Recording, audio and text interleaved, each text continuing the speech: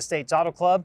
Last year, Mother Nature gets the win. This year, the sun is shining and we are set to go. A full field of drivers on hand from all over. They're making their way in, and so far, just looking at the competition, local and national, set out to be a barn burner. Yeah, Eastern Storm always is, Brian, but there's always something that's brewing. As you said, the storm is coming. That's what we talk about every year when we come out to Pennsylvania, New Jersey. And we've got cars from the West, we've got cars from the East, we've got cars from the Midwest. That's what we love about USAC National Racing, right? Especially these big weeks like Eastern Storm that bring seemingly everyone from everywhere together all at once. You know, and it's great when you have companies like Yokohama and Levan Machine and Truck Equipment that come in and make it a lucrative week at that. The champion walks away with $12,000. I mean, it's a great event, a great series of races, so a big thank you to them.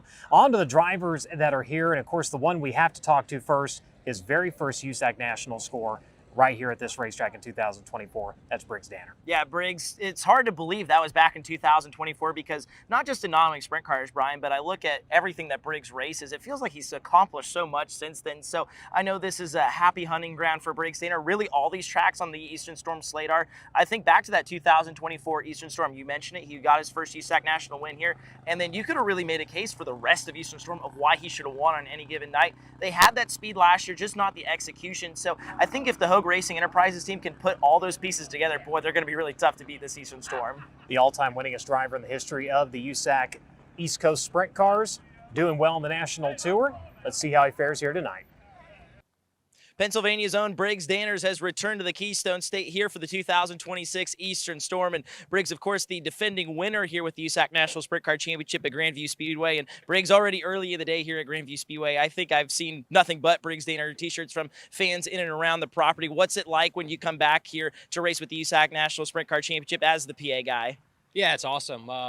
Just to get back here, let alone whether if it's a 360 race or not, just to kind of see everybody at the racetrack that I don't really get to see often anymore. These are, people that I've seen week in and week out for years. So it's pretty cool to be able to race in front of them on this kind of stage, and hopefully we put on a good show for them.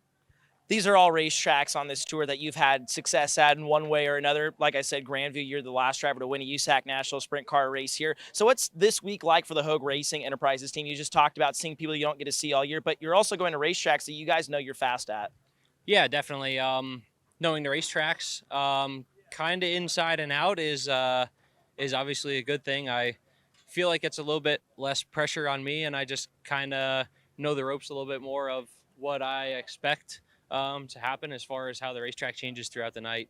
So just looking forward to be able to race with these guys and get back at it. This is a week that we look forward to all year long. So looking forward to getting it going, and hopefully we have a good week with weather that cooperates with us.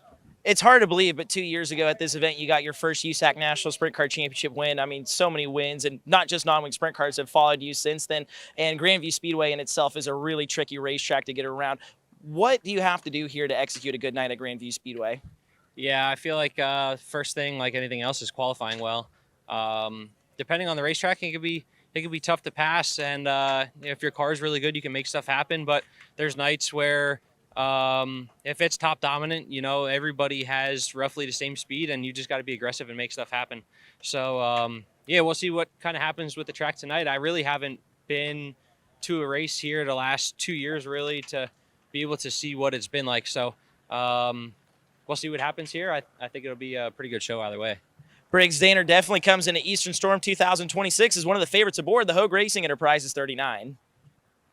Be interested to see how Briggs does tonight. Another driver you had a chance to talk about leads the USAC East Coast standings, talking about Christian Bruno, and he's got a good bit of momentum coming into this thing. He's the points leader, but he's also won the last 3 outings for the series, so he's got to feel good coming into this. Yeah, he sure does. You'll hear his interview here in just a few moments, but yeah, he feels really good into this. But the big challenge that team and him are going to have to overcome this weekend, he's never raced a 410 before. So not only is he racing a 410 non-wing sprint car for the first time tonight, but he's also having to do it against the best non-wing sprint car drivers in the world. So that's a big challenge for him and that team. But they've talked to a few people. He told me he's checked out a few Facebook groups of how to set up non-wing 410 sprint cars compared to the 360s, so they feel ready for this week. Be interested to see how he does. Let's hear what he had to say.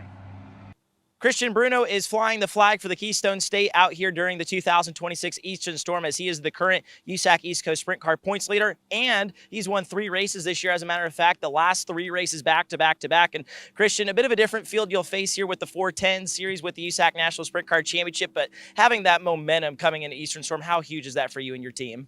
You know, it's really big, especially with the nomming stuff. It's all about how hard you can drive it and how how fast you get into the corner here. So I was pretty comfortable here past 3 weeks in the 360, and kind of moving over to the 410. It's kind of a big jump. I've asked a lot of guys. I never ran a 410 before, so I was kind of asking around in the pit area, and I was like, what's a really big difference? And they're like, it's a huge difference. So I'm going to try to pretend like I didn't hear any of that, go in like it's a 360. We got the car kind of set up how we would, a little different, but just getting that feel is just a huge thing here. And luckily tonight, I think it's 40 laps, so we'll be able to get a lot of laps tonight. And this place is tough, so hopefully we can kind of get going here and get a good qualifying in and kind of make the feature and just cruise on from there.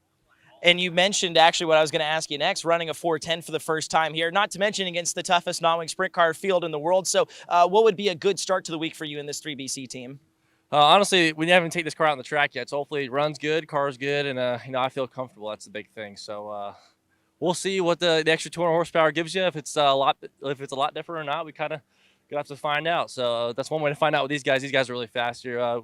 We kind of bounced some ideas off Brady Bacon, the past few weeks. So he's a big help. He's won a lot. I think he has the most wins out here for Eastern Storm. And I always came out here as a kid, so I've seen a lot of races these guys, and these guys do get around here pretty well. So hopefully we just keep our nose clean. This car runs good, and we can move on to tomorrow night. You mentioned Brady has been a guy that's been helping you out. Who else have you leaned on for advice going from a 360 to 410 here this week?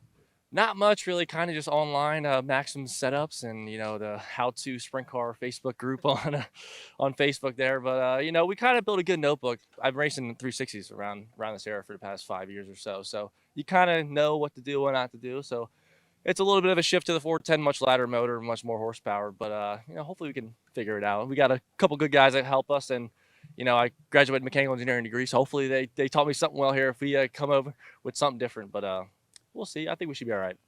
Christian Bruno feeling good, headed into his USAC national debut here tonight at Grandview Speedway. Stick around, race fans, on FloRacing. Dirt Draft Hot Laps coming up next. Whatever you drive, however you drive. AMSOIL specially engineers lubricants to maximize power, performance, and protection in your vehicles, so you can work hard and play hard with confidence.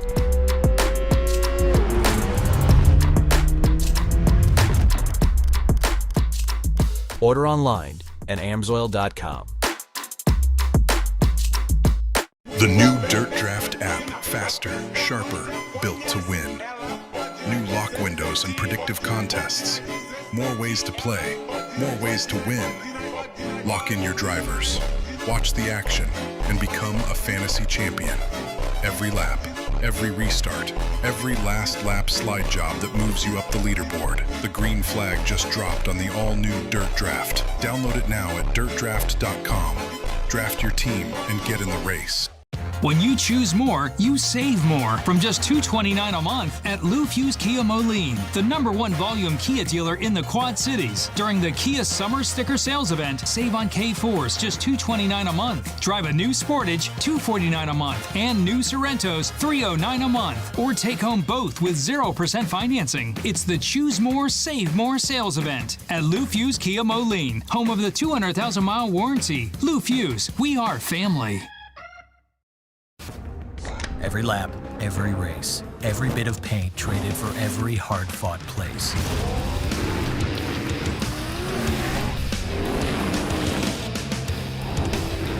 Every checkered flag and trophy raised. Every ounce of dirt, sweat, and gears. They're all jammed inside every can of NOS Energy.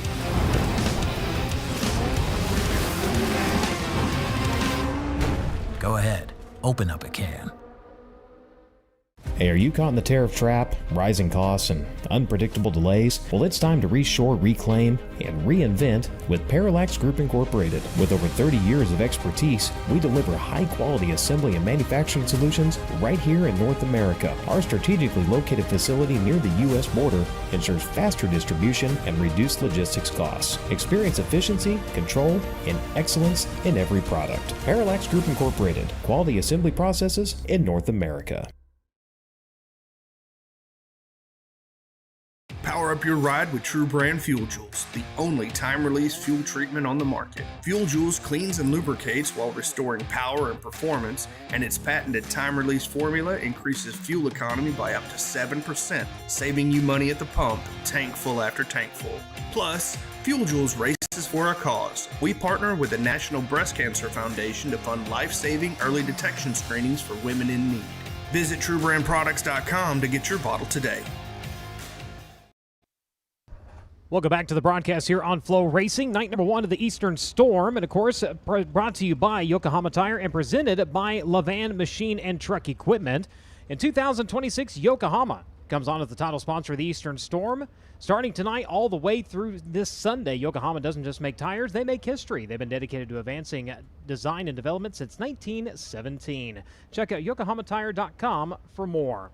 And of course, with Levan Machine and Truck Equipment, again, the presenting sponsor of the Eastern Storm, they're celebrating their 90th anniversary and have a full-service CNC shop and a work truck uplifter located right outside Reading, Pennsylvania. Check out their full line of truck bodies, trucks, vans, and trailer equipment. Plus, they offer service and repairs on all of your equipment. They provide manufacturing, repairing, machine, welding, and driveline services, too. To learn more about their capabilities, go to levanmachine.com. Special thanks to Brian Levan. $12,000 are going to the Eastern Storm champion, with earnings being doled out at $6,000, $3,000, $2,000, and $1,000 respectively behind that.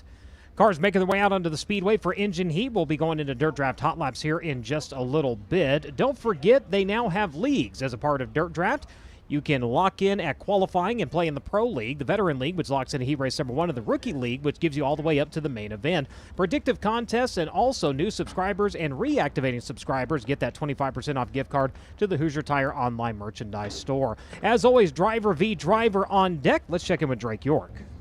Yes, Brian, certainly Driver v. Driver on deck. Want some more with the USAC Amsoil Sprint Car National Championship. Briggs Danner was able to get the win last time out at the Red Hill Raceway, so he'll get a play again, but his opposition tonight, none other than the 2015 National and Eastern Storm champion, the Madman Robert Ballou. Let's start off with Ballou's lineup, and if you want to play against the USAC drivers here this evening at Grandview Speedway, make sure you sign up in the Dirt Draft Pro Public Lobby. That's where both Robert Ballou and Briggs Danner will be. Ballou has chosen Brady Bacon, Mitchell Moles, Cale Coons, Christian Bruno, and Joe Crilly.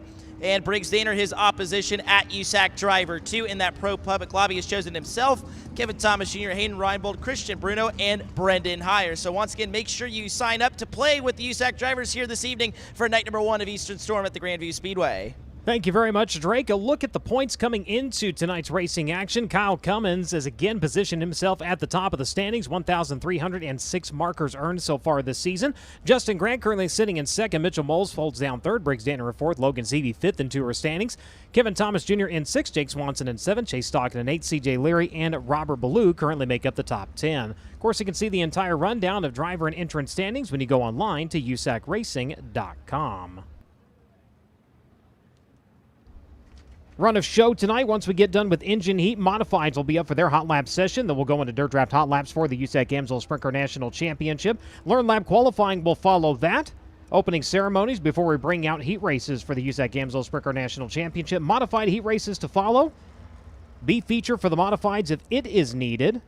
Then we'll have our 40-lap feature event for the USAC Amsoil Sprint Car National Championship, and we'll round out with our modified feature this evening.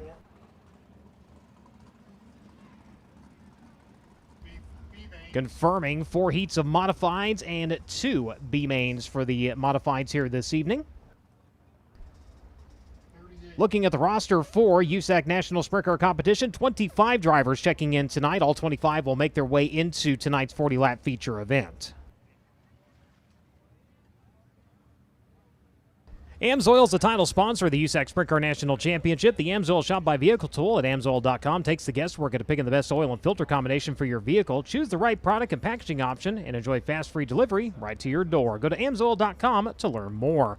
Make sure and swing by the USAC merchandise trailer located just down the hill before you make your way up into the grandstands. And you can sign up to be a winner in the AMSOIL Inside the Oval. If your name is chosen, you and a guest of your choice get a prize pack and a ride in the pace truck. And you get to watch tonight's racing action from the infield. Get signed up. The name will be called following USAC heat race action. As you make your way down among the merchandise vendors down there, make sure and stop by and pick up a complimentary can of NOS Energy. From the green flag to the checkered flag, keep your energy high. Ice cold NOS Energy is available now at the NOS Energy Sampling Station. If you're sitting in the grandstands and wondering what's going on, maybe can't hear exactly what's happening, don't forget to bring your scanner the next time you're at a USAC National event, as all of our FloRacing audio is available at frequency 454.5000. Learn more and shop today at racingelectronics.com or call 1-800-272-7111. Cookout presents always fresh, never frozen burgers, barbecue, and hot dogs, all cooked fresh every day. And get this, over 40 different flavors of shakes, all prepared fresh and made by hand every day. It's all yours. Find a Cookout location near you. Go to cookout.com. Sunoco is the world's largest manufacturer of racing fuels and has been the standard of motorsports for over 50 years. Known for innovation, consistency, and high performance, Sunoco Fuels has been the choice of racers from grassroots tracks to premier international series. Check out SunocoRaceFuels.com for more information.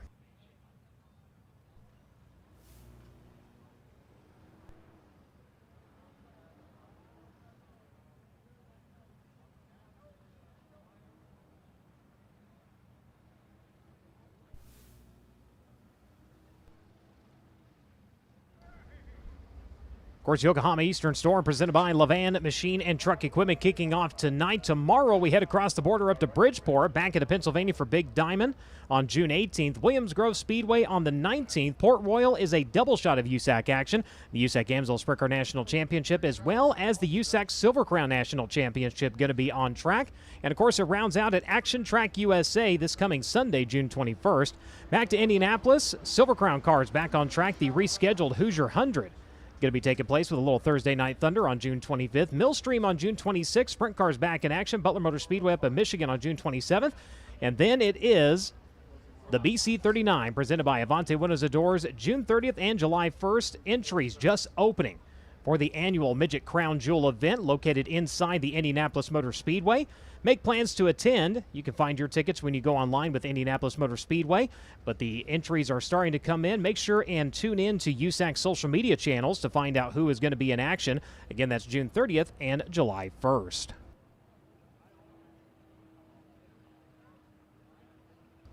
Eastern Storm t-shirts are in stock down at the USAC merchandise trailer, but get them while you can, while their size, color, and design is still available, because they are going very, very quick. A select number of Indiana Midget Week shirts are also left over. While you're down there, you can also pick up a roster of tonight's competitors for only $1. Again, that's at the USAC merchandise trailer. And the Triple Crown Annual in stock and waiting for you, only $5 while supplies last. Not only do drivers compete for the season-ending championship check with the $60,000 in USAC National Sprint Car Competition, all a part of a nearly $300,000 points fund payout at the end of the season, they're also in contention for a $20,000 bonus, and that is the Mike Curb USAC National Drivers Championship. It's the highest payout in the history of the bonus, and it's awarded to the driver that accrues the most combined points across each and every points-paying USAC Silver Crown, Amsoil National Sprint Car, and NOS Energy Drink National Midget Series event.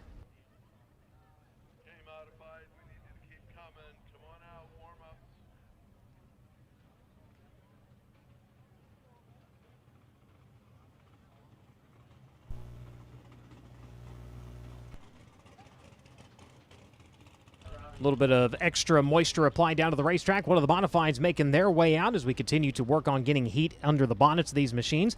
Looking at the past champions of Yokohama Eastern Storm, presented by Levan Machine and Truck Equipment. Of course, in 2007, when it all kicked off, Levi Jones picking up the inaugural Eastern Storm Championship. Colt Witt going back-to-back. Levi Jones in 2010 and 2011, bringing his total to 3. The late Brian Clausen in 2012 and 2013. Brady Bacon in 2014. Robert Ballou, his first of 2, coming in 2015. Clausen again in 2016. Big Daddy Chris Wyndham in 17 and 18. C.J. Leary in action here tonight in 2019. Unfortunately, in 2020, the event not held. Robert Ballou in 2021. Logan Seavey in 2022. Emerson Axum in 2023. Mitchell Moles and Justin Grant enters as the defending Yokohama Eastern Storm, presented by Levan Machine and Truck Equipment champion. A look at total victories in Eastern Storm competition. Brady Bacon leads that statistic. He's gone to victory lane 8 times. Justin Grant is 7. Brian Clausen, Levi Jones, Chris Wyndham each at a half a dozen wins. Kevin Thomas Jr. with 5. Logan Seavey with 4.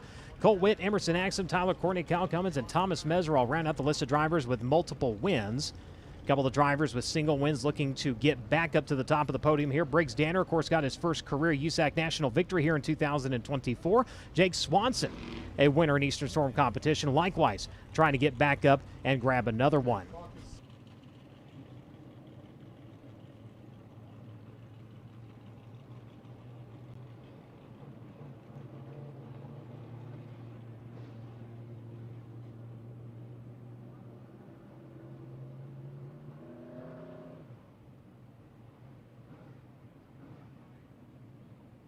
So the modifieds starting to make their way out onto the Speedway. Their hot laps will be first in the program. Jeff Allum, the voice of Grandview, will have the call on the modifieds. All right, thanks very much, Brian.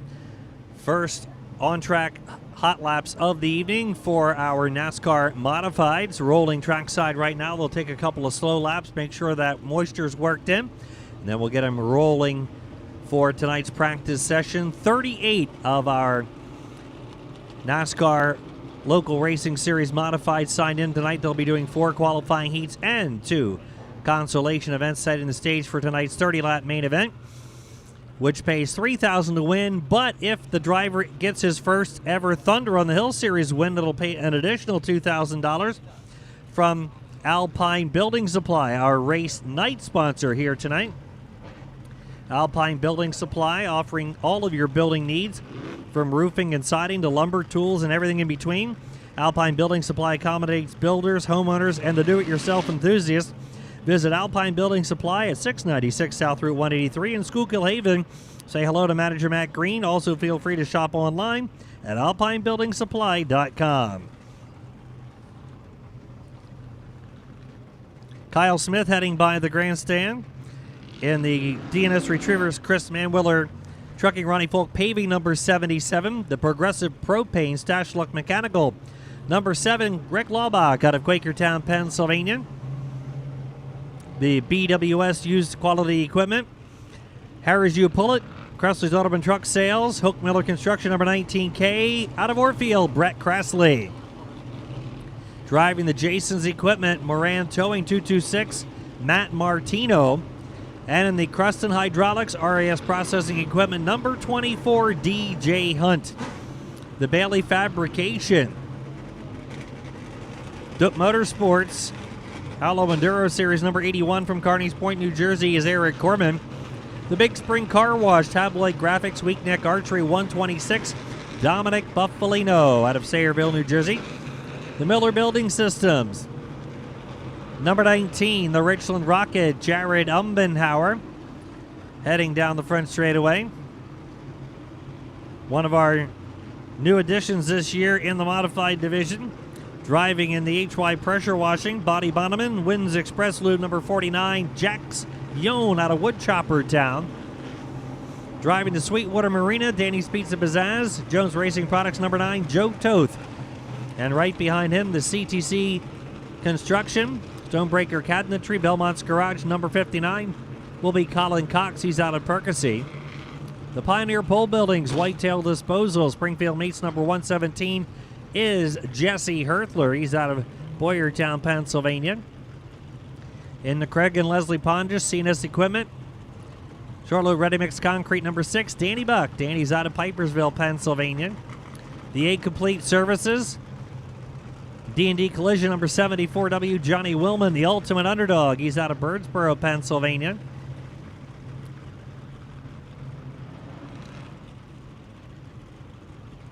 Driving the Valvoline Instant Oil Change, Wheelwoman Boutique number 22, 22A, Adriana Delaponte. She is out of Norristown, Pennsylvania.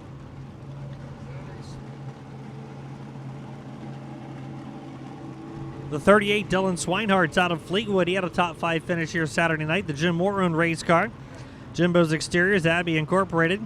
Deca Batteries, Corner Food Market, Nia's Pizzeria, number 38. Chris Esposito driving in the Bacon Express. The Corey Bailey owned number 31, Top of the Hill Grill Food Truck. Hardy Plumbing, Ford Gate Towing, Kershaw Contracting, number 31. A pair of number 6s coming down the front straightaway. The white number 6, Kenny Bach, modified rookie this season. Kenny's out of Birdsboro in the Greg and Kelly Bach-owned race car, ATS, Alarm Tech Services, Berks Fire and Water, Homestead Truck and Auto number 6 car. Also out there driving in the 6 over the HBH Racing entry. He was runner-up here Saturday night, the Just Polishing, Lisa's Landscaping, Bear Den Farms, GuntherRacing.com. Swartz Transport 6 over, Jeff's Drunk. Driving Ronnie's Auto Repair, Ivy Settlement Group, Birdsboro, Napa Auto Parts, Pioneer Pole Buildings, number 14W, Ryan Watt. Driving in the number 33, your current point leader here on Saturday nights in the Nemedia Dragway, Greg Kowaleski Masonry. Jason Roth painting number 33, The Edge, Eddie Strada out of Lake Ariel, Pennsylvania. Driving in the Brightenstein Motorsports number 14, the Dick's Golf Service Station sponsored race car. Also sponsored by V&M Towing and Lennox Sprinkler, the kid's kid, Billy Pouch Jr. out of Frenchtown, New Jersey. Driving in the Albertus Auto, KB Performance number 85 out of Albertus, Pennsylvania. That is Ron Herring Jr. Justin Grimm in the 61. Justin is out of Orfield, Pennsylvania, the Spunktown Tavern and Restaurant, Stu's Tire Center, Ironton Auto Body, Hope Mortgage Team, Egypt Auto number 61.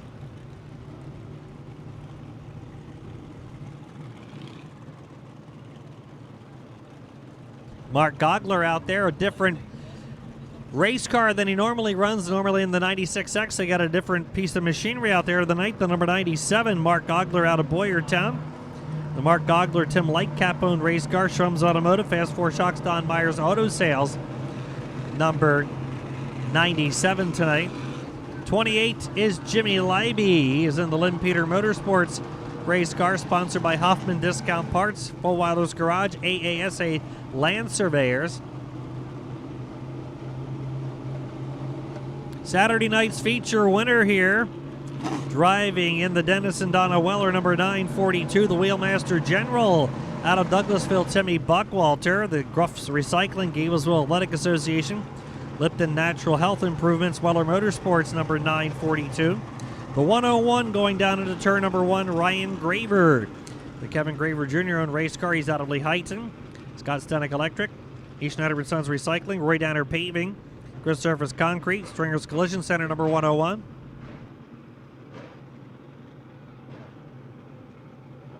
The 4M, Logan Watt. Logan out of Boyertown, the number 2 man in modified points. Ronnie's Auto Repair, CTC Construction, Stringer's Collision, Pioneer Pole Buildings, Weak Neck Archery, Jim Amel Construction, Iron Valley Real Estate, number 4M, Logan Watt.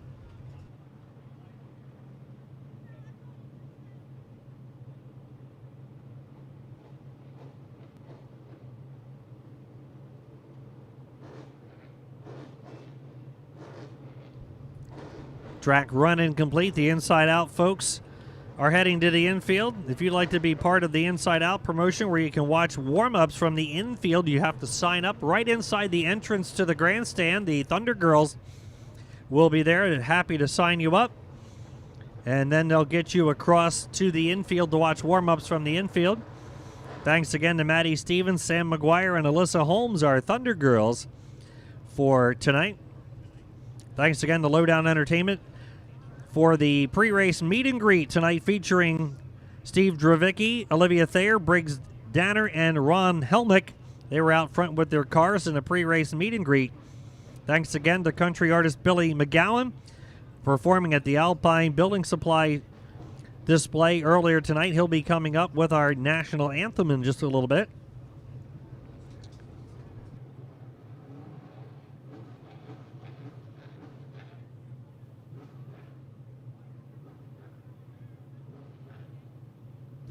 Levan Machine and Truck Equipment is the sponsor of the week-long point series for the USAC National Sprints. He is also the title sponsor for Thunder on the Hill this 2026 season. Levan Machine and Truck Equipment of Fleetwood has been your one-stop shop for custom repair, machining, and driveline services, known throughout the East Coast for servicing commercial and fleet customers with custom work and truck builds. Go to levanmachine.com. That's levanmachine.com. Thanks to Brian Levan and his company celebrating their 90th anniversary of being in business. Thunder on the Hill Series sponsor for 2026. The NASCAR Modifieds have been very, very strong this season here at Grandview Speedway.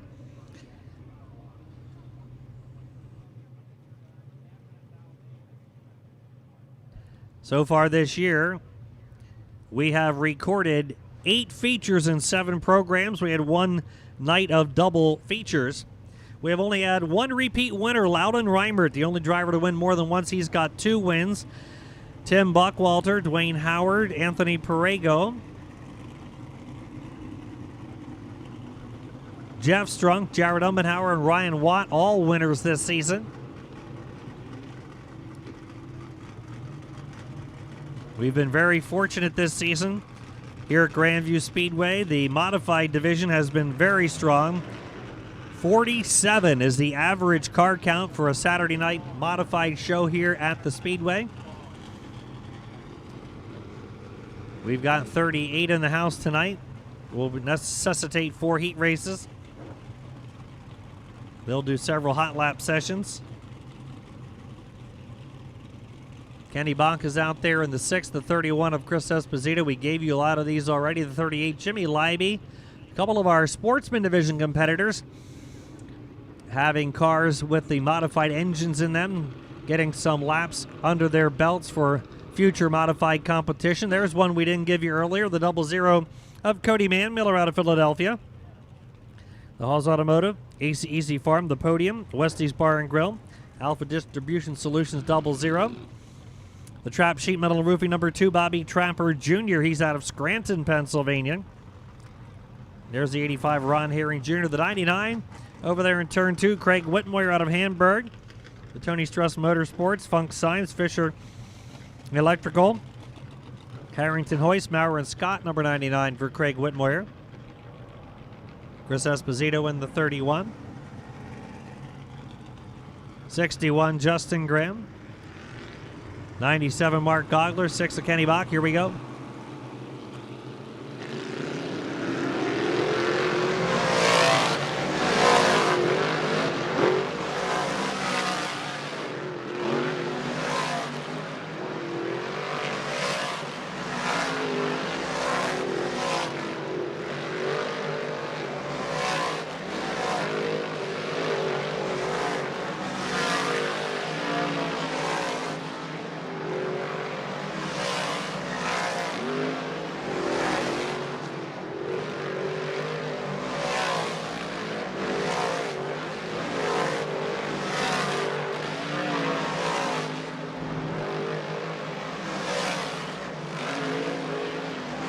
Seven racing programs this season, and 26 different drivers have already reached a checkered flag in qualifying heat race action.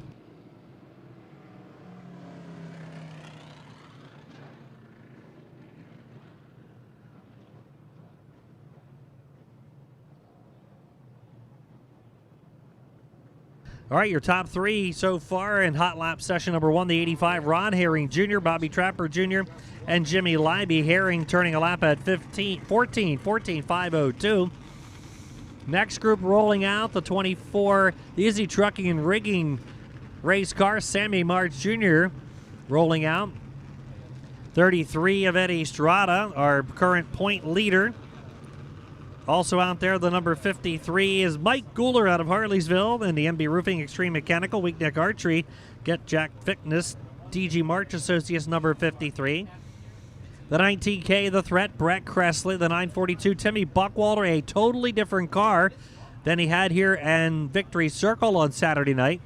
Billy Pouch Jr. in the Brightenstein Motorsports number 14. Matt Martino, normally a Sportsman driver, having the modified here tonight with the 226. Like I said, there are 3 or 4 Sportsman drivers. We've seen this over the years, get their feet wet running some of the Thunder races. getting a few modified races under their belt before they make the change from the sportsman division to the modified division. Eric Corman here in the Dennis Bailey 81, Rick Laubach in the Gary Herman number 7. Jeff Strunk in the HBH Racing 6 over. Jeff right up there in the top 5 in the point standings with his new ride this season. Lisa's Landscaping just polishing number 6 over. Rolling the top marbles in just a couple of laps. Happy anniversary wishes going out to Greg and Kelly Bach. Kenny Bach, one of our modified rookies this year. His parents will be celebrating their anniversary on Saturday. Where else but at the racetrack? Congratulations to them in advance of their anniversary this Saturday. We'll have another doubleheader program of NASCAR Modified and Sportsman this Saturday night. In addition to one-on-one match races for the Sportsman division, the top 7 in points, plus the top 3 fastest in hot laps Saturday night, not in the top 7 in points. Should be a fun night. 7:30 race time. Here we go. Warm-up number 2.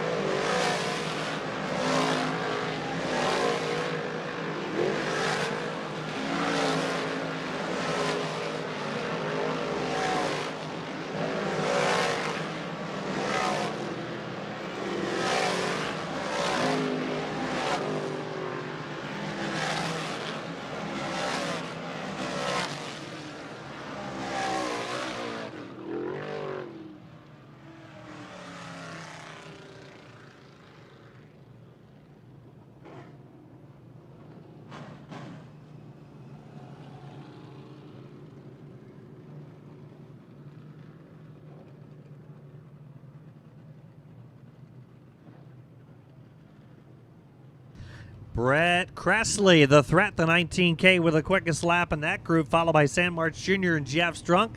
Cressley's lap at 14:4:06. So a little quicker than Herring's lap in that first set. Next group rolling out. The Glenn and Benita Heineman, 126 rolling out. Dominic Buffalino, the Big Spring Car Wash, 126. Then Colin Cox, last year's Sportsman champion, currently the number 2 man in Sportsman points, rolling out in the 59. The Creston Hydraulics RAS Processing Equipment 24 of DJ Hunt, Adriana Della Ponte in the Valvoline number 22A.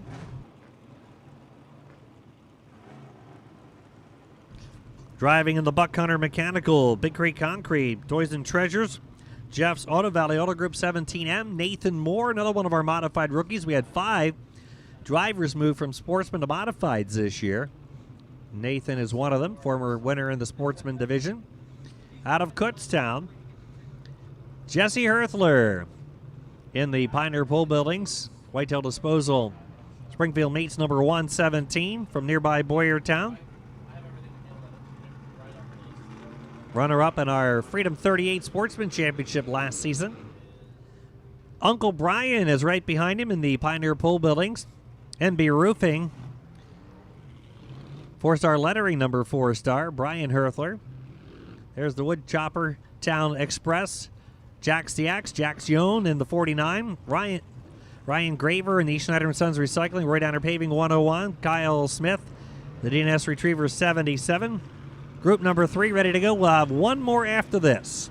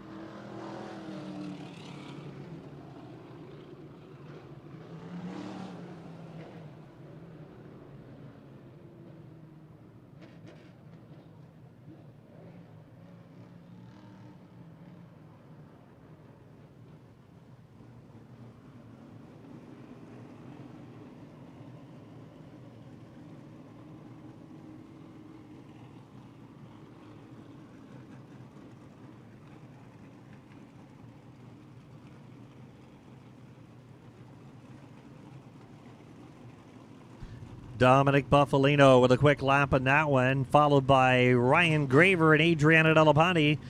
Buffalino's lap at 14.342. Final group rolling out for the NASCAR Modifieds tonight. The ultimate underdog, Johnny Willman, the 74W. Jared Ummenhauer, the Richland Rocket, in the 19.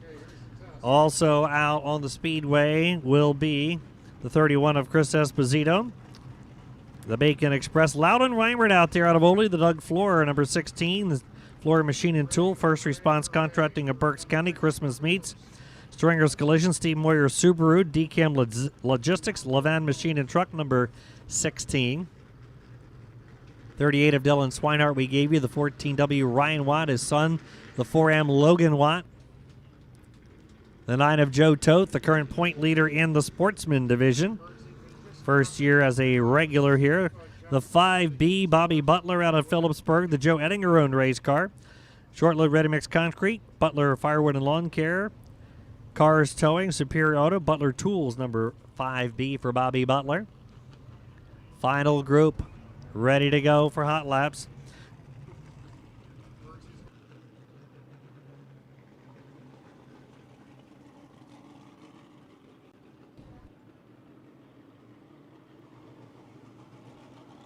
Again, 4 qualifying heat race events. Drivers drew for their starting positions tonight, normally lined up by the track handicapping system. Open event tonight. No track points, but NASCAR regional points on the line tonight. So then open draw to set the starting lineup for our qualifying heat races tonight, instead of the track handicapping system. And then we'll redraw the top heat qualifiers out of the 4 qualifying heat races. 4 10-lap heats. 5 will qualify. 3 will go to the redraw. We'll take the final qualifiers out of 2 consolations or 2 B names to set the 24-car starting field for tonight's 30-lap feature, which will pay $3,000 win or possibly $5,000 if the winner is a first-time Thunder Series winner, courtesy of Alpine Building Supply, our race event sponsor this evening.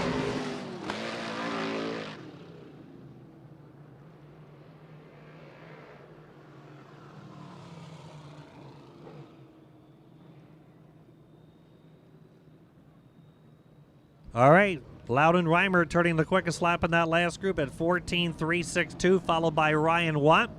That will complete hot laps for the NASCAR Modifieds, part of the NASCAR Weekly Local Racing Series. Track crew's going to do just a little touch-up on the racetrack before we get into the USAC National Sprint Car hot laps, which will immediately be followed by their time trial sessions. So if you need to stretch your legs, now's a quick time to do it. Concessions will be open all the way through the midway, or the driver merchandise trailers out behind the main entrance to the grandstand. We thank you very much for your support of Thunder on the Hill, brought to us by Levan Machine and Truck Equipment, and tonight our race event sponsor, Alpine Building Supply. All right, we'll turn it back to Brian Hulbert. Thank you very much. As the equipment makes its way out, the grader going to do some work, a little bit of moisture here on the FloRacing broadcast. We're going to step away for a moment. We'll be back. Whatever you drive, however you drive. AMSOIL specially engineers lubricants to maximize power, performance, and protection in your vehicles, so you can work hard and play hard with confidence.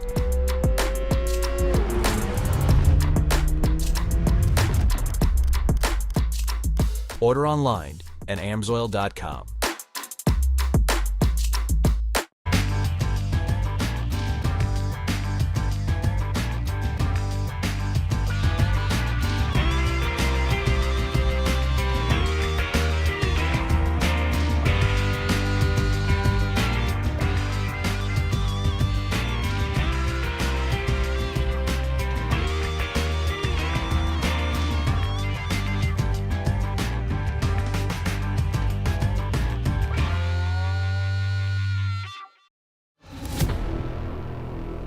Something has awakened. The horsepower and torque you always knew was there, just waiting to make every drive thrilling. Track tested, off-road proven, performance for everything you drive. Drive better with K&N. Every lap, every race, every bit of paint traded for every hard-fought place.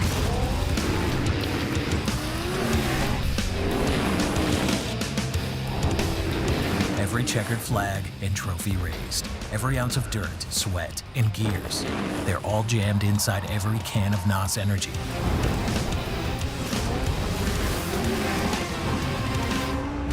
Go ahead, open up a can.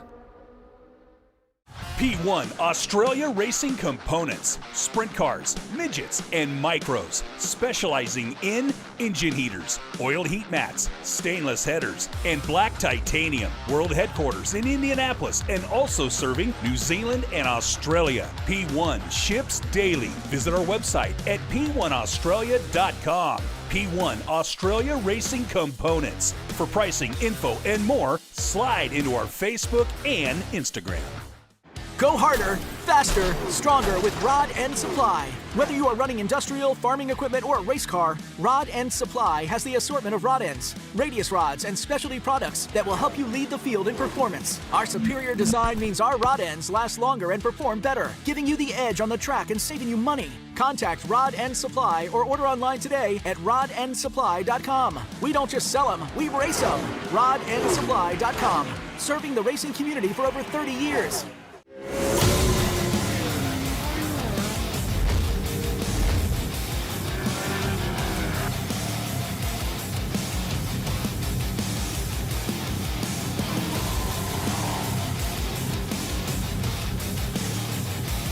Who's it gonna be? Evan Distian steals it here tonight.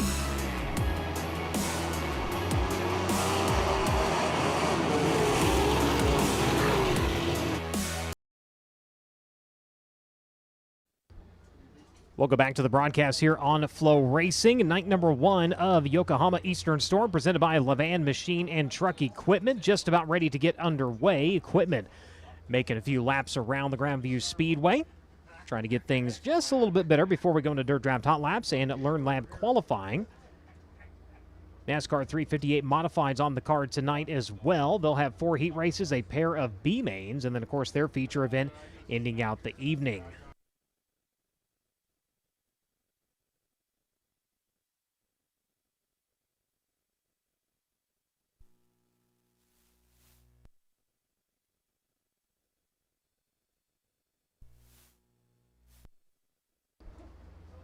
So mentioning earlier, again, a stout point fund up for grabs for the drivers this season during Yokohama Eastern Storm, presented by Levan Machine and Truck Equipment.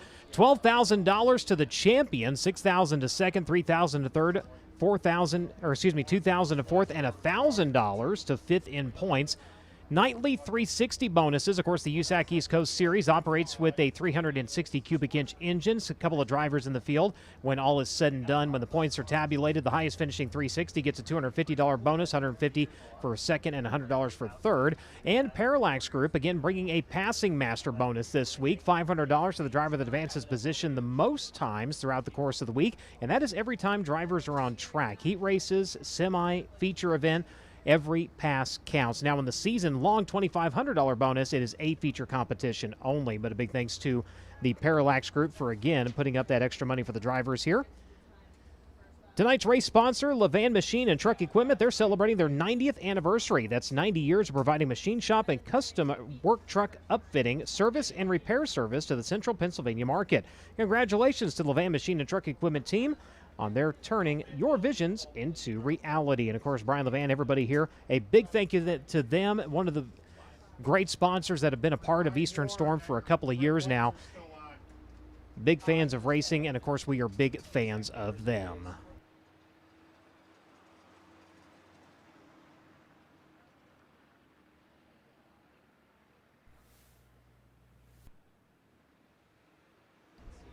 Of course, round 1 of Eastern Storm kicking off tonight, looking ahead of the 2026 schedule. If you missed earlier when we went through the upcoming events, Bridgeport. Tomorrow we head up to New Jersey, back into Pennsylvania for Big Diamond on the 18th, Williams Grove on the 19th, Port Royal with 2 rounds of USAC action on Saturday. You'll have the USAC Amsoil Sprint Car National Championship as well as Silver Crown on track. 410 Sprint Car is also a part of the card on Saturday. Action Track USA on Sunday to round out Eastern Storm. Then it's back to Indiana for the Hoosier 100, a little Thursday Night Thunder at the Lucas Oil Indianapolis Raceway Park. That'll be on June 25th. Sprint Car's back on track at Millstream on the 26th. Butler Motor Speedway up in Michigan on the 27th. And we end out the month by kicking off the BC 39 presented by Avante Windows and Doors, June 30th and July 1st. Entries are now open for the BC 39. The first round actually released earlier today. If you follow us on social media, USAC Racing on Facebook, USAC Nation on X and Instagram. And a reminder, if you see it on social media as well as on the My Race Pass app, that is unofficial. All official news, notes, points, and updates are done at the close of the night's racing program at usacracing.com.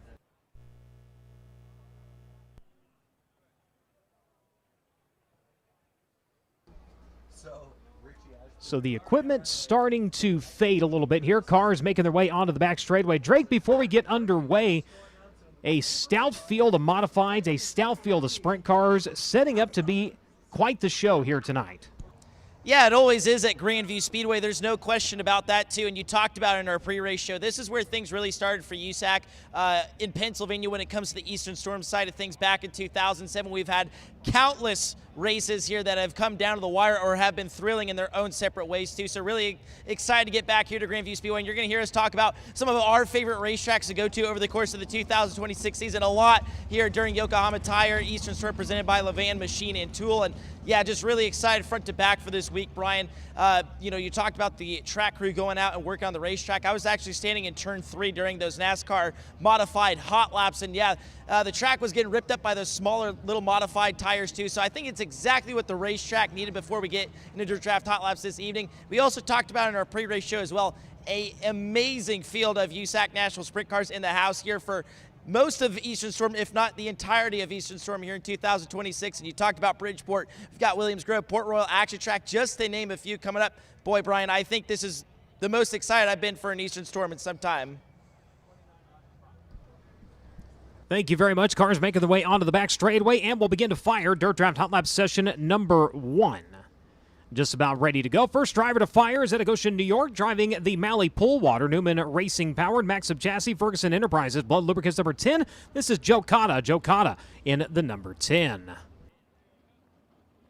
The number 30 making his way around to the front straightaway, back behind the wheel of the Leary Motorsports, Leary Construction One-Way, Kodiak Products, Highsmith Guns, Travis Esch Motorsports, Simpson number 30. This is C.J. Leary. Leary in the number 30. A 5-time winner in Eastern Storm competition at Coleman, Alabama, the Majestic Electric Inland Rigging Bird Racing number 3R. That is Kevin Thomas Jr., the 3R, making its way over to the exit of turn number 2. Driver in 2. Out of Langhorne, Pennsylvania, driver the Roy Danner Paving, Hire Services LLC, Rovada Speed, Triple X number 2. That is Brendan Hires. Hires, and a Briggs Danner owned number 2 here tonight. Driver rolling past him in 22, that was Ronald Helmick. He's out of Boyertown, Pennsylvania. Driver the Tague Lumber Building Material Distribution, Helmick Power, Triple X Chassis, Craig Reinhardt, Keller Williams and Associates, Levan Machine and Truck Equipment number 22R. Drivers getting wound up and getting ready to get up to speed. We're underway here in Dirt Draft Hot Lap session number 1. The 5T of Jake Swanson also on track out of Anaheim, California. The Inland Rigging Darty Motorsports One-Way DRC Chassis, Fine Line Drafting, Dirt Roots Digital number 5T.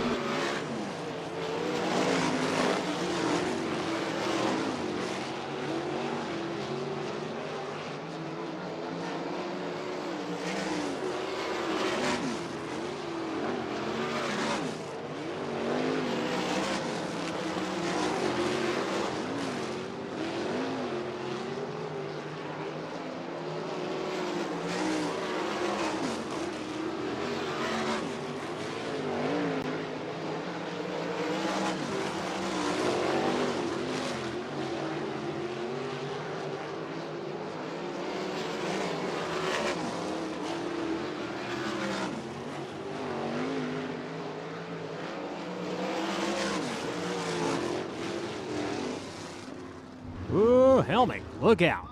22R getting a little squirrely there at the drop of the checkered flag. The question of track record now coming into play. Jake Swanson, 13.483, the official track record, held by one Brady Bacon, established June 11, 2024, 13.341. So we'll see if anybody can get down and get past that once we go into Learn Lab qualifying. So Swanson, 13.483. Kevin Thomas Jr., 13.753. CJ Leary, 14.112. Joe Cotta at a 14.416. And Ronald Helmick, fifth quick, at a 14.547. Brendan Hires at a 14.564. Second round of Dirt Draft Hot Laps. So we're going to make its way out onto the back straightaway. Cars will begin to parade out to the Speedway. It's like the 1X. Dirk Rimrott out of Spring City, Pennsylvania. The Valley Forge Tree Services, Irwin Plumbing, Chevrolet Powered Maxim number 1 has made his way onto the back straightaway. The 45N, Troy Carey out of Tullamore, New South Wales, Australia. The Skyline Building, Supos Hog Heaven, Claxton Ripper number 45N.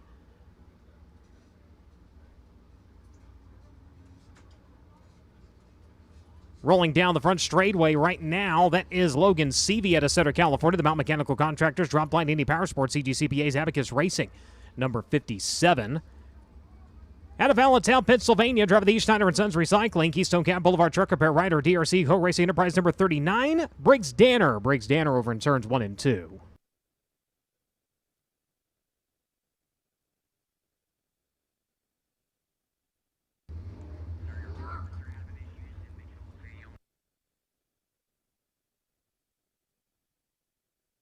Danner rolling down the back straightaway. Next driver in line works to the midpoint of the back straightaway. We're talking about Justin Grant out of Ione, California. The NOS Energy Drink, Hippie Logistics, Top Industry, Stanton's Maxim Chassis number 4.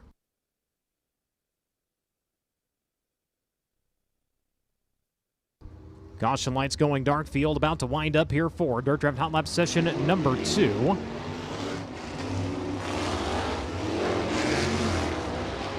One driver missing from this session. That is Olivia Thayer. The 39T had come out earlier and was not running well at all. So we'll see if the O'Brien Restoration and Remodeling fit-powered RPM number 39T will be able to get repairs done and out to the racing surface. Jake Swanson so far quickest out of session number 1 with a 13.483. Danner quickly up to second quick at a 13.663. As they'll go green, white, checkered on Dirt Drive Hot Lap session at number 2. Checker flag going to come out.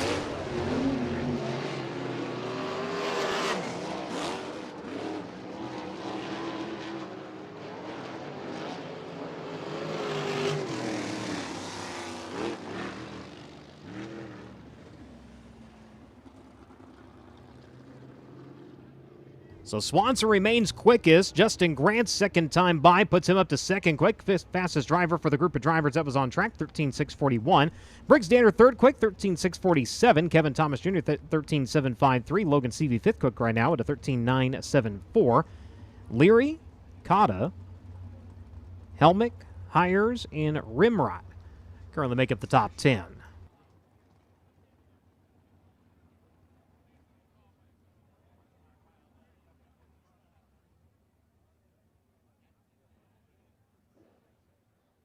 Next group of drivers out to the Speedway. Dirt Drive Hot Lap session number 3. Your current USAC AMSOIL National Points leader in the Avant Windows and Doors, Jugo Superfoods Premier Recycling Apache Transport number 3P. Kyle Cummins out of Princeton, Indiana, has made his way out onto the Speedway. The 67C also out on the racetrack. Jason Cherry out of Blandon, Pennsylvania, and the 19S. Steven Dravicki coming to us out of Reading, Pennsylvania, the Degree Engineering Chevrolet RPM Chassis Roadrunner Race Fuels. Reading Crane and Engineering, number 19S. Cummins here on the front straightaway. Cherry rolling in behind him. The 92 on track out of Fort Branch, Indiana. The England Machine and Tool, Moments by Morgan, Lucas Oil Center, Brown Brothers Excavating, number 92. That is Chase Stockin. And the Macho Man, Brady Bacon out of Broken Arrow, Oklahoma, driving the Concord American Flagpole. Racer Magazine, Jim Wheat, Chris Dyson owned, number 20.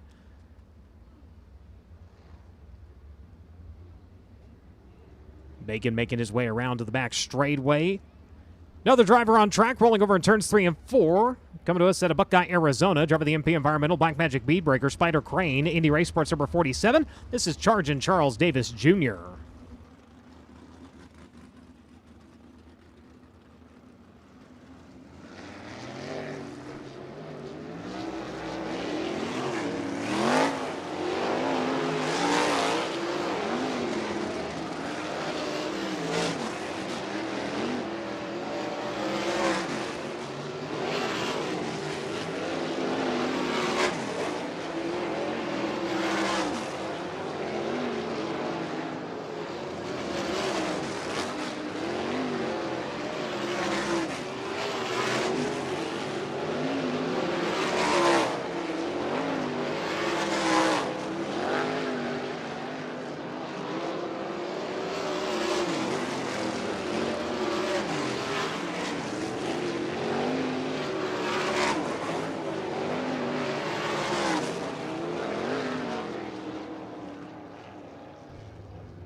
Brady Bacon, quickest driver on track for that session. Second quick right now at a 13.613. Jake Swanson remains quickest. Real quick, an update from Drake. Brian, you were talking about Chase Stockin rather in that Moose Racing 92 machine. Chase certainly no stranger to Grandview Speedway as he won the Eastern Storm round back here in 2014. But his car owner, Tom Sertich and Lori Sertich, they are a bit strangers here. They've never been here. But Tom, as a matter of fact, has been here. Not as a car owner, though. Back in the early 90s when the CRA series out in California used to run their rounds out here in Pennsylvania. Tom actually came out here with the California-based team and was crewing on a car here at Grandview all the way back in 1991. So Tom Sertich's first time here at the Grandview Speedway since 1991. Also wanted to make note to Lori Sertich, who runs the Moose Racing 92 Racing Pages socials. Does an amazing job, and I only say that just because she got a picture of her driver Chase Stockin sleeping in the toter home on the way to Pennsylvania, Brian. Well, everybody's got to take a nap every now and then.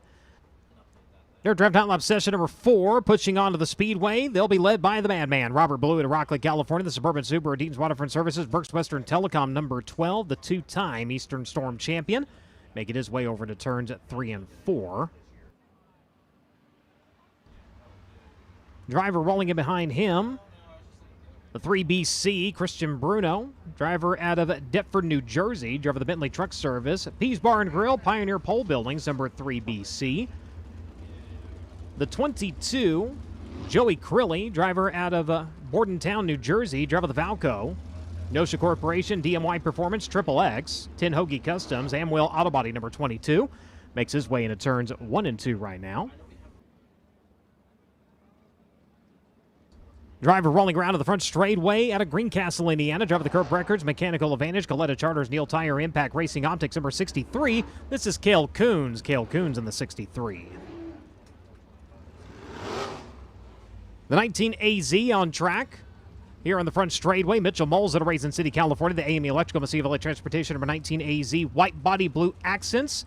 And the powder blue, number 19. That is his teammate, Hayden Reinbold out of Gilbert, Arizona. The AME Electrical Reinbold Development Incorporated. Jugo Superfoods entry as we wind him up and go to green here in Dirt Draft Hot Lap session number 4. One final driver to tell you about should be Matthew Swift out of Lebanon, Pennsylvania. Driver of the Sure-Built Suspension, Donna Max of Chassis 03.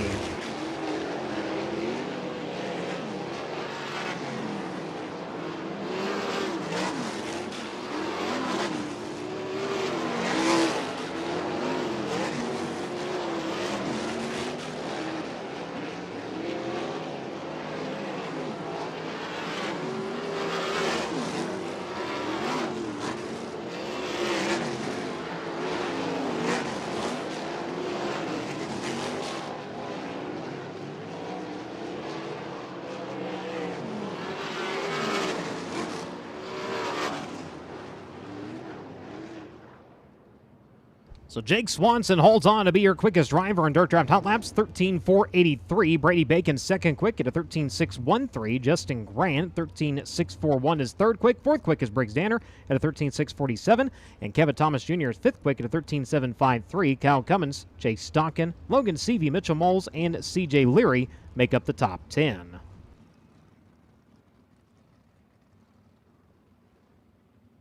Learn Lab qualifying next on the program. Kyle Cummins has been there 5 times so far this season. Justin Grant, a 4-time Learn Lab quick qualifier so far in 2026.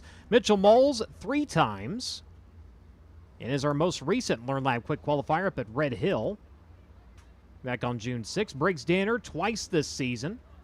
CJ Leary, likewise, has been 2 times a Learn Lab quick qualifier. Jake Swanson and Kevin Thomas Jr., each earning 1 so far back during Winter Dirt Games at Volusia. Learn Lab is a maker of award-winning hands-on industrial job skills training systems using curriculum, classroom tools, and rugged hands-on training panels. Learn Lab teaches the necessary skills with real tools and components to help schools, colleges, and companies train people to be better at what they do. Check out LearnLab.com for more information. Your Learn Lab Quick Qualifier gets a $150 bonus. Green the first time by the start-finish line. 2 laps on the clock, your quickest of the 2 counting towards your Learn Lab qualifying effort. We'll let a few fans out of the infield make their way back across here before we get cars rolling.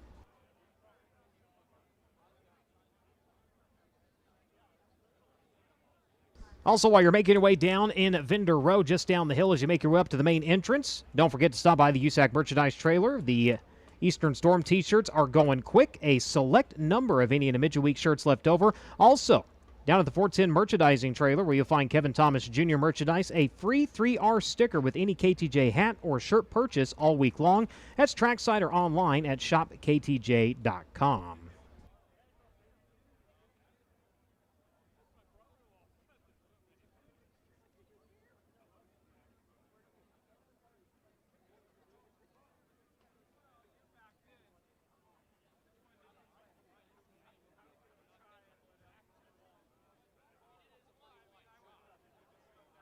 So Brady Bacon is the official 1-lap track record holder, establishing the track record at 13.341, 89.858 average miles per hour. That's back on June 11th of 2024.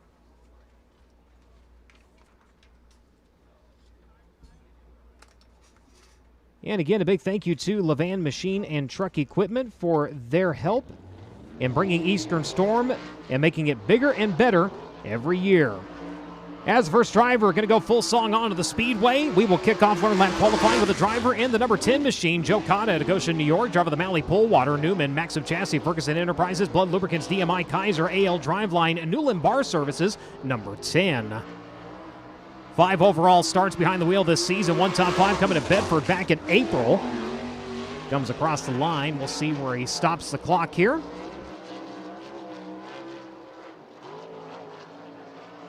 Wait for the time to come in for lap number 1. It was a 14.899, and lap number 2, we'll see if he improves. He does not. Lap number 1 will set the mark. Second driver out will be Jake Swanson. Swanson out of Anaheim, California. Driver of the Inland Breaking Darty Motorsports, Snake Enterprises, Roll Scaffolding, Burris Racing, CK Enterprises, number 5T. Second time around for Cotta was better, 14.665. Swanson coming around better, 14.060. He'll go to the top here in Learn Lab qualifying. 14.060 seconds for Jake Swanson. 4 starts here at Grandview, a winner in 2023, his only victory in Eastern Storm competition. Comes around second time by better, 13.921, 13.921. Jake Swanson now quickest here in Learn Lab qualifying. Next driver onto the Speedway. Comes to you out of Boyertown, Pennsylvania, driver the Tague Lumber Building Material Distribution. Helmick Power, Triple X. Craig Reinhardt, Keller Williams and Associates. Hoy's Landscaping, J&J Auto Body, number 22R. This is Ronald Helmick. Ronald Helmick in the 22R. Coming around third quick at a 14.877, 14877 seconds for Helmick. Making his USAC National Sprint Car debut. Hustling her onto the back straightaway. See if he can find some more speed second time around. The 22R going to break the beam and go a little bit slower. 14.907. Lap number 1, 14.877 will be the best attempt for Helmick, currently sitting in third. Back into his own ride here tonight out of Greenfield, Indiana. Driver the Leary Construction, Kodiak Products, Highsmith Guns, Travis Hesh Motorsports, Simpson Willwood, Indy Metal Finishing, FK Rod Ends, IPC Kramer Components, number 30. This is CJ Leary. CJ Leary on track in the number 30. Comes around, lap number 1, second quick at a 14.052, 14052 seconds. 11 Eastern Storm starts here at Grandview. He ran third in our last visit in 2024.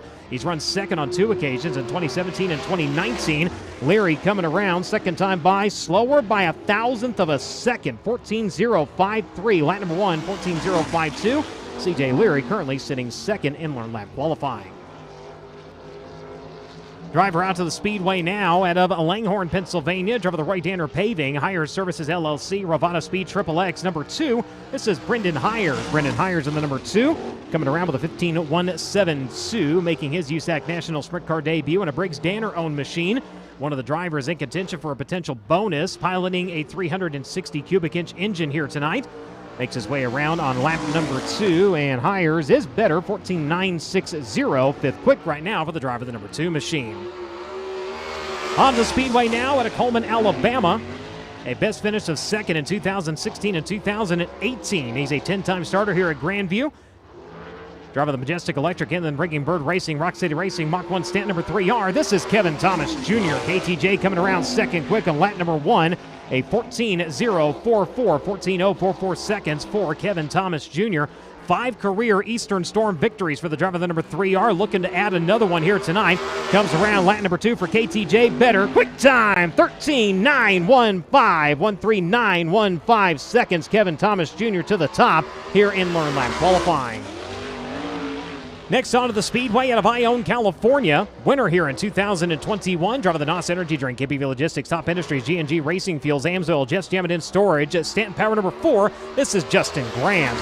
Grant coming around lap number 1, third quick, 14.035 seconds. A 10-time starter here at Grandview. He is the defending champion of Eastern Storm. Makes his way onto the back straightaway. He'll hustle through turns 3 and 4. 24th in our last visit in 2024. Grant second time by, slower, 14.302. Third quick with lap number 1, a 14.035. Next driver onto the Speedway.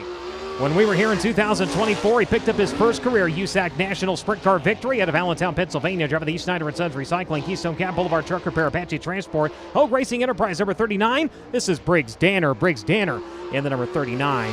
Comes around lap number 1. He'll stop the clock. Quick time at a 13.797, 137.97 seconds. Briggs Danner goes to the top of the charts here in Learn Lap qualifying on lap number 1. Four-time starter here at Grandview, winner in 2024. Also has 2 USAC East Coast wins to his credit. Comes around slower, lap number 2, 14.163. But lap number 1 is quick time for Briggs Danner, a 13.797. Getting things sorted out. She was not sounding good earlier, but now humming on all 8 cylinders on the back straightaway out of Hanover, Pennsylvania, driving the Costa Oil O'Brien Restoration and Remodeling Oasis E85 fuel pumps. Lepo Handyman Services, number 39T. This is Olivia Thayer. Thayer, 9th quick in her opening lap at a 15.793. 6th currently in USAC East Coast standings. She is the leading series rookie, making her way through turns 3 and 4. We'll see where she stops the clock second time by. 9th quick on lap number 1. And that's where she'll stay. Better on time. 13.630 second time by. Briggs Danner, the driver they're all chasing right now, at a 13.797. Out of Spring City, Pennsylvania, driver of the Valley Forge Tree Services, Irwin Plumbing, Chevrolet Maxon number 1X. It's Dirk Rimrot. Rimrot in the 1. Last time we're in Pennsylvania behind the wheel of a number 27. Look, yeah, gets her little sign with the exit to number 4. He'll come around lap number 1, 10th quick at a 16.297. Asked why the number changed. He said whatever car he buys, that's the number he goes with. So do the number 1 for Rimrod here. Makes his way around the bottom side of turns 3 and 4. We'll see if he improves on lap number 2. He does shave a little bit of time off. 16.119. 10th quick right now for Rimrod in 1. Next on to the Speedway out of Sutter, California. Jump of the Mountain Mechanical Contractors. Drop line Indy Power Sports. CGCPA's Abacus Race number 57. Your 2022 Eastern Storm champion, Logan Seavey. Seavey, a 5-time starter here at Grandview. A 5th place finish back in 2024. His best appearance here. Goes 6th quick on his opening lap at a 14.410, 14.410. Other starts here at Grandview, a 13th twice and a 21st place finish. Brings it around, lap number 2 for CV. Does he improve? He does on time, not position, 14.261, 6th quick for the driver, the number 57. Making the trip all the way from Buckeye, Arizona, driver the MP Environmental, Black Magic Bead Breaker, Spider Crane, Indy Race Parts, The Race Shack, AME Electrical, Rex's Tattoo and Massage Parlor, Chuck D's Wieners, number 47. This is Chargin' Charles Davis Jr., Charles Davis in the number 47. Coming around on lap number 1, he will stop the clock 8th quick at a 14.705. A 4-time starter here at Grandview, 13th back in 2024. His best finish in 2022, an 11th place run. Charles Davis going to come around lap number 2. We'll see if he improves on his time. He does. Takes nearly a half a second off, 0.414, 14.291, 8th quick for the driver, number 47. When it comes to Eastern Storm wins, he's done it 5 times here. 4 times during Eastern Storm, including one during the Keystone Invasion. He is your 2014 Eastern Storm champion, the Concord America flagpole. Number 20 at a Broken Arrow, the Macho Man, Brady Bacon. 8th quick in his opening lap at a 14.335, 1.4335 seconds for Brady Bacon. 4 wins on the season, most recently out at Knoxville during the Avante Windows and Doors Corn Belt Clash behind the wheel of that number 20 machine. Comes around second time by, better 6th quick at a 14.186. On Speedway now at a Princeton, Indiana, driver the Avante Windows and Doors, Jugo Superfoods, Premier Recycling, Petty Performance, Lucas Oil Center, Lifestyle Homes, number 3P. Your current USAC National Championship points leader is Kyle Cummins. Kyle Cummins in the number 3. Comes around on his opening lap. We'll see where he stops the clock. It'll be 6th quick at a 14.060, 140.60 seconds for Kyle Cummins. Working on to the back straightaway, a half a dozen wins, including a win in local competition at Tri-State this past Sunday as we wrapped up Indiana Midget Week. Comes around second time by, 14.177, opening lap 14.060, better for Kyle Cummins. On to the Speedway now, coming to us at Atlanta, Pennsylvania. Driver of the Roadrunner Race Fuels, HP-powered Mach 1 chassis, Cherry Motorsports number 67C. This is Jason Cherry. In search of his first A-feature start in USAC National Competition here at Grandview. Comes around lap number 1, 15 quick at a 16.135. Overall on the season out here towards the East Coast with 4 starts and 2 top 10s, both of those coming at Selinsgrove. Makes his way through turns at 3 and 4, rolling right around the bottom side of the racetrack. We'll see if he finds any more speed here in lap number 2. He does, a 15.776, 15th quick for Jason Cherry. On to the racetrack now to Fort Branch, Indiana. Driving the England Machine and Tool. Moments by Morgan, Lucas Oil Center, Brown Brothers Excavating, Superior Tank and Trailer, Phil and Eileen King, CRW S&C Fabrication number 92. This is Chase Stockin. Chase Stockin in 92. 12-time starter here at Grandview. A winner back in 2014. His lone Eastern Storm victory. Goes 10th quick in his opening lap at a 14.470. 15th back here in 2024. 19 starts, 1 win, 6 top 5s, and 10 top 10s on the season for Stockin. Comes around 8th quick, lap number 2, better 14.241. Next on to the Speedway. Driver currently sitting second in USAC East Coast points. He is the 5-time and defending champion of the series, driving the Degree Engineering Roadrunner Racefield Chevrolet RPM chassis. Number 19S, this is Steven Dravicki. Steven Dravicki in the 19 coming around on his opening lap, 12th quick at a 14.728, 14728 seconds for Dravicki. Picking up a win up at Middle Ford in USAC Speedster competition back on April 11th. The 5-time starter here at Grandview was 14th in 2024, a best of 11th in 2023. Slower second time by, 15.178 at 14.728 on lap number 1 for Dravicki. On to the Speedway now, a 14-time starter here at Grandview. He is your 2-time Eastern Storm champion in 2015 and 2021 at Rockland, California. Driving the Suburban Subaru, Dean's Waterfront Services, Burks Western Telecom, England Machine and Tool number 12. It's the madman, Robert Ballou. Ballou going 11th quick on his opening lap at a 14.347, 14347 seconds for Robert Ballou as he makes his way onto the far side of the Speedway. Still looking for that USAC national score here in 2026. Sprint cars at Kokomo. Look how the bobble through turns 3 and 4 keeps her off of the wall, and that slows him up, 14.917. He'll stand on his opening lap, 14.347. Robert Ballou, 11th quick in 12. Carrying the BC on the side of that, number 3. Out of Deptford, New Jersey, driving the Bentley Truck Service, Ryder, Maxim Chassis, Pease Bar and Grill, Pioneer Pole Buildings. Dengler Sowers, Funeral Home, number 3 BC. This is Christian Bruno. Bruno going 14th quick in his opening lap at a 14.730. 8 wins on the season, 5 of those in micro competition. USAC East Coast at Big Diamond back on May 12th in Selinsgrove. On May 30th and June 5th. Comes around, second time by, a little bit slower, 14.801. He'll stand on his opening lap, 14.730. That was Bruno in 3.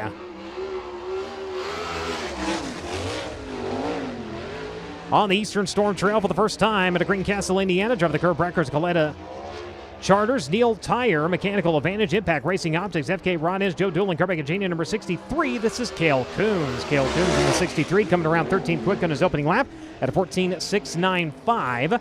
In search of his first start here at Grandview. His father, a 7-time starter here, is best of 5th in 2009 and 2012. 19 starts on the season for Cale Coons. He comes around better second time by, a 14.647, goes to 12th quick in 63.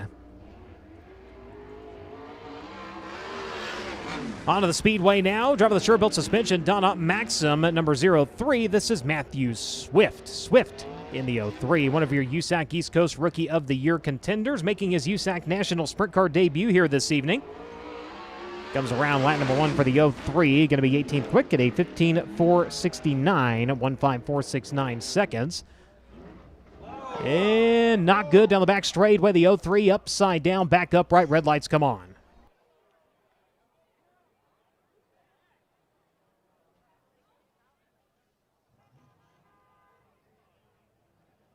Word from trackside driver is okay.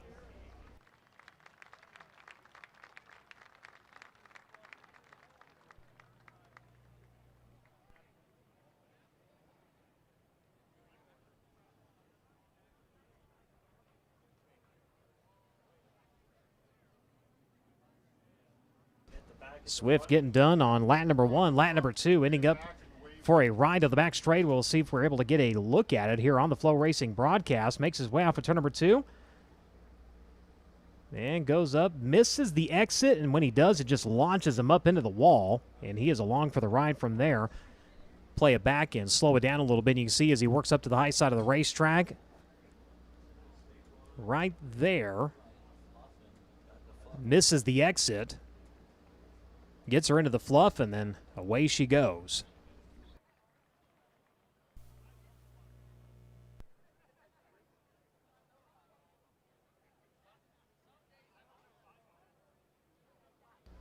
So Swift walking away from the scene. Drake York is down there getting a look at the car. And Drake, that looked like a doozy. Yeah, it sure is, Brian. And talking to Matt Swift, he is A-OK. Politely declined a word with us here on FloRacing, but where I'm really looking at the damages on the front of this race car, the front axle is bent pretty severely too. Looking at the rear end too, despite hitting with right rear first on the wall, it looks like everything suspension-wise potentially is okay. Once the crew gets the car up in the air, we'll kind of get a better idea of what is the damage, but there you get a look at it. The left front, especially on the 03, severely torn up. The good news is right now, Brian, I'm not seeing a lot of frame rail damage, so this car may be salvageable if they do have spare parts to maybe make it out for one of the heat races later on this evening. But good to see Matt get up out of that race car under his own power in 03. Indeed, thank you very much. We'll clean up the scene over on the back straightaway. Briggs Danner, quickest so far, 13.797 seconds for the driver of the Hogue Racing Enterprise number 39. Kevin Thomas Jr. currently sitting second quick at a 13.915. Jake Swanson third quick at a 13.921. Those three drivers, the only ones in the 13-second bracket right now. Justin Graham, 14.035 is fourth quick. C.J. Leary at 14.052, currently fifth. Kyle Cummins sitting in sixth. Brady Bacon seventh. Chase Stockton in eighth. Logan Seavey ninth. And Charles Davis Jr. currently make up the 10 quickest drivers so far here in Learn Lab qualifying.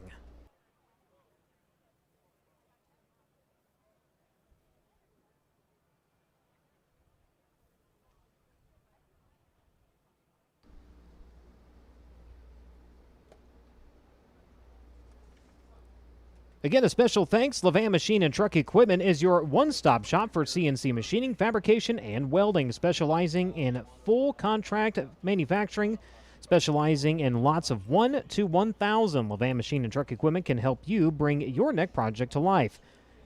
They also have an on-the-road service truck available to do on-site welding and line boring. Again, the presenting sponsor of this year's edition of the Eastern Storm. Yokohama, the title sponsor of Eastern Storm this year. Yokohama doesn't just make tires, they make history. They've been dedicated to advancing tire design and development since 1917. For over a century, they've been an indispensable partner to their customers and a trusted brand in communities through the efforts of the most engaged team in the industry. Check out yokohamatire.com for more.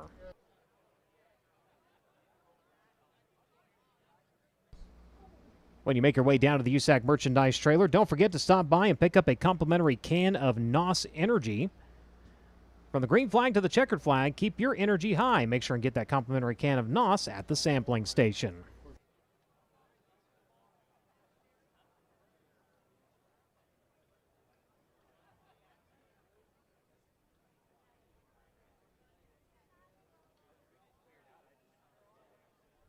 We said complimentary NOS. And track timing and scoring went running. In dire need of caffeine.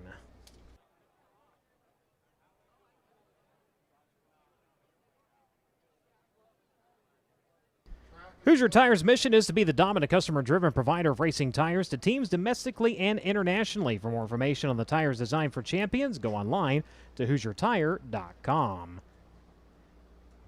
Whether it's at their original store in Warsaw, right in the heart of racing at their new location in Brownsburg, Indiana, Elliott's Custom Trailers and Carts has what you're looking for. Shop in person or online 24/7. That's Elliott's Custom Trailers and Carts, where you're always a winner. Back underway here in Learn Lab qualifying, and the next driver to enter out to the Speedway comes to you to Raisin City, California, driver the AME Electrical, the CFLA Transportation, Reinbold Development Incorporated, Indy Race Parts, Reinbold Underwood Motorsports number 19AZ. This is Mitchell Moles. Moles coming around on lap number 1, 8 quick at a 14.199. 14.199 for Mitchell Moles on lap number 1. The 2024 Eastern Storm champion has 2 starts here at Grandview, a 12th in 2024, a 17th in 2023. Comes around second time by, slower, 14.234. Lap number 1, 14.199. We'll put Moles currently 8th. Only a couple of drivers left to qualify. Joey Crilly, the New Jersey racer, driving the Valco Wheels, DMY Performance, Triple X, Nosha Corporation, Tin Hoagie Customs, Amwell Auto Body, Kreider Manufacturing, Precision Hydraulic and Oil. Number 22 coming out onto the Speedway. His opening lap 22nd quick at a 15.988. 15.988 seconds for the driver of the number 22. 2 starts in his racing calendar here in 2026. 1 top 10 at Big Diamond back on May 22nd. Another one of the USAC East Coast Rookie of the Year contenders. Picks up time, goes 21st quick on his second lap at a 15.764. Set to be the final driver to qualify at Gilbert, Arizona. Driver of the AME Electrical Reinbold Development Incorporated, CFLA Transportation, number 19. This is Hayden Reinbold. Reinbold in the number 19. In search of his first start here at Grandview. Has 2 wins on the season in Silver Crown and Midget competition. Comes around 19th quick at his opening lap at a 15.424. Silver Crown win coming in Hutchinson, Kansas back on May 9th. Getting an Indiana Midget Week victory at Circle City on June 9th. Comes around, second time by. We'll see if he improves this time. He does. 17th quick at a 14.842.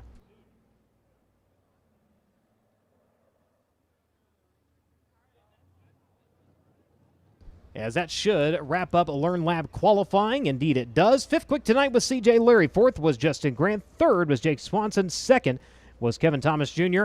And your Learn Lab quick qualifier out of Allentown, Pennsylvania. Driver of the E. Snyder & Sons Recycling, Keystone Cap Boulevard Truck Repair number 39. Give him a hand, Briggs Danner.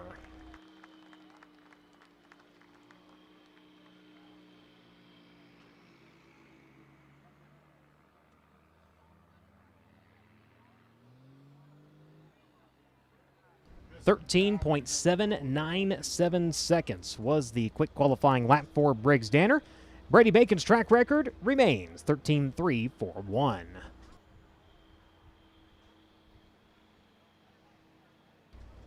Some of the equipment starting to move here. Looks like a little bit of track prep going to take place before we get into tonight's program. We'll get Briggs down onto the stage and get a word with him here in just a moment.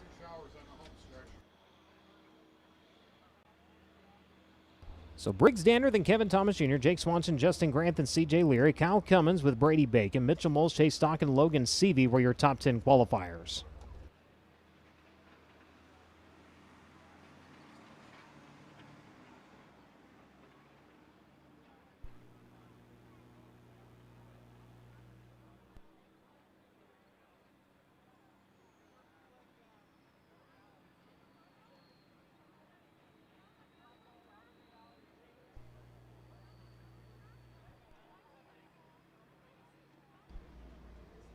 Well, he's down to the infield. He's sauntering.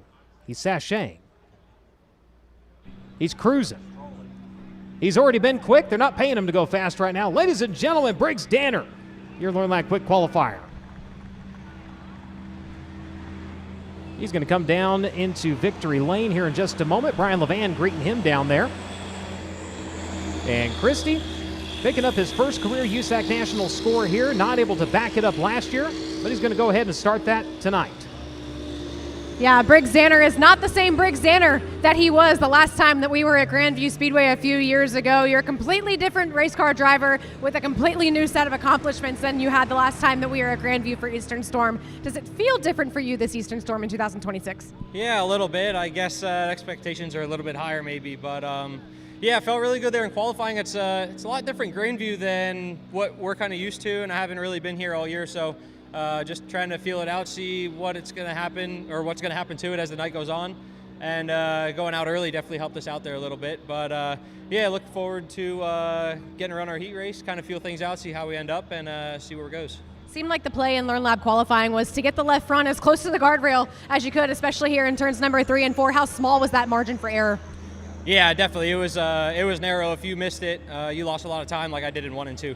So yeah, you had to be spot on entering 3, entering 1 to try to keep your tires in the grip, keep it gassed up, and you know that made your momentum for the whole lap. So luckily I was able to do that in lap 1, and my lap 2 was not very good. So yeah, just gotta thank all my guys, everybody on the side of the car that makes this deal possible for us, and definitely looking forward to this week. You talked about it being a little bit different of a Grandview Speedway than what we might usually see. Can you elaborate on that? Yeah, it's a lot drier right now. Just the color of the dirt's a lot different. I mean, before when we qualify here, it's pretty fast hammer down. You got to worry about biking up. So it's a lot different, a lot more sealed up. We'll see what happens during the heat races here, kind of see if we get a top going or not. And yeah, just also want to shout out Bradley Musser. Hopefully he's watching. Happy birthday to him. and hopefully we'll have a good show for the fans. First one of the week, that's Briggs Danner, picks up night number 1's Learn Lab Fast Qualifying Award at Grandview Speedway. It is night number 1 of Yokohama Eastern Storm, presented by Levan Machine and Truck Equipment. Thank you very much. Track work underway before we get into tonight's program. So here on the FloRacing broadcast, we're going to step away for a moment. We'll be back to Grandview.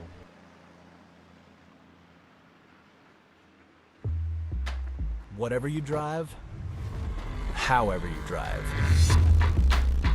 AMSOIL specially engineers lubricants to maximize power, performance, and protection in your vehicles, so you can work hard and play hard with confidence.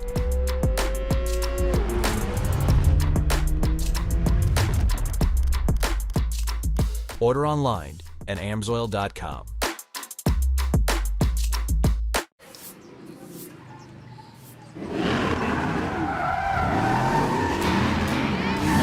Hey, can I get 4 guavas? No, the big ones.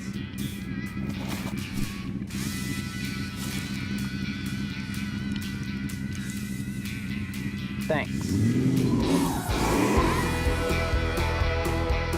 Ignite your taste with new NOS Energy Grand Prix Guava. Buy it now at a store near you.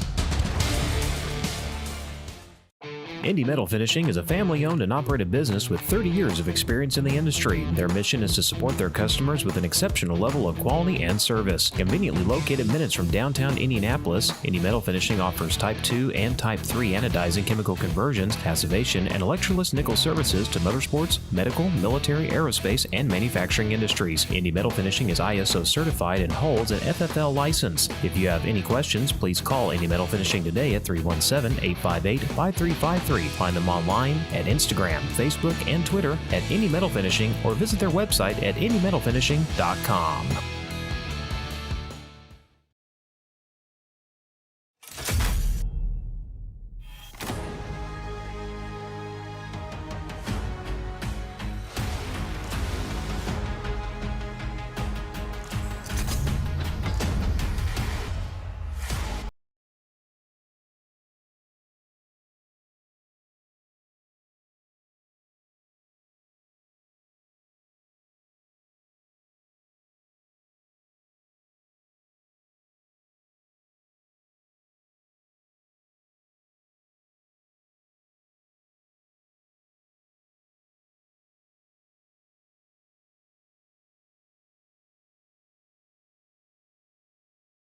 At Lucas Oil Center, we keep you moving with confidence. We've upgraded everything: faster oil changes, a thorough 21-point inspection, expert AC service, and preventative maintenance that keeps your car road ready. And now enjoy easier access to our signature Nitro Wash, so your ride shines bright all year long. Looking for great service, a wide variety of Lucas Oil products, and racing oils, or looking for a location near you, contact us at lucasoilcenter.com. Lucas Oil Center, service that goes the extra mile. Crashing, it hurts, right? The car owner usually pays to get the car fixed, but who pays for you to get fixed? Are you a race car driver that does not have coverage insurance? Steeda is your answer. Don't race another lap without being covered. Get info now at steeda.com or call 1-800-378-4608.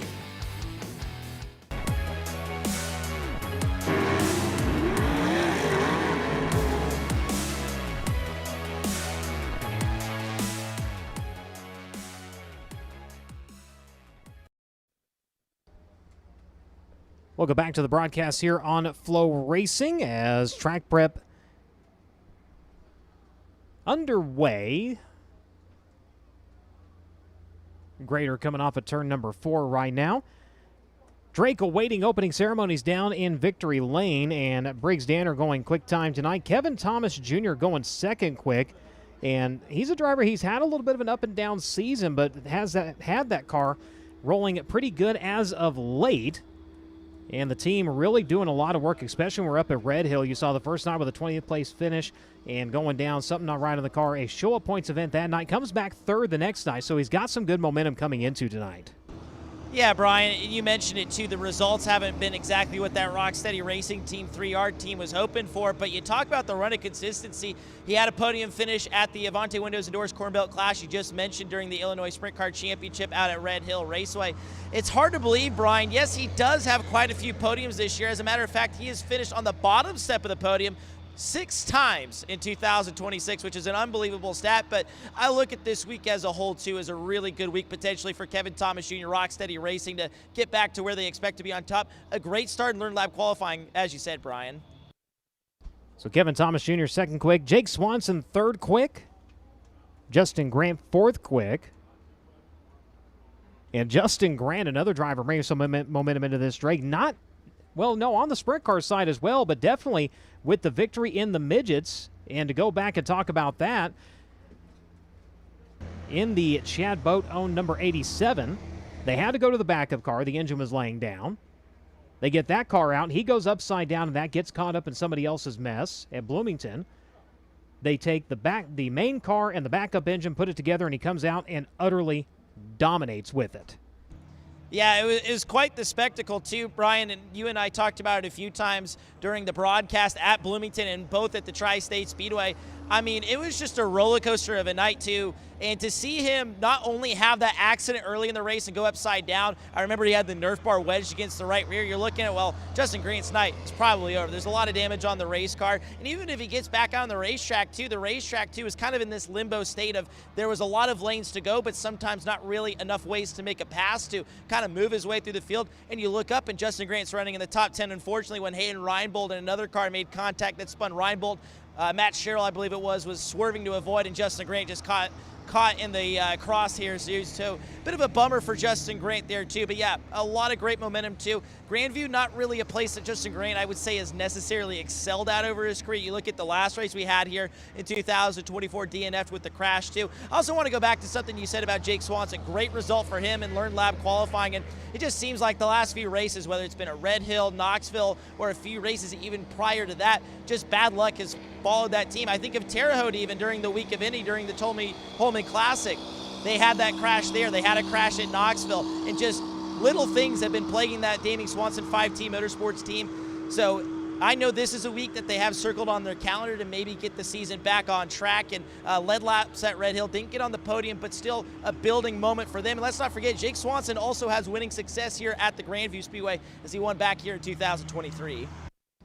CJ Leary currently 5th fastest in qualifying tonight, and Leary at the start of the season, they had announced that it would be a couple of different cars that he would be behind the wheel in. Started the season off in his own, went to a Maddox own number 24 while we were down in Florida after experiencing problems on his number 30, into the Fox Brothers number 53 for the better part of the season, and now back into his number 30 here for Eastern Storm. Kyle Cummins currently 6th in qualifying at a 14.060. Brady Bacon was 7th quick, and of course Brady with a ton of success here at Grandview. Eastern Storm wins 4 of those in 2017, 18, 19, and 2022. And oh, by the way, the Keystone Invasion in 2021, bringing his total win number to 5 here at Grandview. So in 11 starts, not a bad record for the Macho Man, Drake. No, it's certainly not. And I mean, we talk about the success Brady Bacon has had over his career with and without the wing, and Grandview has just been one of those happening places for the Macho Man for whatever reason. He's done it with a variety of teams. He's done it with the Hoffman Auto Racing 69 bunch. He's done it with the 99 car, of course, that Brady Bacon Racing entry too. So he's done it in a few different iterations, so to speak, of his career too.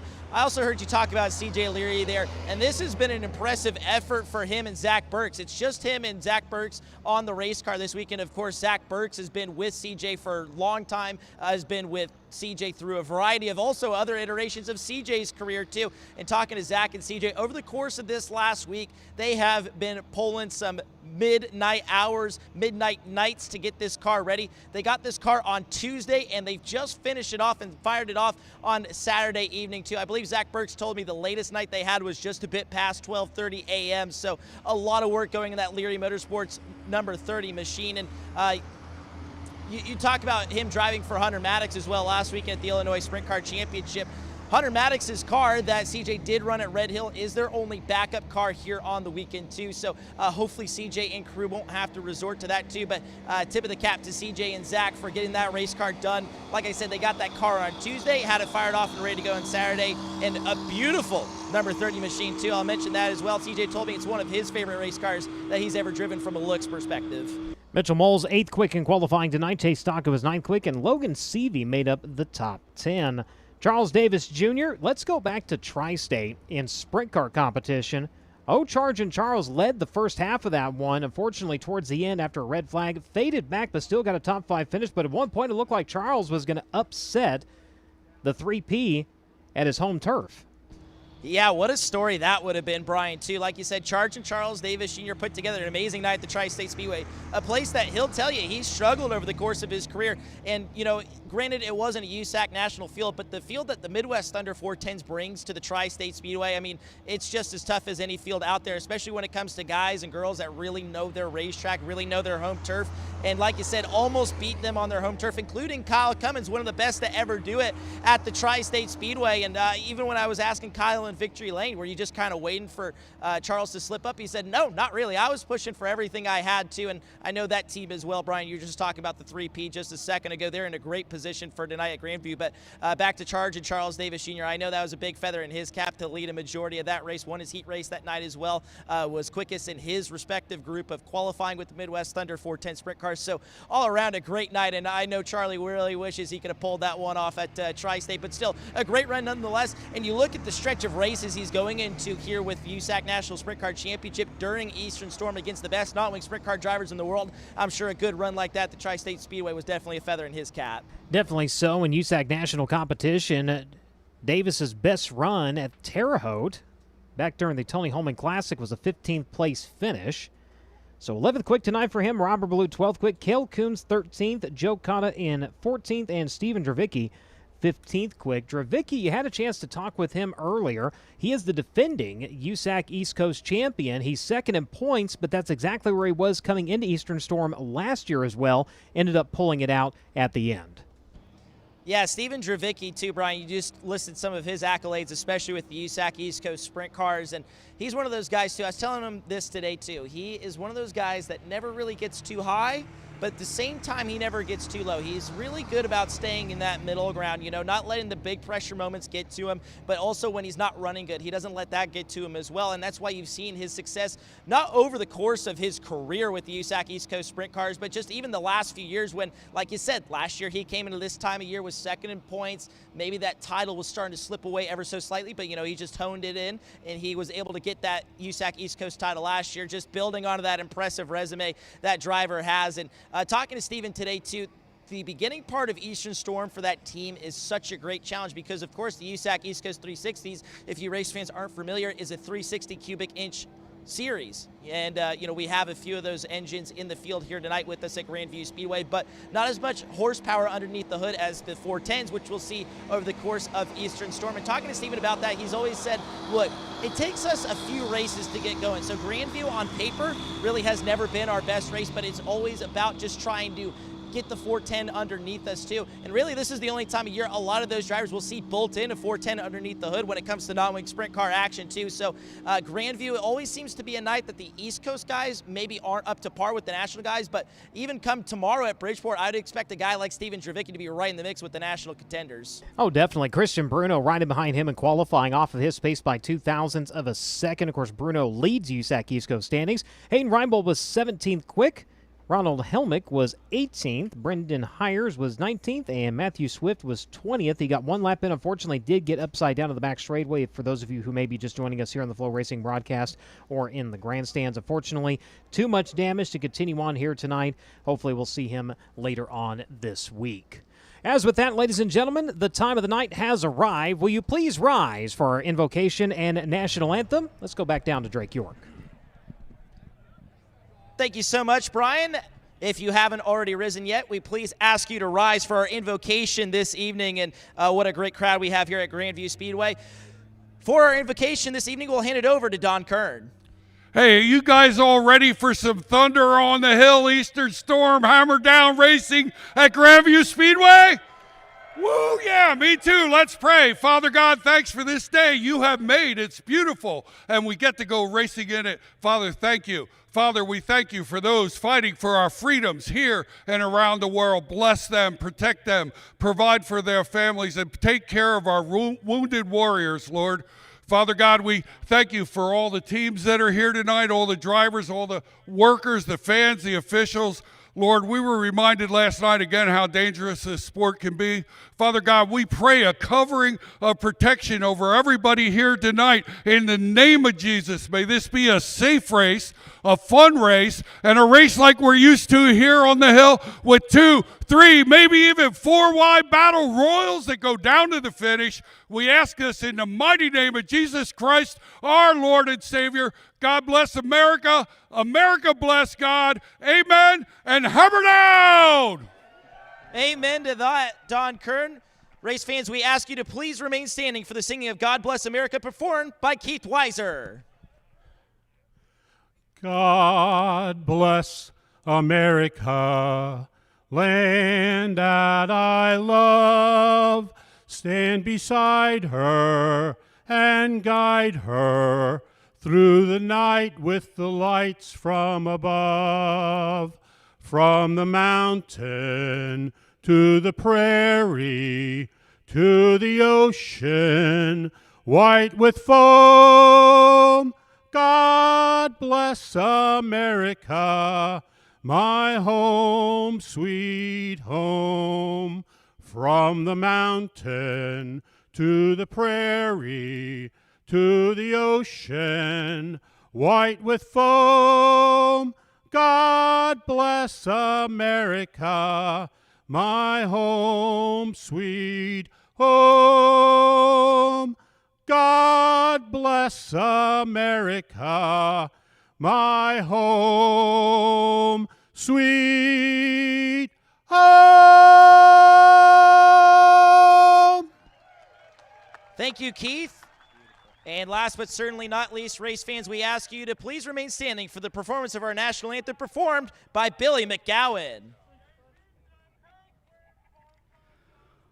Oh, say, can you see by the dawn's early light what so proudly we hailed at the twilight's last gleaming, whose broad stripes and bright stars through the perilous fight o'er the ramparts we watched were so gallantly streaming, and the rocket's red glare, the bombs bursting in air, gave proof through the night that our flag was still there. Oh, say does that star-spangled banner yet wave o'er the land of the free and the home of the brave.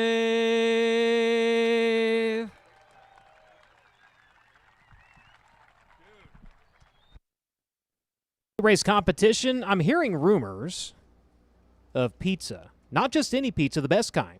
Free. Jeff, what are you talking about? Yes, Joe the Pizza Dude is back, folks. If you want free pizzas, you got to make a lot of noise. Not a little bit of noise, a lot of noise if you want free pizza. Joe the Pizza Dude, premier building products from Nia's Pizzeria.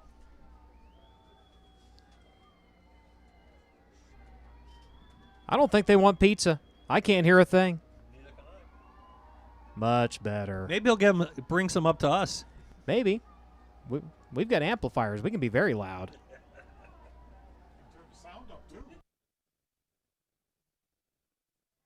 I think Pizza Dude has found a recipient. or 2 or 3. Christy, can we get a pizza dude? We could have a pizza We dude. need a pizza dude. I've got the DoorDash app. We could figure it out. On the way up, they could stop, get the complimentary NOS, be like, you know what, we're so cool, we bought you pizza and energy drinks. How nice. Love it. He seems popular. Free food will do that. He's got more. He's gotten rid of one. He's got 2 more. I like that he's holding them vertically. I'm just waiting for him to throw them. Yeah, like frisbee them. Yes. That'd be perfect. Oh. I think he faked him. Oh. Oh, there we go. That was a fake out if I've ever seen one. That was a slick handoff. I like that. Speaking of slick, cars slipping their way out onto the Speedway. K1 Race Gear Heat Race number 1. First on the car, the 3BC. Going to lean down to the drop of the green flag. Christian Bruno, the driver out of Deptford, New Jersey, driver of the Bentley Truck Service. Rider Maxim Chassis, number 3BC. Outside, row number 1, Cale Coons out of Greencastle, Indiana. The Kurt Breckers Mechanical Advantage. Coletta Charters, Neil Tire, number 63. Next row from the inside, Logan Seavey out of Cedar, California, driving the Mountain Mechanical Contractor. Dropline Indy Power Sports, number 57. And the 4th starting spot going to be occupied by the Macho Man, Brady Bacon of the Concord American Flagpole Racer Magazine, number 20. Justin Grant from 5th out of Ione, California. The NOS Energy Drink, Kim PV Logistics, Top Industries, number 4. Outside of him, your Learn Lab Quick Qualifier, Briggs Danner out of Allentown, Pennsylvania. The East Snyder & Sons Recycling, Keystone Cap, number 39. Driver in 2, Brendan Hires out of Langhorne, Pennsylvania. Driver the Roy Danner Paving, number 2. And the 22 of Joey Crilly out of Bordentown, New Jersey. The Valco Wheels, Norcia Corporation, DMY Performance, Triple X, Amwell Autobody, number 22. Everybody going on to the feature event, but you still need to finish inside of the top 6 in order to retain your qualifying time, as that'll count towards the feature lineup. Field ready to go to the NOS Energy Star Can off of turn number 4. We're underway here at the Eastern Storm. Heat race number 1. Brought to you by K1 Race Gear. Going to hustle its way into the back straightaway. High line, the place to be for the 63 of Cale Coons. He'll take off at the top spot here. Going to race his way into his first career A feature start here at Grandview. Brings him around as Brady Bacon hustling around the bottom side. The Concord American Flagpole number 20. He's got company looking a little bit lower than him. That was Briggs Danner. Battle for second. 3 cars going at it. Bacon going to come out with it. You heard Briggs Danner say in his Learn Lab Fast Qualifier interview that he was hoping we could get the top side going. So far, working for Cale Coons and for some drivers further back in the pack, Justin Grant, making it work. Briggs Danner had also utilized it as he looks to the inside of Brady Bacon now. Danner taking a look at the second spot. So far, not able to get there, but Cale Coons cruising in this one in 63. He'll show the way. Bacon running in second. Danner still right there in third. Bruno back to fourth. Logan Seavey right now running in fifth. And it will be the NOS Energy number 4, Justin Grant, right now with that final spot to hold on to his time, that all-important 6th position right now. As your field works around, it continues to be Coons in command in these heat races. 10 laps the distance. Coming around to put 5 on the board here, as Bacon has not been able to shake Briggs Danner one bit. He has been glued to the back bumper of that number 20 here as they work into turns 3 and 4. He's looked low, now he's looking to the high side. Danner trying to get it wound up in the front straightaway. He does, he's got it. Up to second goes to 39. The next battle to keep your eye on is the battle for the 4th spot. Logan Seavey has been looking each and every way around Christian Bruno while Justin Grant has reeled him in. Now Grant looks to his outside. Grant in the 4, switching his lineup. He's going to try the high side this time through the 3rd and 4th turns. Seavey down to the bottom, side by side with Bruno. Boy, that straightaway, it narrows up in a hurry, widens out in the turns. Everybody hustling for every inch they can get here as Cale Coons continues to lead. Coming around, he'll click off lap number 8. Next time around, white flag going to come out in this one. Danner trailing by 2.7 seconds right now. That battle going on back there. Now it's Logan Seavey over Bruno with Grant. Oh, the right rear shreds on the 3. Justin Grant hard on the brakes. Ooh, my. Well, that happened in a hurry. Good job by Christian Bruno. That thing not digging in and going for a ride. And tip of the cap to whoever installed the brakes on the number 4. It was actually a pretty masterful job by Justin Grant to stay out of the debris and out of the 3. Not only that, avoid coming to a stop. Yes, important as well. So in that case, had he come to a stop, he would have been going to the back. He'd have had a couple of more cars to get by. We'll get a look at the replay here on the FloRacing broadcast. And again, they'll get it queued up here in just a second. Rolling into turns 1 and 2, and boy, that right rear, right when it lets go, as that car is transitioning its weight hard onto the right side. So a wonder it did not dig in and go for a ride, but keep an eye on Grant here. He's got it set up to go to the top. He's going to try to swing here. And all of a sudden, all he sees is Hoosier flying everywhere and a car drifting up in front of him. And of course, Christian Bruno really just doing his best to stay out of everybody else's way and to get to a spot where he was not in the way of traffic behind him, but Justin Grant having to quickly maneuver the other direction. So working on making sure everything is cleared over in turns 1 and 2. They'll get Bruno back into the Indy Metal finishing work area. Briggs Danner in second. The caution erases a nearly 3-second gap between him and Cale Koonsdrake. Yeah, this is big for Briggs Danner. He's been fun to watch from 6th, but Brian and Christy, I don't know how well you can see it from your vantage in the tower, but even when Briggs Danner is passing for a position that's not for the race lead, the whole crowd here at Grandview Speedway is behind him. I've never seen a crowd go so wild for a pass for second in a heat race as this crowd is right here at Grandview Speedway. Imagine how rowdy they'll get if he wins this heat race, or better yet, wins the feature event tonight. I think we definitely know who they're cheering for tonight, Brian and Christy. Well, we saw when he did in 2024. We'll see if he can do it again. A single file to the NOS Energy Star Can. He's got to get around Cale Koons if he wants to get it done.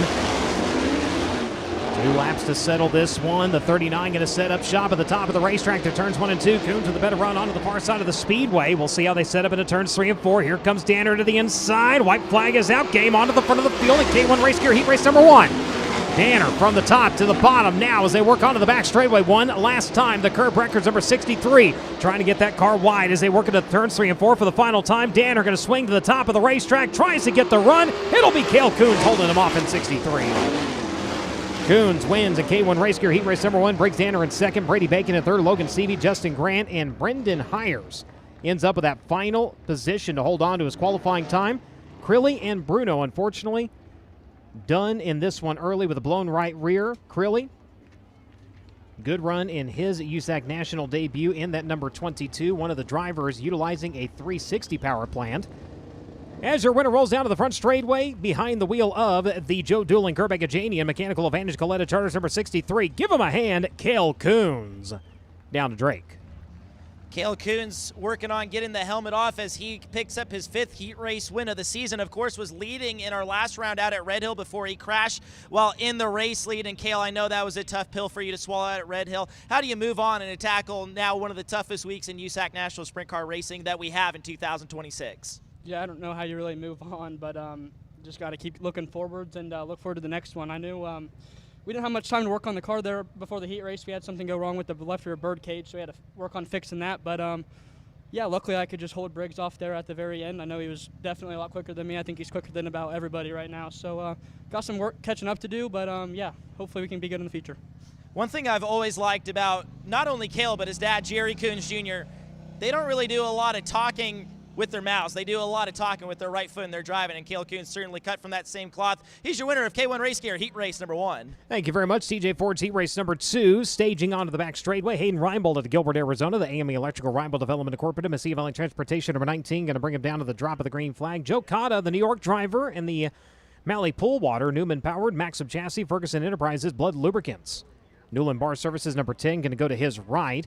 Charles Davis Jr. to Buckeye, Arizona, the MP Environmental, Black Magic Bead Breaker. Chuck Dieswiener, Central Arizona Raceway number 47. He'll go from the inside of row number 2, and outside of him, out of Raisin City, California, the AMA Electrical, Massive Valley Transportation number 19 AZ. That will be Mitchell Moles. Back behind the wheel of his own number 30 machine, the Leary Construction, One-Way DRC, Kodiak Products, Highsmith Guns number 30. It's going to be CJ Leary. He'll go from 5th, from 6th. KTJ, Kevin Thomas Jr. to Coleman, Alabama, the Majestic Electric Inland Rigging, Rock City Racing number 3R. Set to go from the inside of your final row, Matthew Swift. Unfortunately, getting word he is done for the night, getting upside down during Learn Lab qualifying. Too much damage to continue on. So that'll lead the 67C of Jason Cherry at the back of the field all by his lonesome out of Blandon, Pennsylvania. Driver of the Roadrunner Race Fields, HP-powered Mach 1, number 67C. As that'll be your scheduled lineup again for TJ Ford's Heat Race number 2.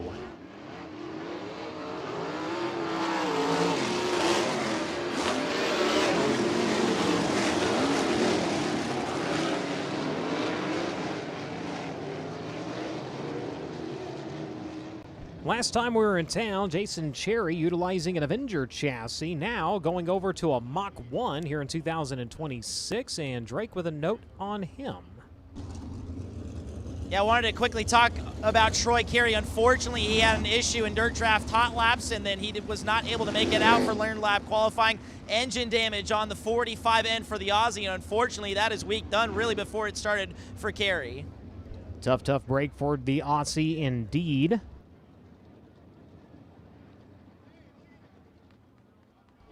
Toyota Race and Development pace truck down into the infield, ready to go here in TJ Ford's heat race number 2. Reinbold, Kata on row number 1. Here we go. Everybody filing into turns 1 and 2. We'll see how things shake out onto the back straightaway. Side-by-side battles going on mid-pack here. Leary trying to fight his way past the 19. Now going to thread the needle into turns 3 and 4. Looks to the high side of the 47 of Charles Davis Jr. as well as the 10 of Kata. He's going to hold on to the second spot as Hayden Reinbold takes off of the race lead. Side-by-side, 2 rows deep. Leary working the high side with Reinbold in tow. Yeah, that battle for the second all the way back to the 5th spot has been riveting ever since the drop of the green flag. I think there was a little bit of contact between Mitchell Moles, who is now passing CJ Leary for the second spot, and Charles Davis Jr. a few laps back. They're trailing Reinbold. It was Moles that's trailing Leary. My apologies on that. Moles going to take over the second spot. Leary back to third. So now Reinbold Underwood Motorsports running 1-2 in this thing. Leary back to third. Charles Davis Jr. running at fourth. Kevin Thomas Jr. right now running at your top 5. Kata Cherry right now running at your running order against Swift, who is scheduled to be in this one. Unfortunately done for the night. 10 laps the distance. Coming around to click off lap number 4. Reinbold 1.3 seconds last time. It's 9/10 now. Moles trying to reel in his teammate. Charles Davis Jr. has made the slide on CJ Leary for the 3rd position. That slides Leary back to 4th. Charles Davis Jr. takes over 3rd. So Leary able to get the top side working at the beginning. Now everybody with some clean racetrack, a little bit of time to kind of gauge things, and that's allowing Charles Davis Jr. to pick up a little bit of speed here as we work just past the midpoint. Takes back that 3rd spot. Leary in 4th. Kevin Thomas Jr., Joe Kata, and Jason Cherry right now running at your running order. Working lap number 7, and Moles has been slowly reeling in your leader. It was over a second just a couple laps ago. It's 8/10 last time by. Now it's Carlinks around to the front straightaway. He'll kick that car sideways. Exit turn number 4 brings it down to 6/10 of a second. Trying to get a good launch onto the backside of the Speedway. That time has it. We'll see if he has a better exit. This time off of turn number 4. Works the high side round to the front straightaway. This time the car a little bit straighter. Let's see how he closes it up. He does under a half a second. 0.463. White flag coming out this time. The sand in the hourglass is nearly expired, but Reinbold Underwood Motorsports challenging the front of this one. Here comes the slide down to the inside with the answer. Reinbold going to hold on to it. Moles still right there in second. Final time around here in TJ Ford's heat race number 2. Reinbold going to slide himself over in the first and second turns onto the far side of the Speedway into turns 3 and 4. We'll see how they set up here. The 19 up across the racetrack. The 19 AZ up to the high side. The drag race, and Reinbold going to hold off his teammate here for the win in TJ Ford's heat race number 2. Moles in second, Charging Charles in third, Leary in 4th. Kevin Thomas Jr. in 5th, Joe Kata and Jason Cherry unofficially rounding out your field.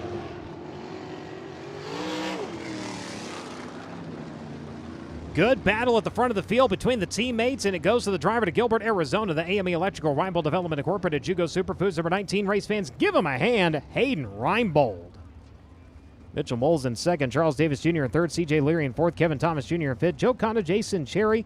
That rounds out your field unofficially. Your winner going to come to a stop here on the front straightaway in just a moment.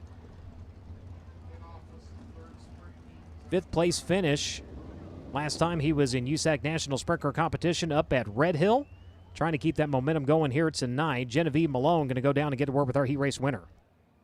Yeah, Hayden Reinbold, last year a rookie, but this race unfortunately did get rained out. So this is Hayden's first time here in a sprint car. He has been in a midget, but taking that TJ Ford heat race to getting a little defensive with your teammate. What did you have to do in that last lap to beat him up? Yeah, me and Mitchell both needed that. So, yeah, I just had to try and go get it, but I didn't know really where to be, so I just, at the end there, I just started sliding myself and catch the grip, and yeah, it was fun racing. Hayden Reinbold taking that TJ Forge Heat Race 2 for the night. Thank you very much. K&M Filters heat race number 3. Going to push out to the Speedway. Again, 10 laps the distance. Everybody going on to the feature event. Still want to be in the top 6 to hold on to your qualifying time. The 22R going for the pole, the Pennsylvania driver of the TAG Lumber Building Materials Distribution, Helmick Power, Triple X. Craig Reinhardt, Keller Williams and Associates. Hoy's Landscaping number 22R. That'll be Ronald Helmick. Outside of him, the 19 of Stephen Dravicki out of Reading, Pennsylvania. Driver of the Degree Engineering, Reading Crane and Engineering. Chevrolet RPM chassis number 19S. Next row from the inside, the Madman, Robert Blue out of Rockland, California. The Suburban Subaru, Dean's Waterfront Services. Hinchman Indy, Amy Gardner Roofing number 12. He'll roll from third, from fourth. In the Moose Racing, England Machine and Tool, Moments by Morgan Lucas Oil Center. Tom and Lori Surtees number 92. That will be Chase Stockin. Kyle Cummins in the Petty Performance, Avante Windows and Doors, Jugo Superfoods, Stanton Mach 1, number 3P. He'll go from fifth. Cummins out of Princeton, Indiana. Outside of him, Jake Swanson. He's out of Anaheim, California. Driving the Inland Rigging, Darty Motorsports, one-way DRC chassis, number 5T. Final row from the inside, Olivia Thayer out of Hanover, Pennsylvania. Driving the O'Brien's Restoration and Remodeling. T&N Towing Solutions, Costa Oil, Oasis E85 Fuel Pumps number 39T. And your final starter is set to be Dirk Rimrod. He's out of Spring City, Pennsylvania. Driver of the Valley Forge Tree Service, Irwin Plumbing Chevrolet Maxim number 1X. As that'll be your scheduled lineup again for Kane and Filters Heat Race number 3.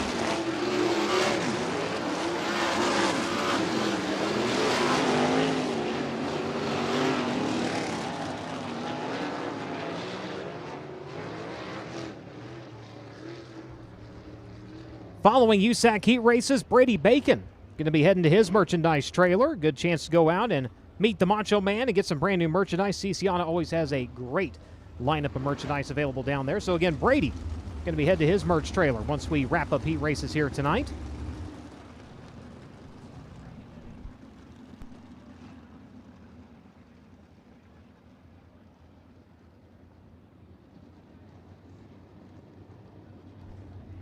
Helmick and Dravicki on row number 1.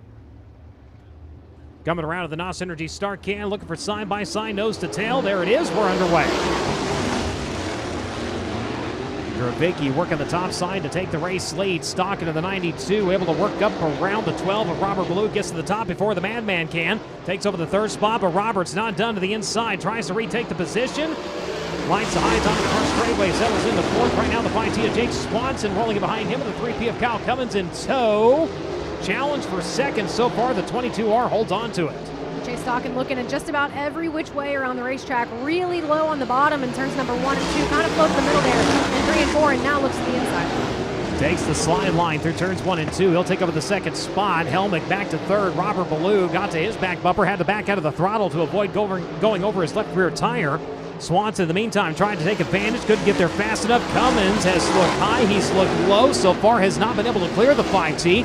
As Ballou trying to pull up side-by-side for third. Denied onto the back straightaway. Kyle Cummins currently holding down that 6th and final spot where you would be eligible to retain your time from Learn Lab qualifying. So he, Jake Swanson, Robert Ballou, all in that danger zone right now. Such a unique shaped track as Swanson looked to the inside, narrows up on the straightaways, really gets wide in the turns, allows the drivers to make some moves, but you got to be in the right place at the right time when you come around to the front straightaway or the back straightaway, and there they are, the 3P able to turn it down to the inside. Swanson was up next to Blue, spun the tires, and that's going to cost him now. He goes back to that 6th spot as they work onto the back straightaway. Chase Stockin still working the top side of the racetrack, kind of makes a diamond maneuver there, trying to close that distance between himself and leader Stephen Dravicki. Trying to win one for the local boys here. Your defending USAC East Coast champion leads him onto the back straightaway. Advantage 0.4 of a second last time. He'll come around to complete lap number 7, but Stockin working that line from the top to the bottom through turns 3 and 4. Brings another 10th off of that. Closing up within a car length here as they work onto the back straightaway. In the meantime, battle for the 3rd spot. Robert Ballou in the 12. Takes another look. Still cannot get by Helmick in the 22. Big slide job out of Blue in that last lap. And it's, like you mentioned, Brian, wasn't able to make it stick. Now here comes Cummins to his inside.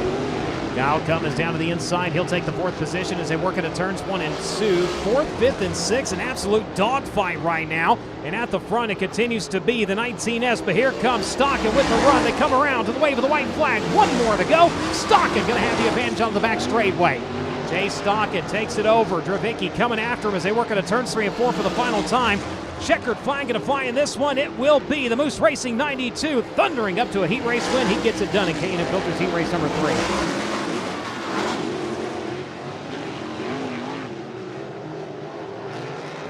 Stephen Dravicki in 2nd, Ronald Helmick in 3rd, Kyle Cummins, Jake Swanson, Robert Ballou, Olivia Thayer, and Dirk Rimrod. unofficially rounding out your field. But your winner, ladies and gentlemen, getting it done on the final lap at Fort Branch, Indiana, the Engel Machine and Tool Moments by Morgan Lucas Oil Center, Brown Brothers Excavating number 92. Winner here in 2014. Ladies and gentlemen, give him a hand, Chase Stockin.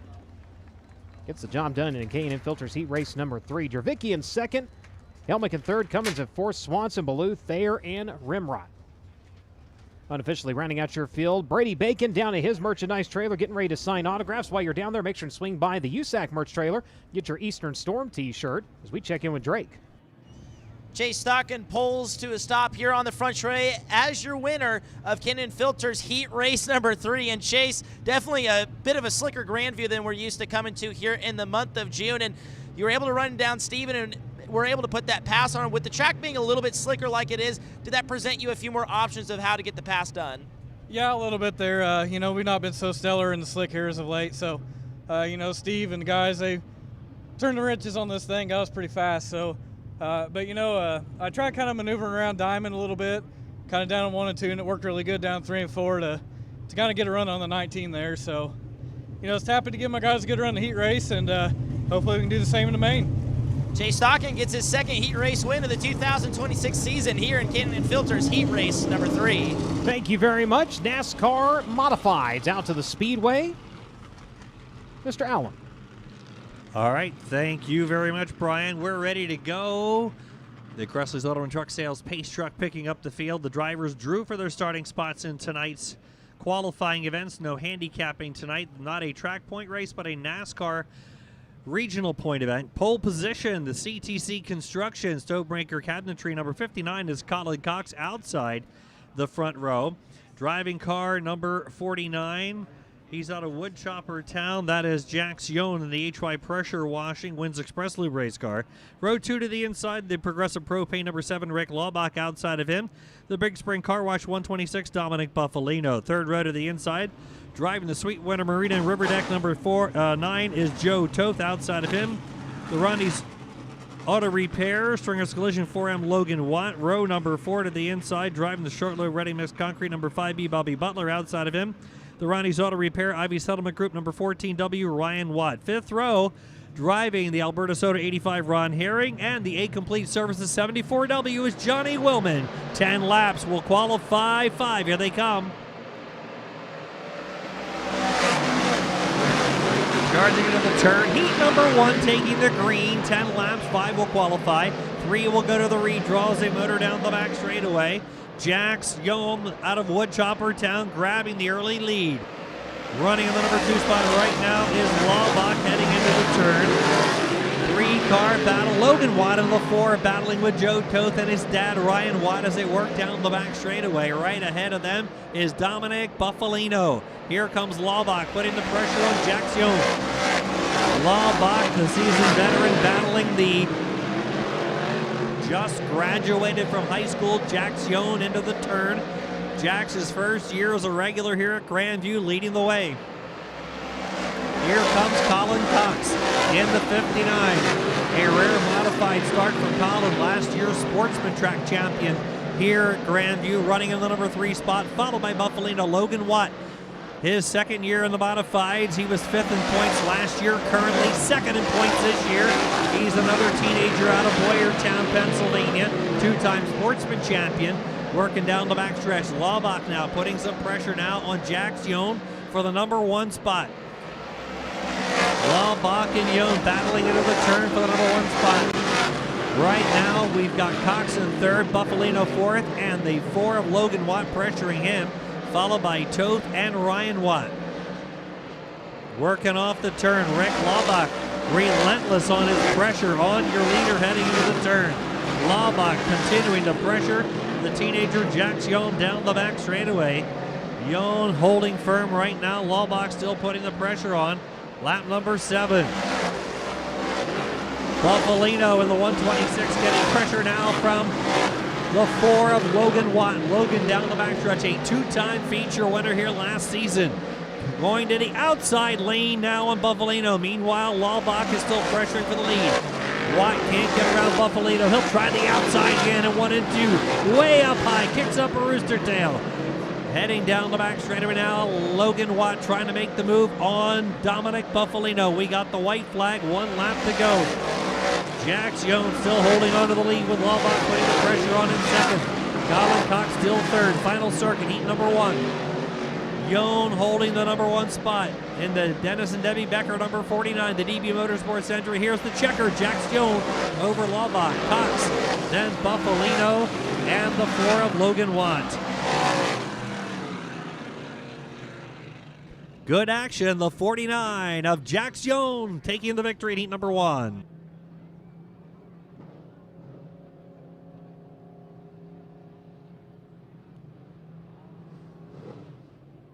Heat number 1, your winning driver, the 49 of Jax Young. Runner-up position to the 7 of Rick Laubach. Good action between those two. Third to 59, Colin Cox. Fourth to 126 of Dominic Buffalino. And fifth, the 4M of Logan Watt. Heat number 2 will go to the post this way. Pole position. Driving the Trap Sheet Metal Roofing number 2, Bobby Trapper Jr. Outside of him, driving in the Hawes Automotive Alpha Distribution Solutions 00, Cody Manmiller. Second row to the inside, the Harrington Hoist.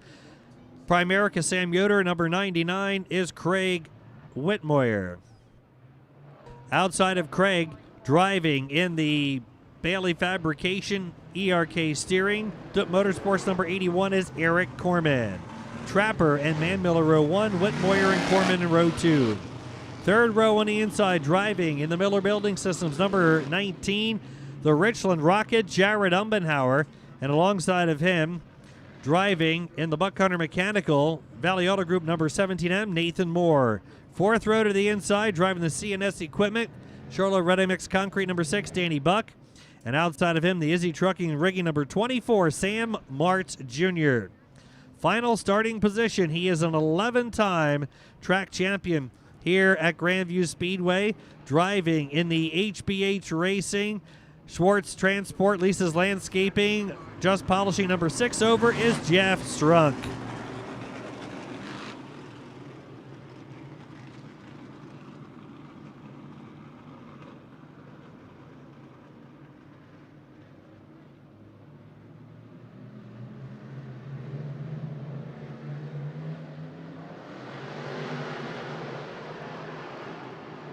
Heat number 2, here they come. Ray Kent's got the green, we're underway.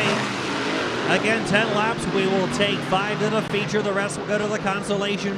Heading down the back straight over now, Bobby Trapper Jr. has 1 Grandview win to his career, win credit. Here's the battle for the number 3 spot. Look out, we got 1 in trouble. Pulled up high there. Right now, Cody Manmiller holding down second. Jared Umbenhauer, the Richland Rocket on the outside lane, down the back straightaway with the number 19. Driving his dad's car tonight instead of his own car. Working out of the turn, side by side with Moyer and Umbenhauer. Then the number 6, the red number 6, is Danny Buck. The blue number 6 is Jeff Strunk. Heading down the back straightaway, good battle into the turn. Charging through the corner now, Whitmoyer in the number 99 had a good run early on in last Saturday night's feature. Umbenhauer sweeping to the outside. He had a top 5 finish Saturday night. He'll battle with Strunk and Buck. Strunk in the blue number 6 to the inside, goes by Danny Buck. He'll go to the inside of Umbenhauer into the turn. He'll gain another spot. Strunk with a great run Saturday night, came home second. A close second to winner Timmy Buckwalter. Working down the back straightaway now. Strunk's up to 4th, Umbenhauer's in 5th. Danny Buck 1 away in 6th, followed by Sammy March Jr. and the 17M of Nate Moore. Bobby Trapper Jr.'s got the lead. He's out of Scranton, Pennsylvania. He and his dad have been coming to Grandview for quite a number of seasons. Working into the turn. Trapper's got the early lead. Cody Manmiller, also a Grandview Speedway feature winner in his career. His dad has quite a number of wins. He's in the top 10 in the all-time win list here at Grandview. Heading down the back straightaway, Craig Whitmoyer still holds down 3rd, the last redraw position.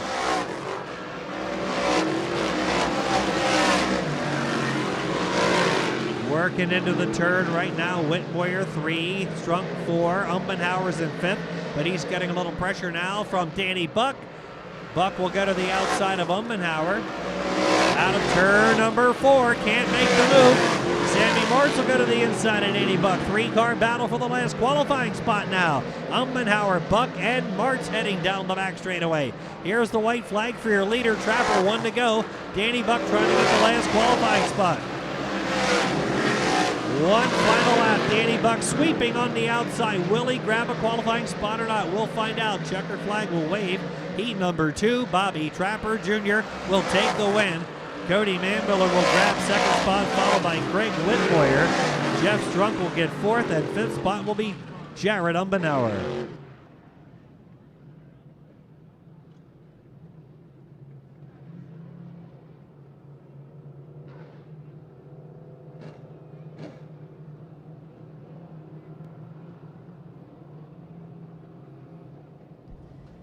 Attention to the grounds, Robin Geiser, and I apologize if I mispronounce your last name. Robin Geiser, make your way to the USAC merchandise trailer. You and a guest are tonight's AMSOIL Inside the Oval winner, Robin Geiser. Heat number 2, the 2, Bobby Trapper Jr. taking the win. The 00, Cody Manmiller grabs second. 99, Craig Whitmoyer third. They go to the redraw, followed by the 6 over of Jeff Strunk and the 19 of Jared Umbenhauer. Heat 3 lining up this way, pole position. Driving the Pioneer Pole Buildings, Green Lane William Penn, Springfield Meets 117, Jesse Herthler, and alongside will be his uncle in the 4-star lettering, Pioneer Pole Buildings, MB Roofing, number 4-star, Brian Herthler. Row number 2 to the inside, driving the Chris Service Concrete, Scott Stenick Electric, right down Paving 101, Ryan Graver. And outside of Ryan, he'll be driving in the Doug Floor Machine and Tool. First Response Berks County number 16, the Couplehouse Family Express, that's Loudon Reimert. Row 3 to the inside, driving in the Alarm Tech Services, Great Bear 15-minute oil change number 6, Kenny Bach. And outside of Kenny, he is driving in the Bacon Express, the Corey Bailey owned number 31, sponsored by Giovanni's Pizza, Top of the Hill Grill Food Truck and Hardy Plumbing. That is the 31 of Chris Esposito. 4th row to the inside, the DNS Retrievers, Ronnie Folk Paving 77, Kyle Smith. Alongside of him, the Crescent Hydraulics 24H's DJ Hunt. 5th row to the inside, the BWS Quality Used Equipment, Hook Miller Construction, Cressley's Auto and Truck Sales, number 19K, the Threat, Brett Cressley. And the final starting spot, the Shrums Automotive, number 97 is Mark Gogler. Here they come, heat race number 3.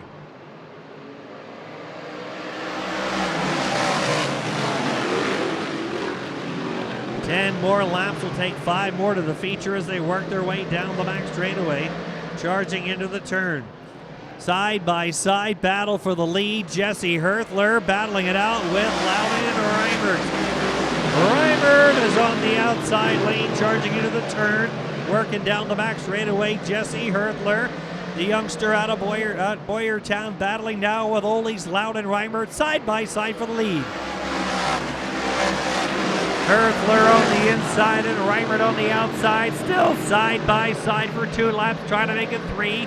Wheeling and dealing down the back straightaway. Reimert and Herthler side-by-side out of the turn. Grandview racing at his finest, charging into the turn. Reimert and Herthler. Herthler's in 3rd. 4th spot right now is Graver, and Loudon Reimert can't get around Jesse Herthler into the turn. Herthler keeping Reimert at bay. Reimert, the only multi-time winner this season here at Grandview. He's got 2 wins. Meanwhile, Brett Cressley trying to work his way from deep in the pack now as he battles on the back straightaway with Chris Esposito and the 77 of Kyle Smith. Cressley trying to work his way through to a qualifying spot down the straightaway. Cressley and Esposito along with the 77 of Kyle Smith. Right now, Smith in the last qualifying position. Up front, Reimert not giving up now on your leader, Jesse Herthler. Herthler's got the lead. We got one slowing in turn 4. That looks like it's the 31 of Esposito. Yellow will come on.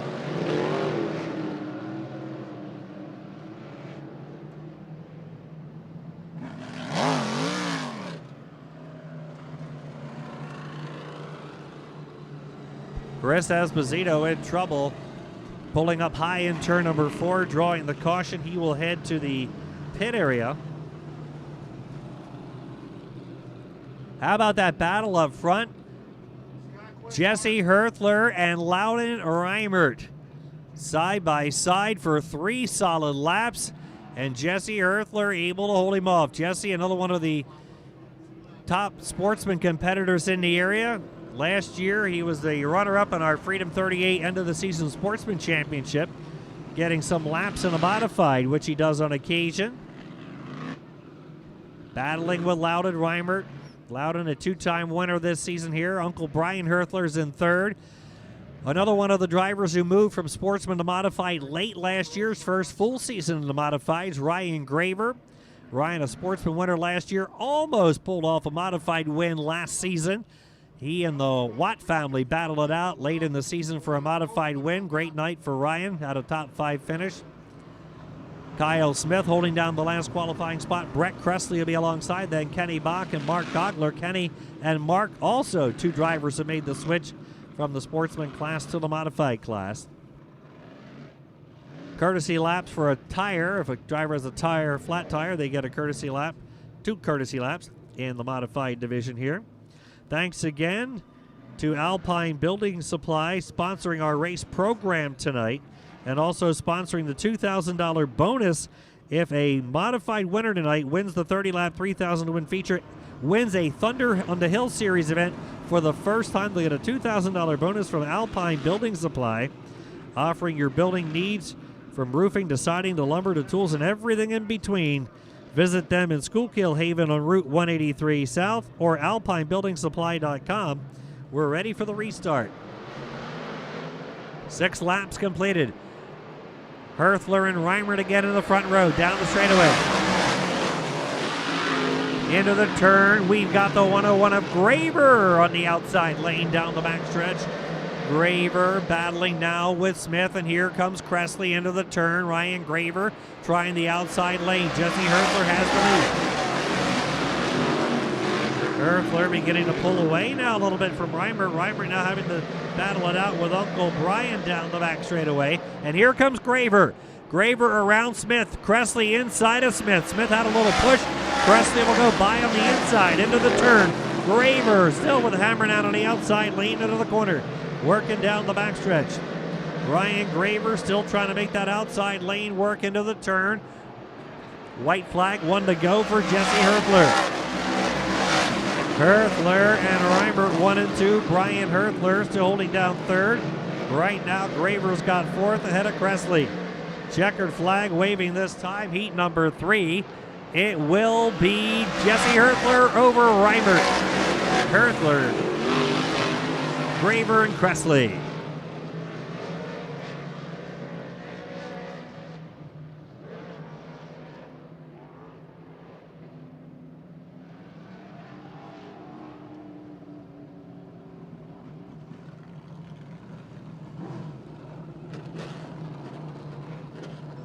Your winning driver in heat number 3, the 117 Jesse Herthler. He hasn't forgotten his way around Grandview. The 16 Loudon Reimert, runner-up. 4-star Brian Herthler, third. They go into the redraw. 4th, the 101 Ryan Graver, and 5th, the 19K of Brett Cressley. 4th and final qualifying heat for the NASCAR Modifieds, the NASCAR Local Racing Series, presented by O'Reilly Auto Parts. Here's your lineup on the pole. Driving the True Brand Wheelwoman Boutique. Number 22A will be Adriana Delaponte. And alongside in the front row, driving in the MB Roofing number 53, Mike Guler. Second row to the inside, the Jason's Equipment number 226, Matt Bartino. Alongside of him, the Gruffs Recycling 942, Tim Buckwalter. Third row, the Spunktown Tavern number 61, Justin Grimm. Alongside of him, the Nvidia Dragway 33, Eddie Strada. Fourth row to the inside, driving the Jimbo's Exteriors 38, Dylan Swinehart. Alongside of him, driving in the Brightenstein Motorsports 14, Billy Pouts Jr. In the final starting spot, driving the Hoffman Discount Parts. The Hoffman Discount Parts, Full Island's Garage, number 28 will be Jimmy Leiby. Again, 10 cars, 10 laps. Make that 9 cars, 10 laps, and will qualify 5. Oh, baby. 3 wide down into turn number 3 on lap number 1. And grabbing the lead will be Mike Guler. Guler's got the lead right now. Delaponte battling with Buckwalter down the back, and here comes Eddie Strada. Eddie Strada, the edge, will go to the outside lane, his favorite groove. trying to get around Buckwalter.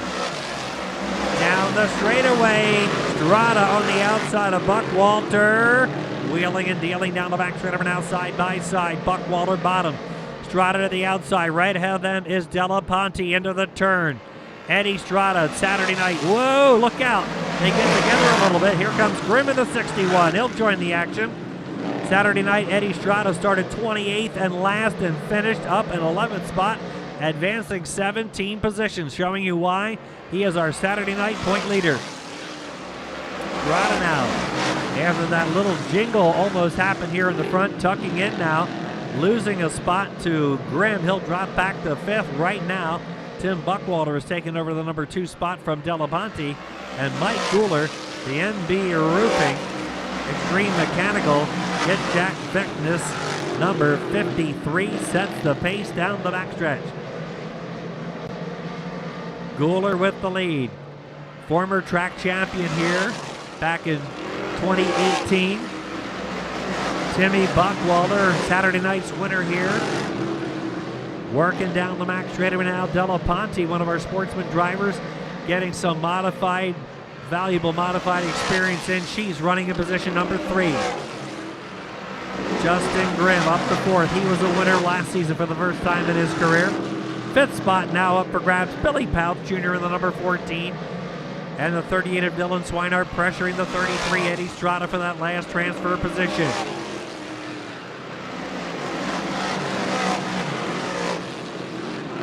Right now, a comfortable advantage for your leader. Setting a big pace right now, Mike Gooler, white flag, 1 lap to go. Final circuit, Ken Pouch, Ken Strada here for the last qualifying spot. Gooler with a big lead. Out of Harleysville, Pennsylvania, Mike Gooler will work the 4th corner and bring him home to the checker. Mike Gooler the winner. Runner-up position will go to Timmy Buckwalter. 3rd spot will be Della Ponte over Grimm and Strada.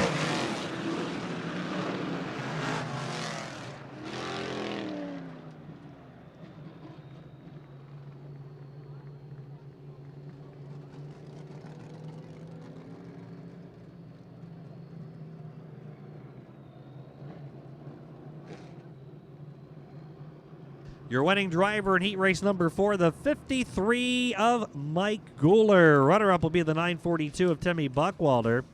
3rd, the 22A, Adriana Della Ponte. They go to the redraw, followed by the 61 of Justin Grimm, 4th, and the 33 of Eddie Strada in position number 5. All right, 3 sprint car heats, 4 modified heats in the record books. We've got the USAC semi-feature and 2 consolations yet for the modifieds.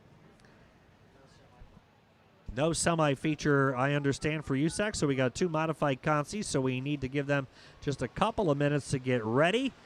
That'll complete qualifying tonight because the USAC sprint car feature will be the first feature event of the evening. So a little bit of work going to take place here on the racing surface. Here on the FloRacing broadcast, we're going to step away for a moment. We'll be back.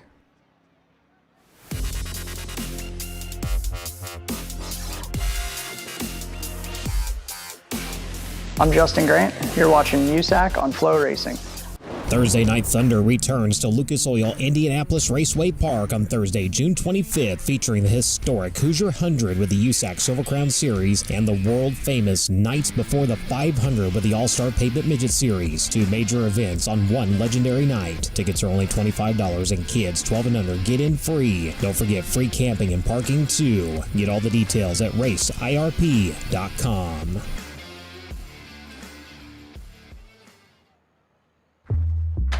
Whatever you drive, however you drive. AMSOIL specially engineers lubricants to maximize power, performance, and protection in your vehicles, so you can work hard and play hard with confidence.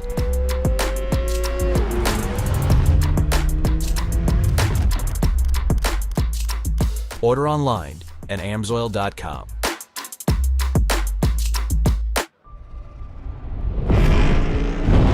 Up for a challenge? How about this?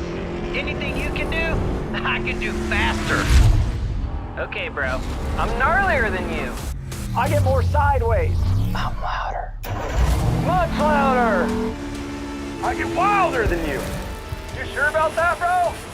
Harder. Slicker. Cooler. Tougher. Let's go. So what you got?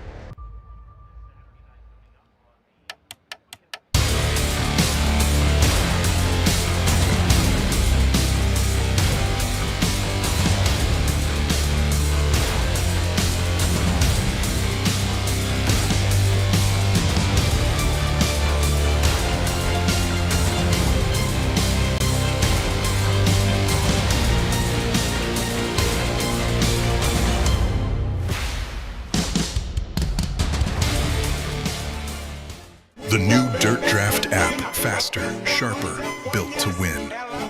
New lock windows and predictive contests. More ways to play, more ways to win. Lock in your drivers, watch the action, and become a fantasy champion.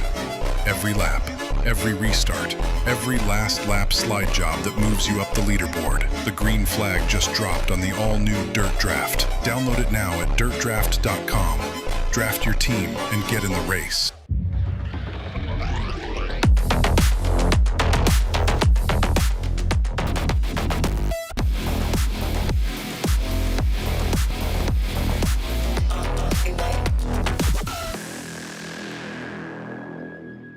When you choose more, you save more. From just $229 a month at Lou Fuse Kia Moline, the #1 volume Kia dealer in the Quad Cities. During the Kia Summer Sticker Sales Event, save on K4s just $229 a month. Drive a new Sportage, $249 a month. And new Sorrentos, $309 a month. Or take home both with 0% financing. It's the Choose More, Save More sales event at Lou Fuse Kia Moline, home of the 200,000-mile warranty. Lou Fuse, we are family.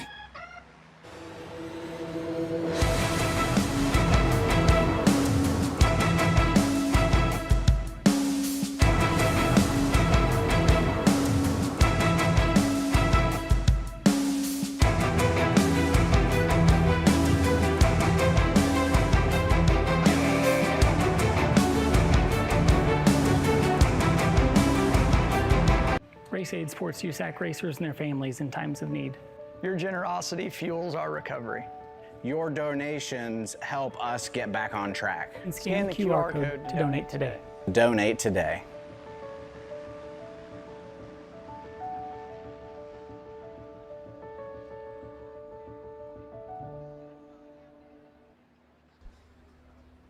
Welcome back to the broadcast here on FloRacing. Night number 1 of Yokohama Eastern Storm, presented by Levan Machine and Truck Equipment. A pair of modified B-mains coming up here in just a little bit. Track prep before we get into those consolation events. Yokohama doesn't just make tires, they make history. They've been dedicated to advancing tire design and development since 1917. Check out yokohamatire.com for more. Levan Machine and Truck Equipment is celebrating their 90th anniversary and is a full-service CNC machine shop and work truck upfitter located just outside Reading, Pennsylvania. Check out their full line of truck bodies, trucks, vans, and trailer equipment, plus they offer service and repairs on all of your equipment. They provide manufacturing and repairing solutions, welding, and driveline services, too. Learn more at levanmachine.com. And again, a special thanks to Brian Levan. $12,000 going to your Eastern Storm champion, with the top 5 earning $6,000, $3,000, $2,000, and $1,000 respectively.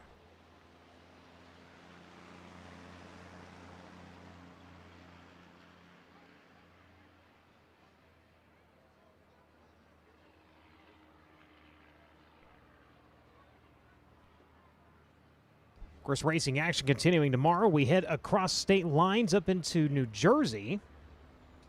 Head up to Bridgeport Motorsports Park tomorrow. Big Diamond on the 18th. Williams Grove on the 19th. Port Royal with Sprint Car and Silver Crown competition on the 20th. And then Action Track USA rounds things out on the 21st. Silver Crown on the tarmac at Lucas Oil Indianapolis Raceway Park. The Hoosier 100, Thursday Night Thunder on June 25th. Millstream with the Sprint Cars on June 26th. Butler Motor Speedway on June 27th. And then it is the BC 39 presented by Avante Windows and Doors, June 30th and July 1st. The dirt track inside the Indianapolis Motor Speedway. Again, entries just opening for this year's running of the BC 39. Couple of those drivers already announced on USAC social media channels.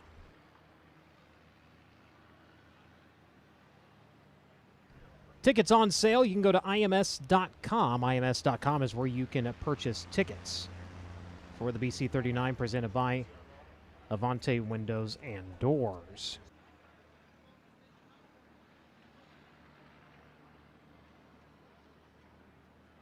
Other tickets about ready to go on sale. In fact, it kicks off on July 15th. 3-day reserved and non-reserved for the Western World. We end out the 2026 USAC Amsoil Sprint Car National Tour campaign at the Western World. Now a 3-night affair. Tickets for 3-day reserve and non-reserve go on sale on July 15th. Single-day tickets go on sale on October 15th.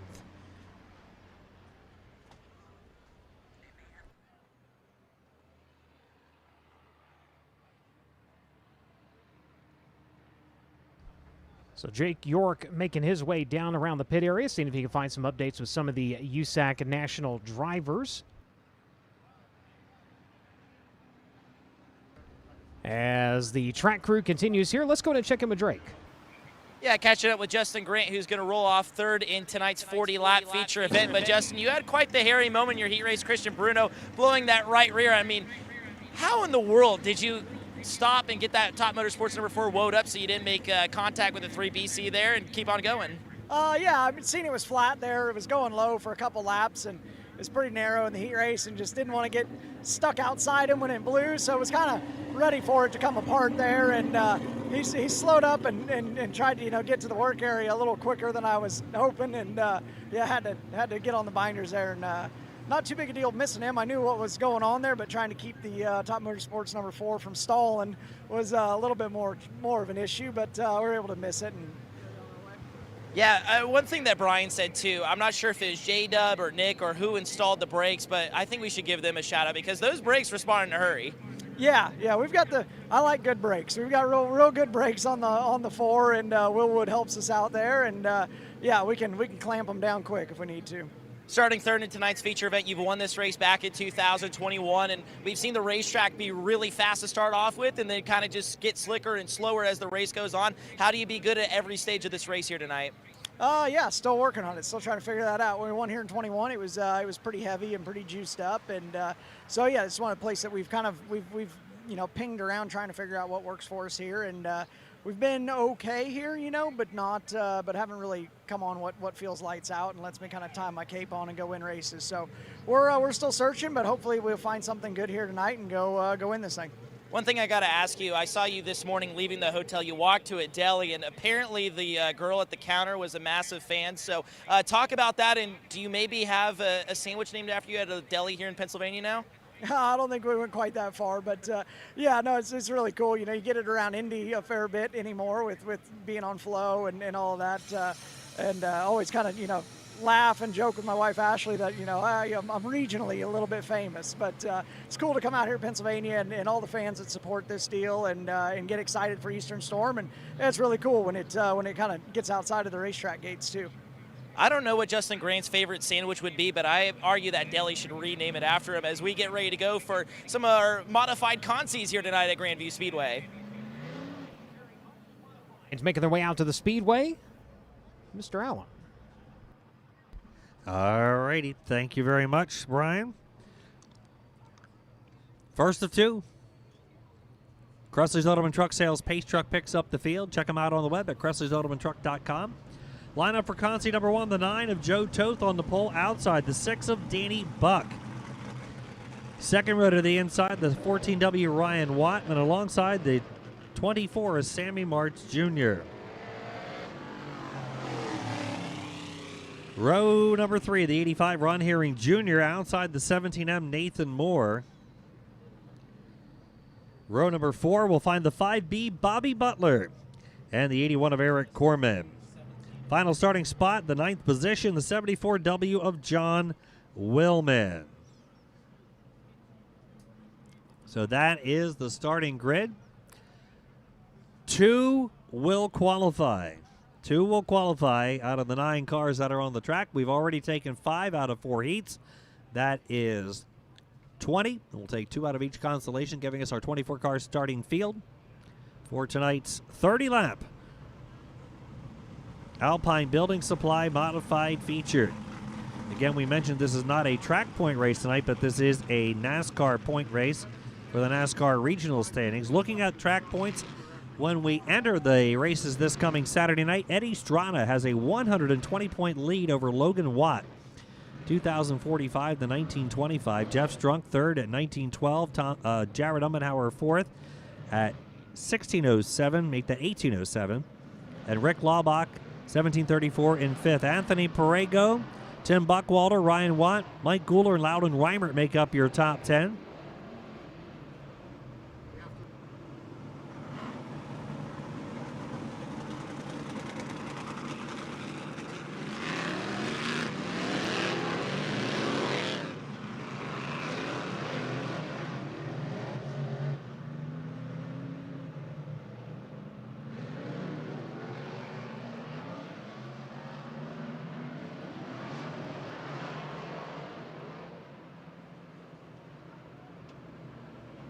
This season, 7 different drivers, as we mentioned earlier, have won a feature event. Loudon Reimert with 2, Tim Buckwalter, Dwayne Howard, Anthony Perego, Jeff Strunk, Jared Ummenhauer, and Ryan Watt have all won features.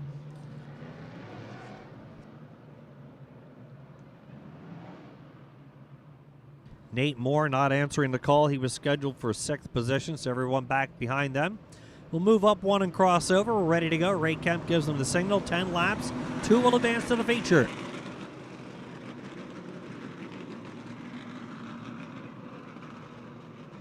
Janstown will take the Cressley's Auto and Truck Sales Pace truck to the infield. We're ready to go. First of 2 consies, our last qualifying of the evening. Here they come.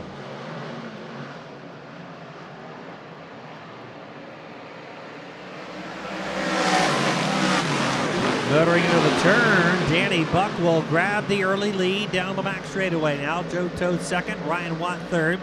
Side-by-side battle now into the corner between Herring and the 24 of March Jr.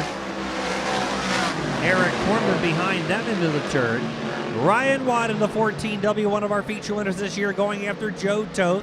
Toth into the turn, holding down the number 2 position. Ryan Watt will go to the outside. Out of turn 4, he's got to run. Down the straightaway into the turn. Flying Ryan Watt out of the corner side by side with Joe Toth. And Watt will grab position number 2. Watt now into a qualifying spot. Toth is in third. Here comes Herring and March Jr. Herring and March Jr. still going at it as they work their way down the backstretch into the corner.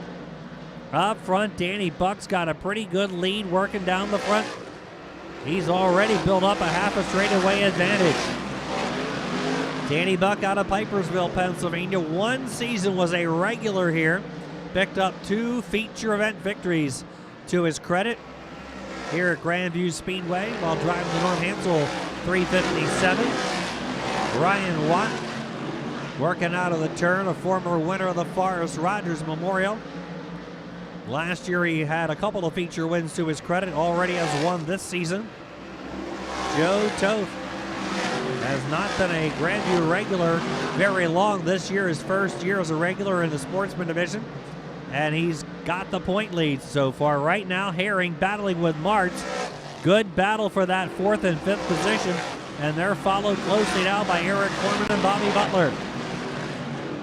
Herring around Martz as they work down the back, Corman behind him. Meanwhile, Buck still has the lead. 2 to go. Battle for a 2nd spot now. Joe Toth putting the pressure on Ryan Watt here in the closing stages of this one. Can Toth regain 2nd from Ryan Watt and go back to a qualifying position? One more time around. White flag waves. Toth really turning up the pressure now on Ryan Watt as they charge into the corner. Toth is side by side with Ryan Watt down the back straightaway. Watt and Toth. Watt will close the door. Checkered flag for Danny Buck. Who's going to get 2nd? It will be Watt by a car length and a half over Toth and a fast closing Rod Herring Jr.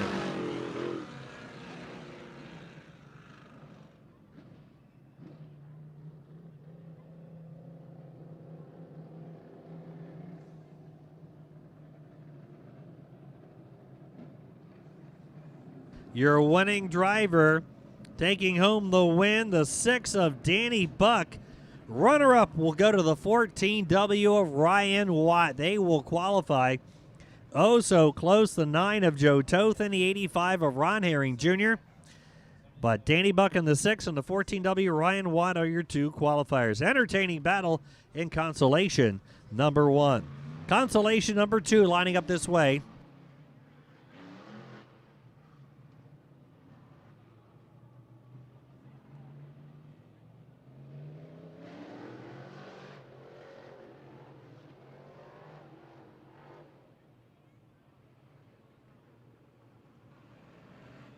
Pole position will find the 77 of Kyle Smith. And alongside the 14 is Billy Pouch Jr. Row number 2 will find the number 6 of Kenny Bach. And outside of him, the 38 is Dylan Swinehart. Row 3, the 97 is Mark Gogler. And the number 28 is Jimmy Leiby. Row 4, the 24H of DJ Hunt. And the 226 of Matt Martino. Final starting position, the 31 is Chris Esposito.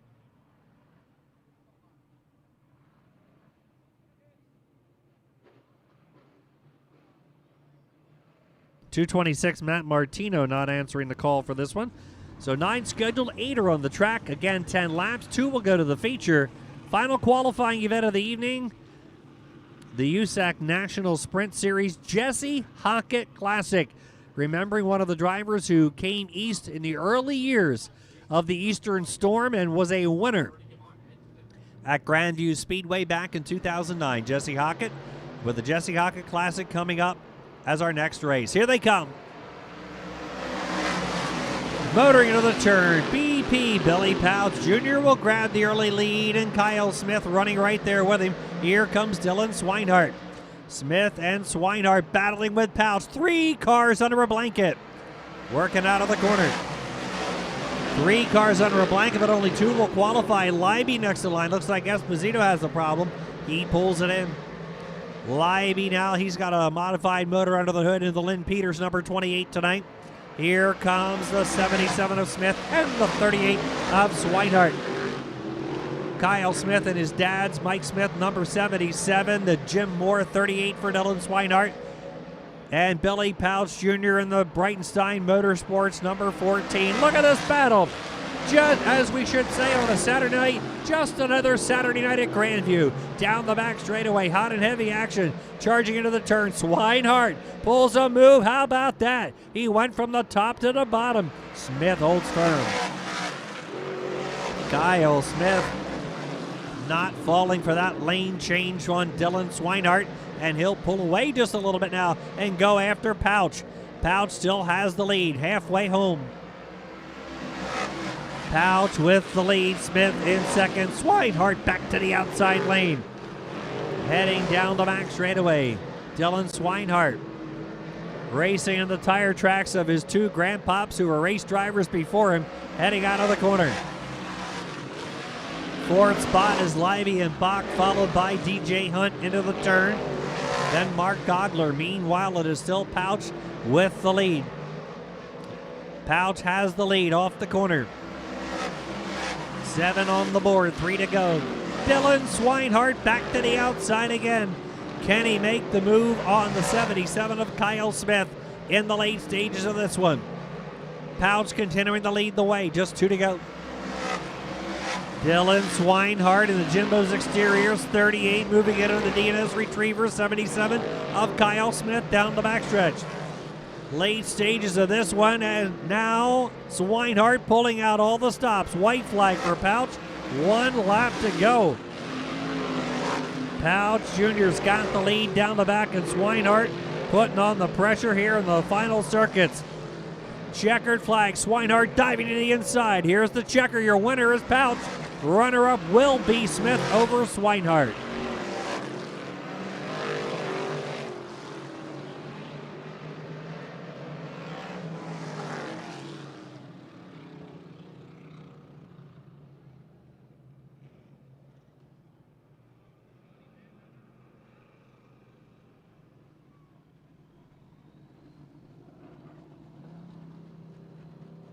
Consolation number 2. The winning driver is the 14 of Billy Pouch Jr.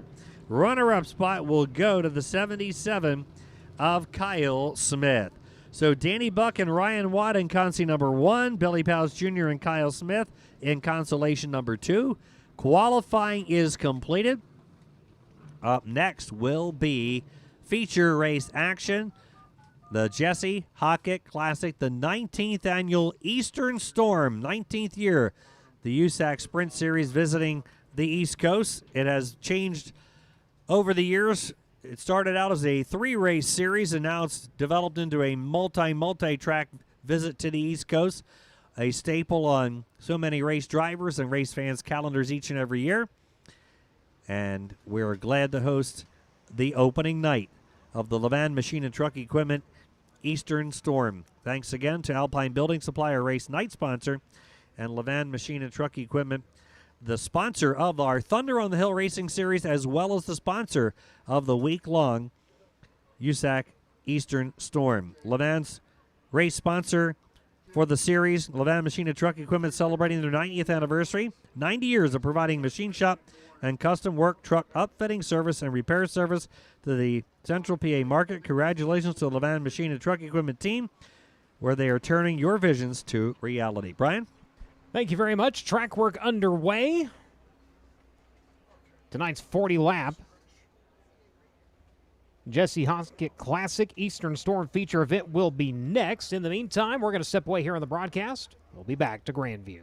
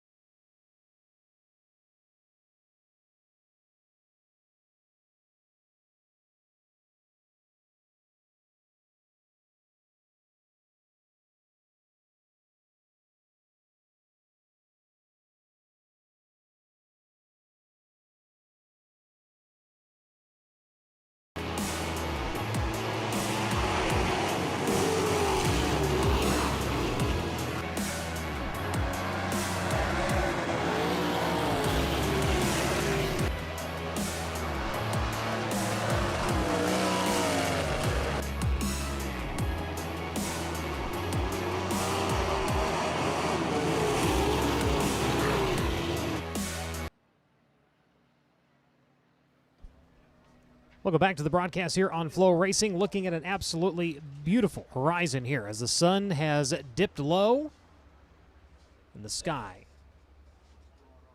And the heavens come alive here tonight. Track prep continuing. They've got the water laid down, working on getting that down to the racing surface. Real quick here on the broadcast, we're going to look back to our last appearance here at Grandview 2024 and get a look back the night that Danner finally went to victory lane. This is what you saved your lunch money for, your field to the green in the Jesse Hockett Classic.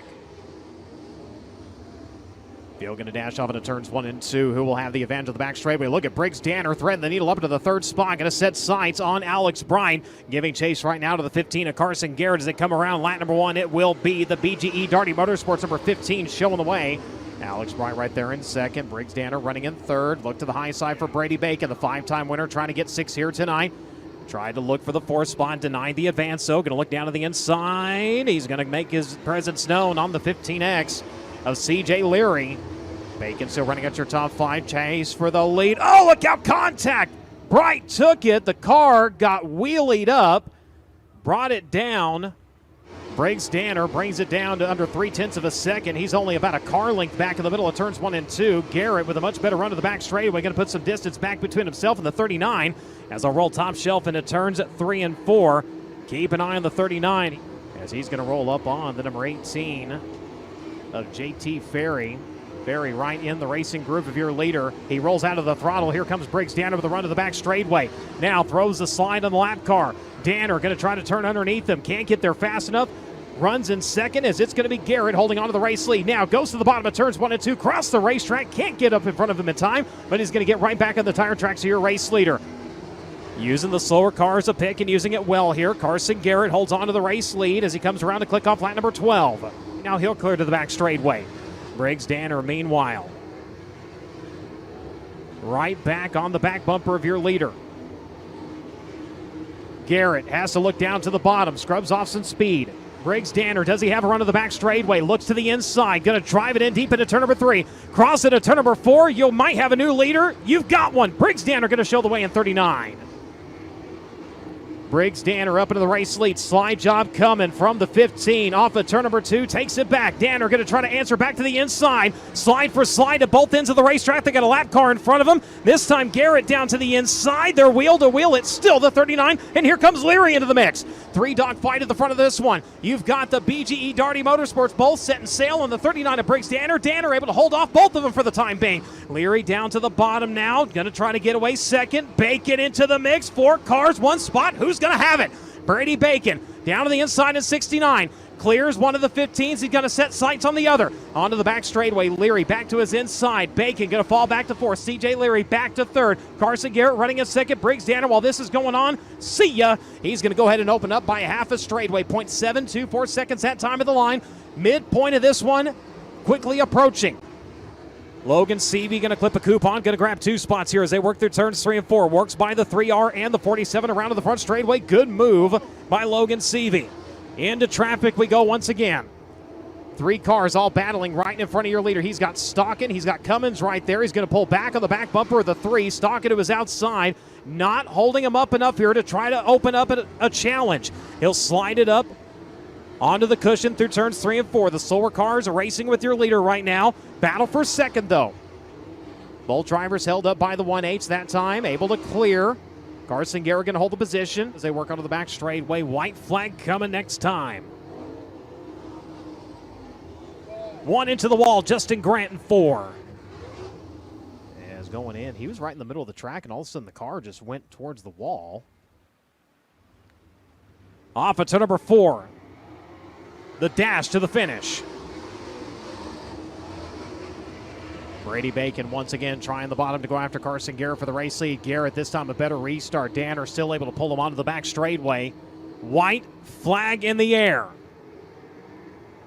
Briggs Danner, the Allentown, Pennsylvania driver, 1 lap away from victory. Brady Bacon with the slide for 2nd onto the backstretch. Clears the 15. Time has run out to try to mount a charge on the leader. Through turns 3 and 4, the checkered flag is out. For the first time in his career, Briggs Danner is going to win with the USAC AMSOIL Sprint Car National Championship.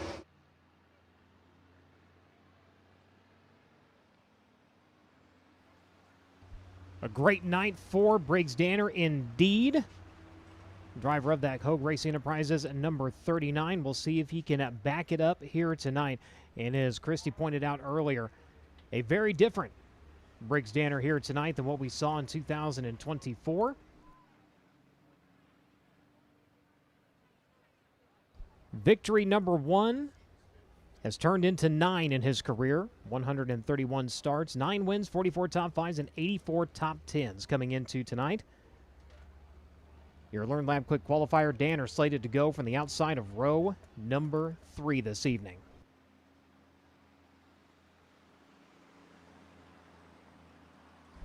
So the track's horn has sounded, and now USAC siren has sounded, indicating 8 minutes for teams to begin making their way into the staging lanes.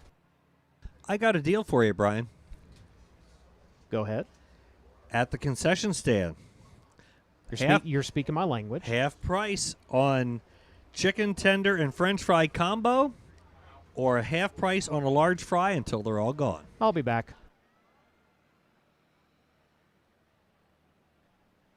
40 years old, I still eat like a toddler.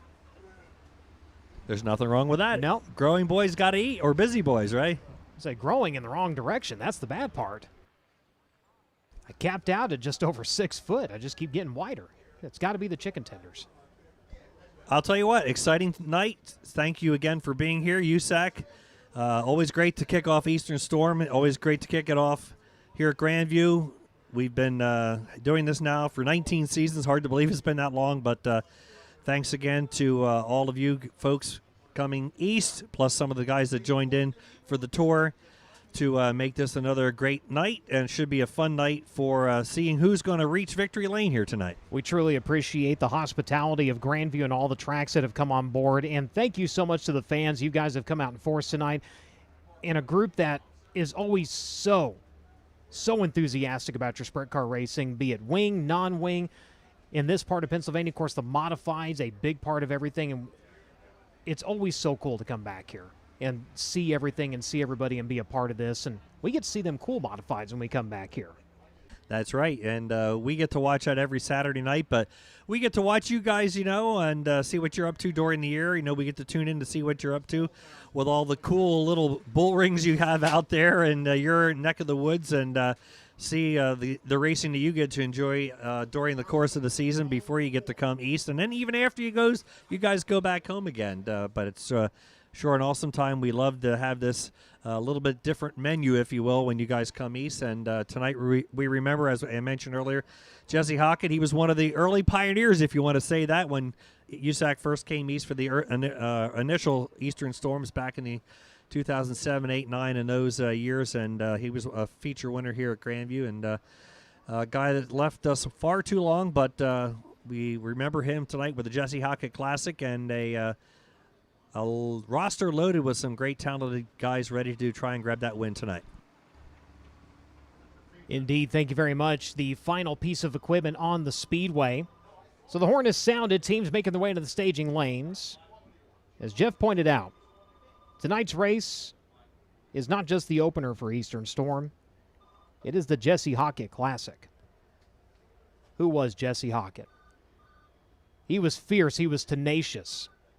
He was a racer's racer. He was a winner. He dominated. He was the king of XX Speedway in Missouri. He won with wings, without wings. He won internationally. He won at Grandview, June 2nd, 2009. The tribute to the Rocket and the Wrench takes place annually at XX Speedway in California, Missouri. The Jesse Hockett Memorial is at Lucas Oil Speedway in Wheatland. And the Jesse Hockett Classic lives in the Keystone State. I could think of no other driver with as many races run in his honor. And it shows not only the driver, but the person that Jesse was. And tonight we honor him with 40 laps of racing here at Grandview. Drivers will begin to make their way out onto the Speedway for the 20th round of the 2026 season. A $6,000 check awaits the winner tonight. And your lineup set to roll to the green like this.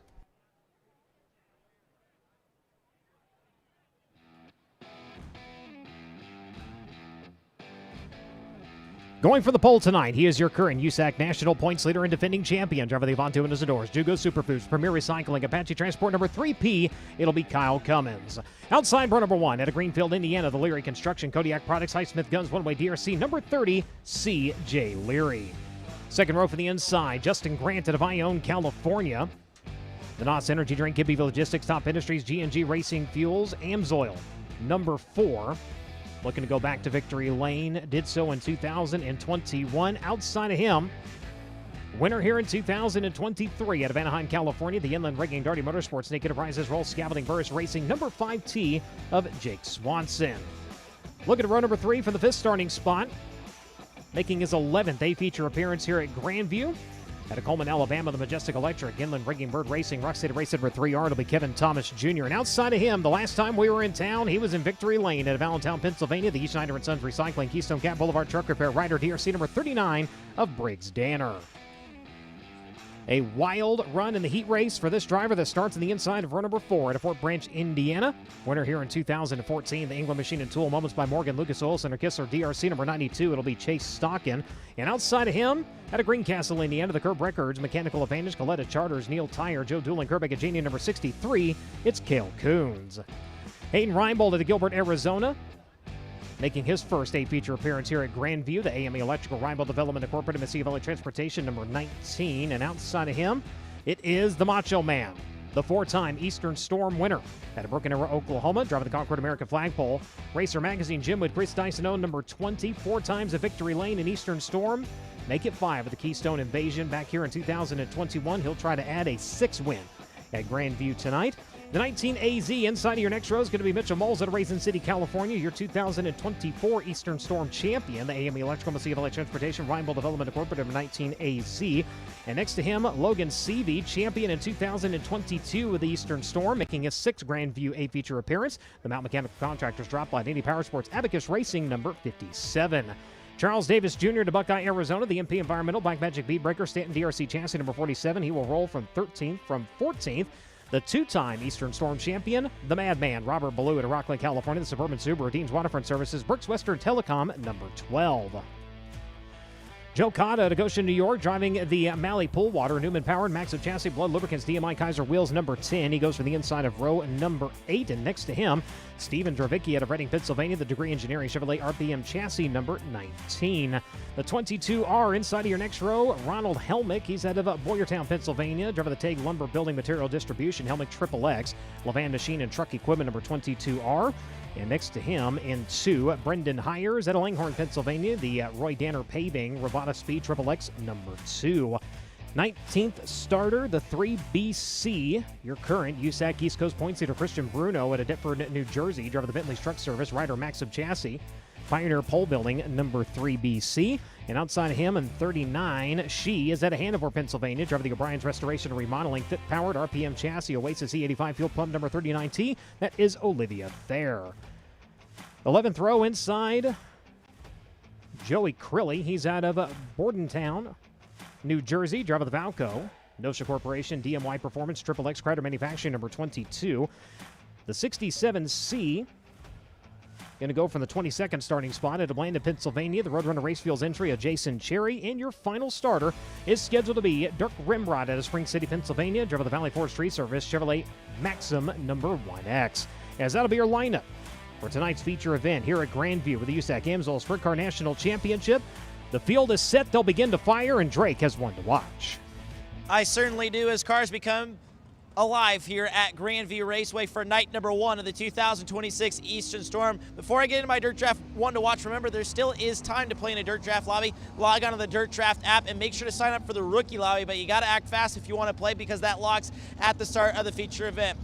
My Dirt Draft 1 to watch this evening is going from the outside of the front row in the Leary Racing number 30. That, of course, is none other than CJ Leary. He'd get off to a great start today in Learn Lab qualifying as he would go 5th fastest on the field. His heat race, well, the starting and finishing positions really don't tell the whole story, as he would start 5th, finish 4th, but he ran as high as 2nd before backsliding to 4th. Of course, CJ Leary and Zach Burks putting this car together this week for CJ to come out here during Eastern Storm. They got the car on Tuesday. They built it throughout the week. The latest night they pulled was about 12:30 a.m. and they got the car fired off, ready to go in the truck and trailer on Saturday to come out to Pennsylvania. So a heck of an effort from CJ Leary to get this car ready. Of course, we know CJ Leary as the 2019 Eastern Storm champion, but get this, he has never won an Eastern Storm race before. Super hard to believe for a guy that has accomplished just about anything you could ever dream of behind the wheel of a USAC sprint car. And the Leary Racing 30, it's got great history, not only in the USAC National Sprint Car Championship, but Silver Crown as well, with his late father, Chuck Leary, piloting that car to a Hoosier 100 victory back in the day. And it's been a while for that car since it's been victory lane. During the Lawrenceburg round of the 2020 Indiana Sprint Week was the last time that car has been to victory lane. So CJ trying to bring the family car back to victory lane. It's been a tough week overall too for CJ. Earlier this week, he lost his beloved dog, Charlie. Of course, Charlie was traveling with CJ up and down the road for decades on the USAC National Trail. And as I said, unfortunately, Charlie passing earlier this week. What a story it would be if CJ Leary could not only bring the Leary 30 back to victory lane, but get one for his good friend Charlie. He rolls off from the outside of the front row. Indeed, thank you very much. His 12th appearance in a feature competition here at Grandview. He ran third in 2024. He's finished second twice in this event.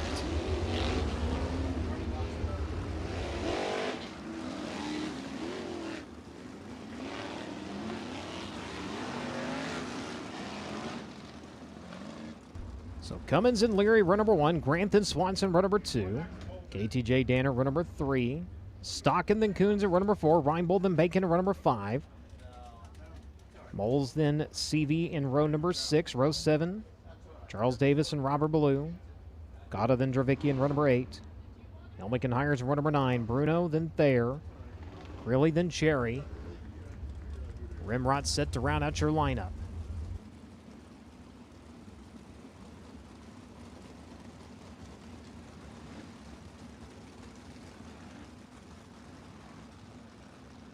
Toyota Racing Development pace truck onto the back straightaway, and from side by side the field breaks rank. Ladies and gentlemen, to 4 wide, their salute to you for coming out to enjoy tonight's racing action. Race fans, light up them cell phones and rise to your feet. It's time to make some noise for the Ruts and Guts thrill ride to the USAC AMSOIL Sprint Car National Championship.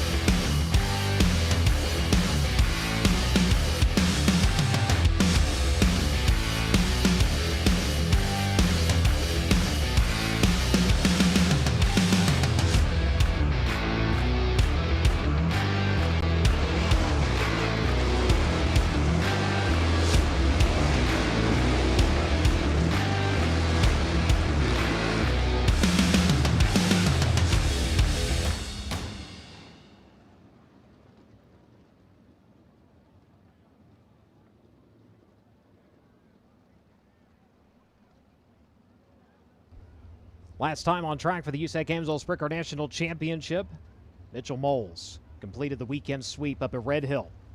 He'll have to try to charge from 11th here tonight to go 3 in a row. Cummins looking to extend his points lead tonight. Leary trying to get it back to victory lane. Toyota Racing Development pace truck down to the infield. The Levan Machine Truck and Equipment pace truck down to the infield. We are set to go night number 1 of Yokohama Eastern Storm, presented by Levan Machine and Truck Equipment. 40 laps of distance. Race fans, it is time to sit back, relax, and enjoy 40 trips around the Grandview Speedway, because this is what you've saved your lunch money for. To the green here in the Jesse Hockett Classic.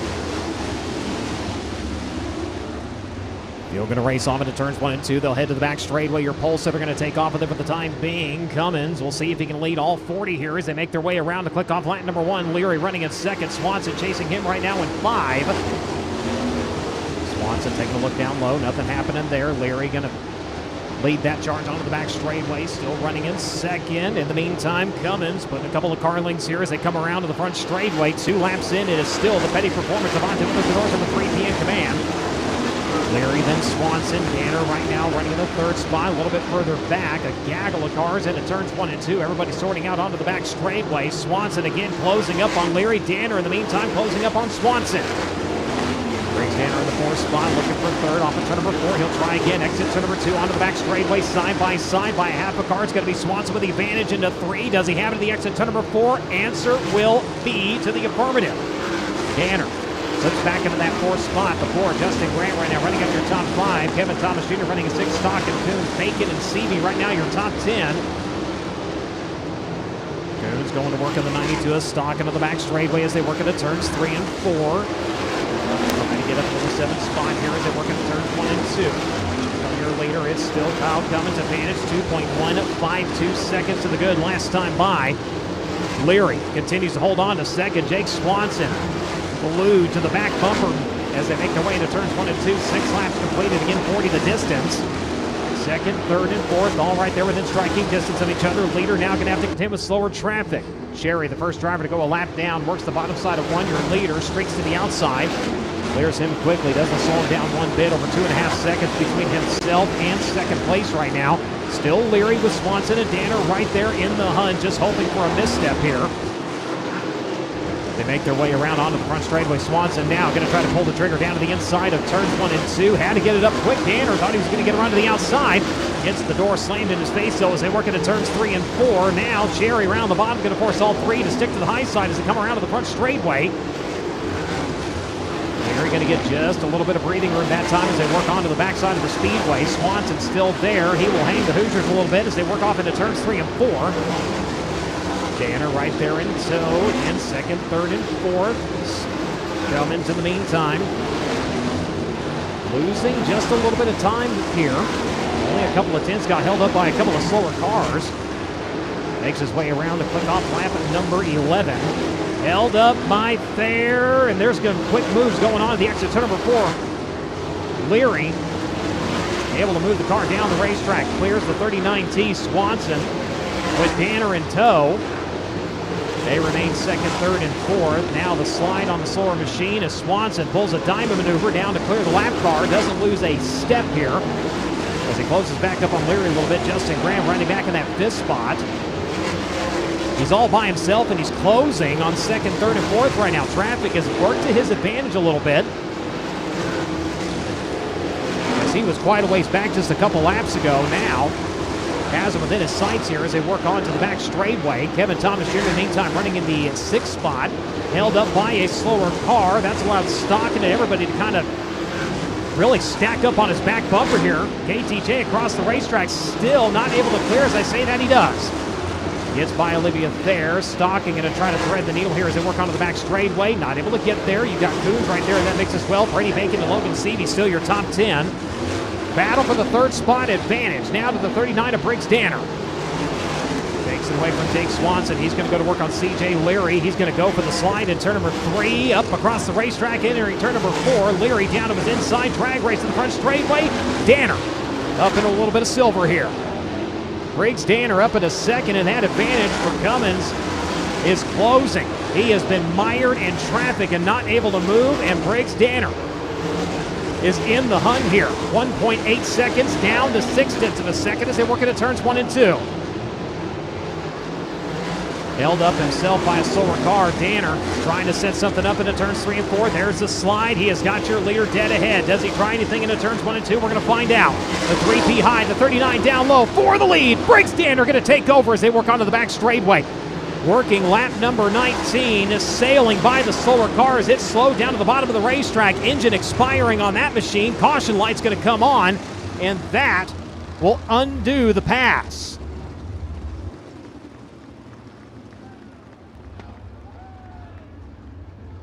Traffic giveth, and the caution taketh away.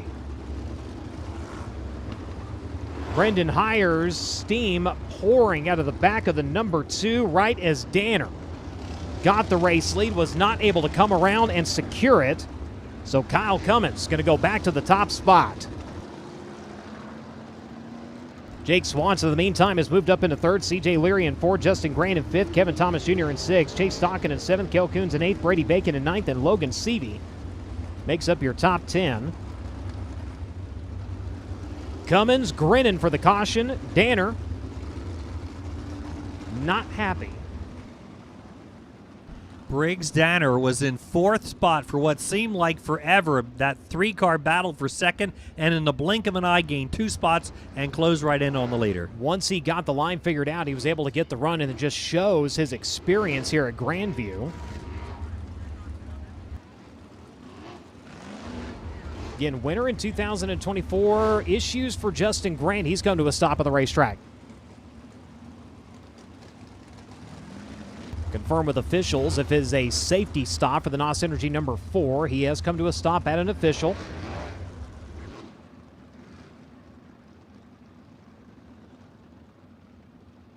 And looks like, as we look on the monitor here, that the officials are holding on to a seatbelt.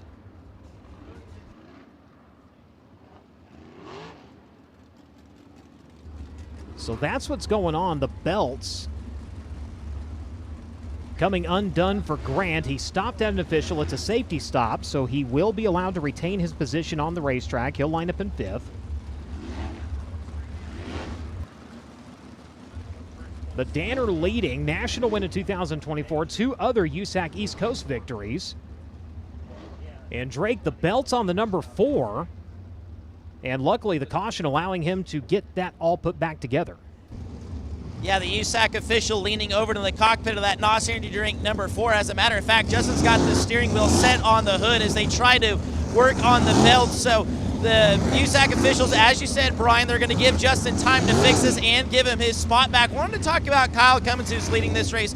We talk about a different race car driver that Briggs Danner was in 2024 when he won his first career race here at the Grandview Speedway. But you look at Kyle Cummins and his team, Petty Performance Racing. For a majority of that race back in 2024, he was mired back in the high teens. As a matter of fact, he was back in 20th at one point in that 2024 race. Raced for a majority of the race just to stay on the lead lap. Tonight, he comes back here in 2026 and looks to be large and in charge in front of the rest of the field. But Brian, as we saw in traffic, Briggs Danner certainly has something for that Monty Windows endorsed 3P. See if he can make something happen here on the restart. Talking about that when it was all said and done for Cummins, mustered an 11th place finish. His best run here in 2023 was a 5th.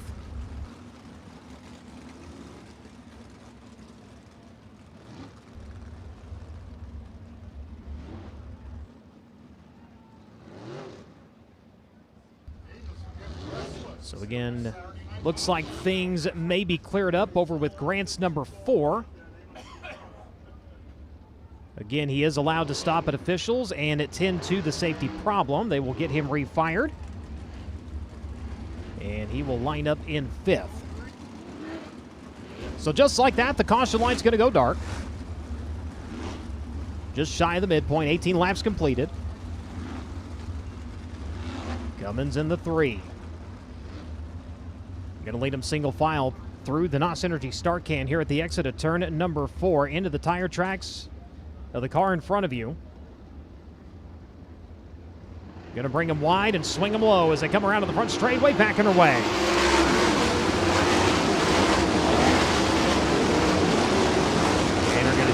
Back straightway as they work into turns 3 and 4. Does he have enough momentum built up yet to try something? Not quite. Bolt driver is going to work to the top side of the speedway. Coming around, clicking off lap number 19. First driver to break rank off at the top of the 92 at Chase Stockin, trying to diamond move in turns 3 and 4.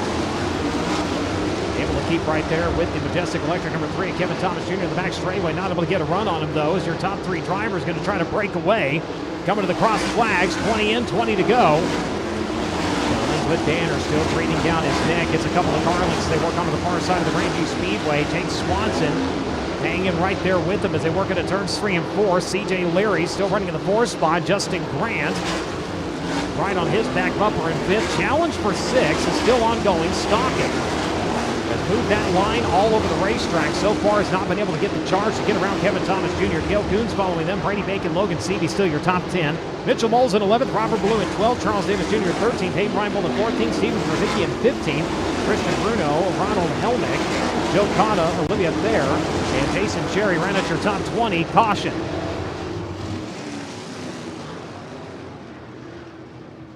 Driver slow at the exit, turn number 4 here in the front straightaway. That is the 22R of Ronald Helmick. So something going awry. on the Tag Lumber. Keller Williams, number 22R.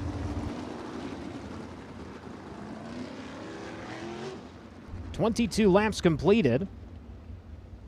Danner, glued to the back bumper of Cummins on the restart, was able to stick with him for a few laps, but in clean air, Cummins steadily starting to pull away. It brought it out to .874 on the 39.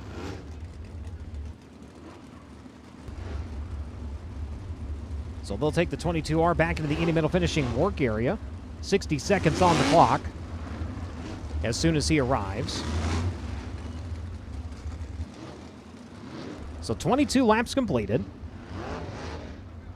Cummins, Danner, Swanson, Leary, Grant, Thomas, Stockin, Coons, Bacon, Seavey. That's your top 10.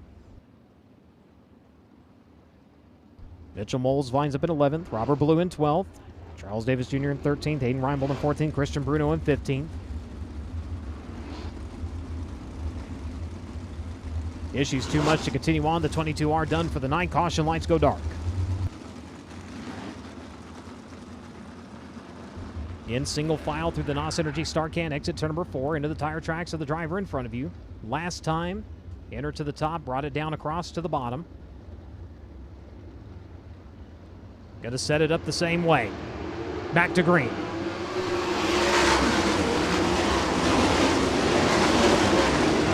Not all the way to the cushion in turns 1 and 2. In fact, he's about 3/4 of the way up the racetrack. Problems for the other number 22 down into the infield.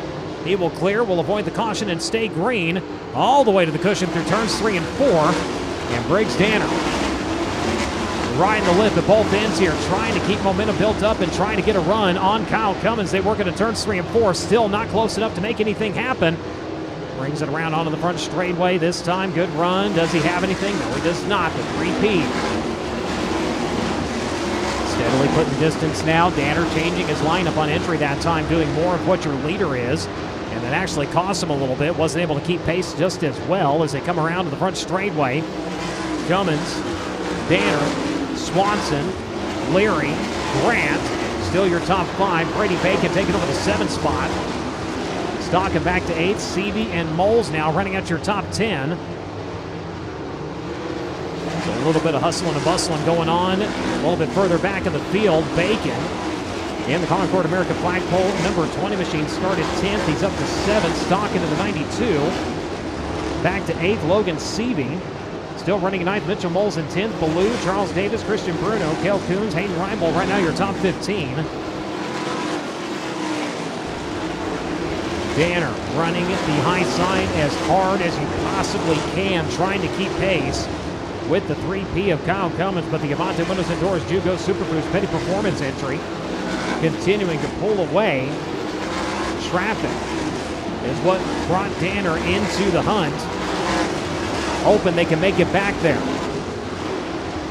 1.7 seconds trailing last time around. Now, as the back of the field starts to come into view, staying right there at about the same distance. As they look a little bit further back, Bacon trying to get it wound up and get by Kevin Thomas Jr. They're side by side along the back straightaway. KTJ off the top says no, thank you. He's going to hold on to that position. Goes down to the bottom of the entry at 3. Brings it wide to the exit to number 4. Bacon going to run the opposite. He's going to try the inside. He's going to have the run in the position as they come around. Complete lap number 30. So Bacon up into 6, and now Cummins going to have to deal with some lap cars by Olivia Thayer. She pulls down to the infield. Her night comes to a close. Still 1.7 seconds the difference between first and second. Cummins, thumb on the high side through turns 3 and 4, has a pair of lap cars ahead of him. He has had to backpedal just a little bit from 1.7 to 1.4. Danner going to see if he can seize an opportunity here as they work into turns 3 and 4. Cummins held up the 39, heavy on the throttle as they're going to come around to complete lap number 33. Cummins forced to the bottom into turn number 1, slides it up across the racetrack to clear the slower car. Danner with a full head of steam is just over a second trailing. Into turns 3 and 4. Cummins able to go back to the cushion, the 39. Closing a couple of car lengths. 1.022. It is 0.6 of a second. Traffic is where things got interesting the last time Danner got a run. It's about to get interesting again. They'll come around this time to a fistful shown. It'll be 5 laps remaining. Top side clear for your leaders right now. Danner within a couple of car lengths onto the front straightaway. Working by the 67 of Jason Cherry. Again, Cummins not going all the way to the cushion. Danner is, though. He's got to run to the backstretch. The bottom line is blocked. Not able to pull off the slide into turns 3 and 4, but he is there on the back bumper. Battle for the race lead. Does anything happen into turns 1 and 2? Not yet. Danner, patient as Cummins now. He's playing chess, not checkers, to using that slower car as a pick to the exit of turn number 2. Blocking the charge of the 39. He comes around. It'll be 3 to go this time. Again, keeping the slower car to his inside. He knows nobody can get by if he's there, but Danner, he's thinking about threading the needle here. They work into turns 3 and 4. He is right there on the back bumper. They come around this time. 2 to go. White flag coming next time. Briggs Danner again right there to the back bumper. Does he force the issue this time into turns 3 and 4? Can't get there. Cherry again on the bottom. Danner now going to break and go to the bottom. Slide, contact in turns 3 and 4. Danner's going to go around at 39. He'll bring out the caution.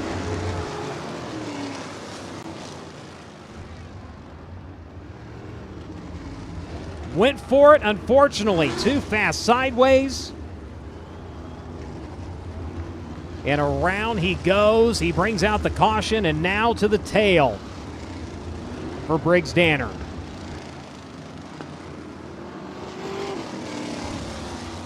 Get a look at the replay here on the FloRacing broadcast. Battle for the lead in traffic. Danner going to try to force the issue into turn number 3 up across the racetrack, and contact with Cummins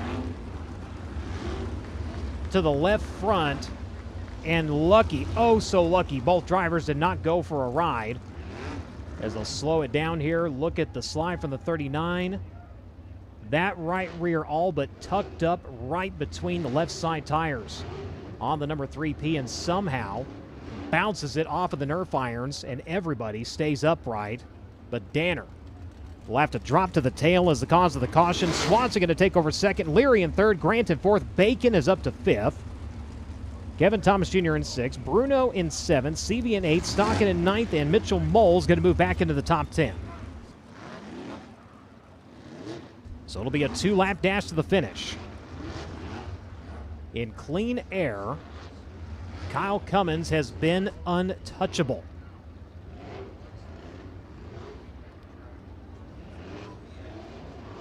Late in the running of this one, the fuel has burned off, the tires are worn down. So now the fine-tuning. Remember, these drivers have 5 cockpit adjustments at their disposal.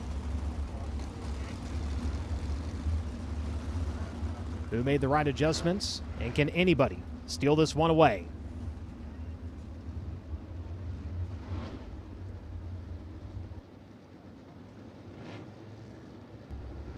Single file through the NOS Energy Star Cam.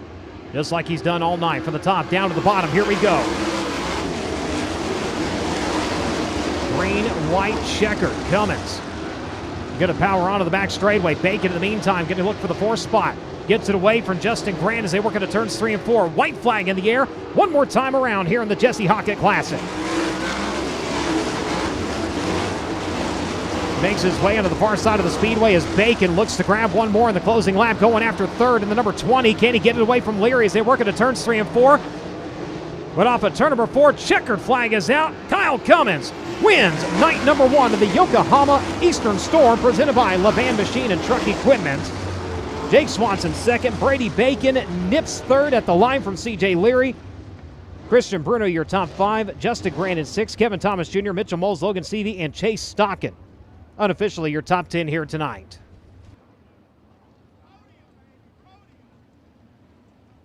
In his 3rd appearance at Grandview, he will turn it into a trip to victory lane. For the 3rd time in Eastern Storm competition, he is a winner.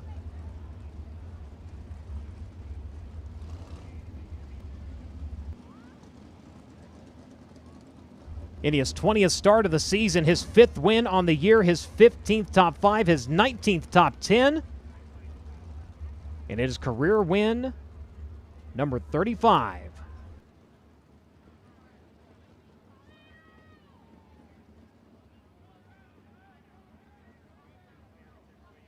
Jake Swanson in second, Brady Bacon in third, C.J. Leary. What a run for Christian Bruno. Tonight's Ronda Supply hard charger has never bolted a 410 between the pipes until this week.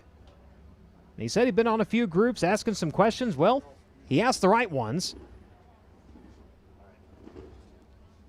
Grant in 6, KTJ, Mole, CV, Stock in your top 10 here tonight.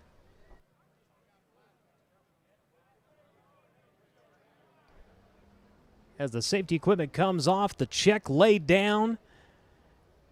And he's going to crawl up top for the 35th time in his career. Your winner tonight is Kyle Cummins. Spray of the champagne, the confetti flies.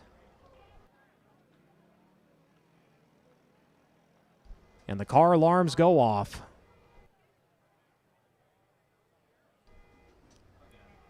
You'll get the hardware, the check, and Christy, that one was almost a doozy. I think almost only counts in horseshoes and hand grenades or something like that. That one was a doozy. Kyle Cummins going to win night number 1 of Eastern Storm here at Grandview Speedway. And what a race it was. Kyle, how grateful were you for that first caution after Briggs Danner got by you? Definitely. Man, I'll tell you what, it's hard to pass the lap cars without just taking them out. So this is like one of my places where I really struggle, where I'm like not sure if I could do it or not. And, you know, I don't want to just run through them. So that one lap car, I found, okay, I'll get through him, and then it was almost like they were the same speed, just enough to where I couldn't get a good slide on him, and so it just kind of, I could tell if I hit the bottom, I was terrible, and I was like, man, somebody has to be passing me anytime, and so he came through there, and then and that was really, you know, good luck there on that, and then we made a couple laps, and I felt decent, and then it started taking rubber, and I was nervous wreck because I was like, man, the lap car is even running just the same speed in 3 and 4, and kind of entering probably a little bit lower, and so I really wasn't sure what to do there. I just knew that, like, if I hit it good, it felt good. If I got up over the stuff, like, I wasn't sure if that was better or not, and I really wasn't sure where to go. And then even after the restart there, you know, just wasn't sure. Like, I was so cleaned off, and I was hanging so bad up there, and I just felt like, you know, down the back stretch, if I get a good run, but I'm like, where do I go? Like, even the last lap, I'm like, they got to be right there. So, you know, just thankful to get this done. And, you know, I hate it for Briggs. I know he's a fan favorite, and, you know, just close racing. So, but he, you know, it's tough to pass, right? When every car is fast, like, you got to take an advantage when you can, and sometimes it's just got to be close. But just thanks for the track crew.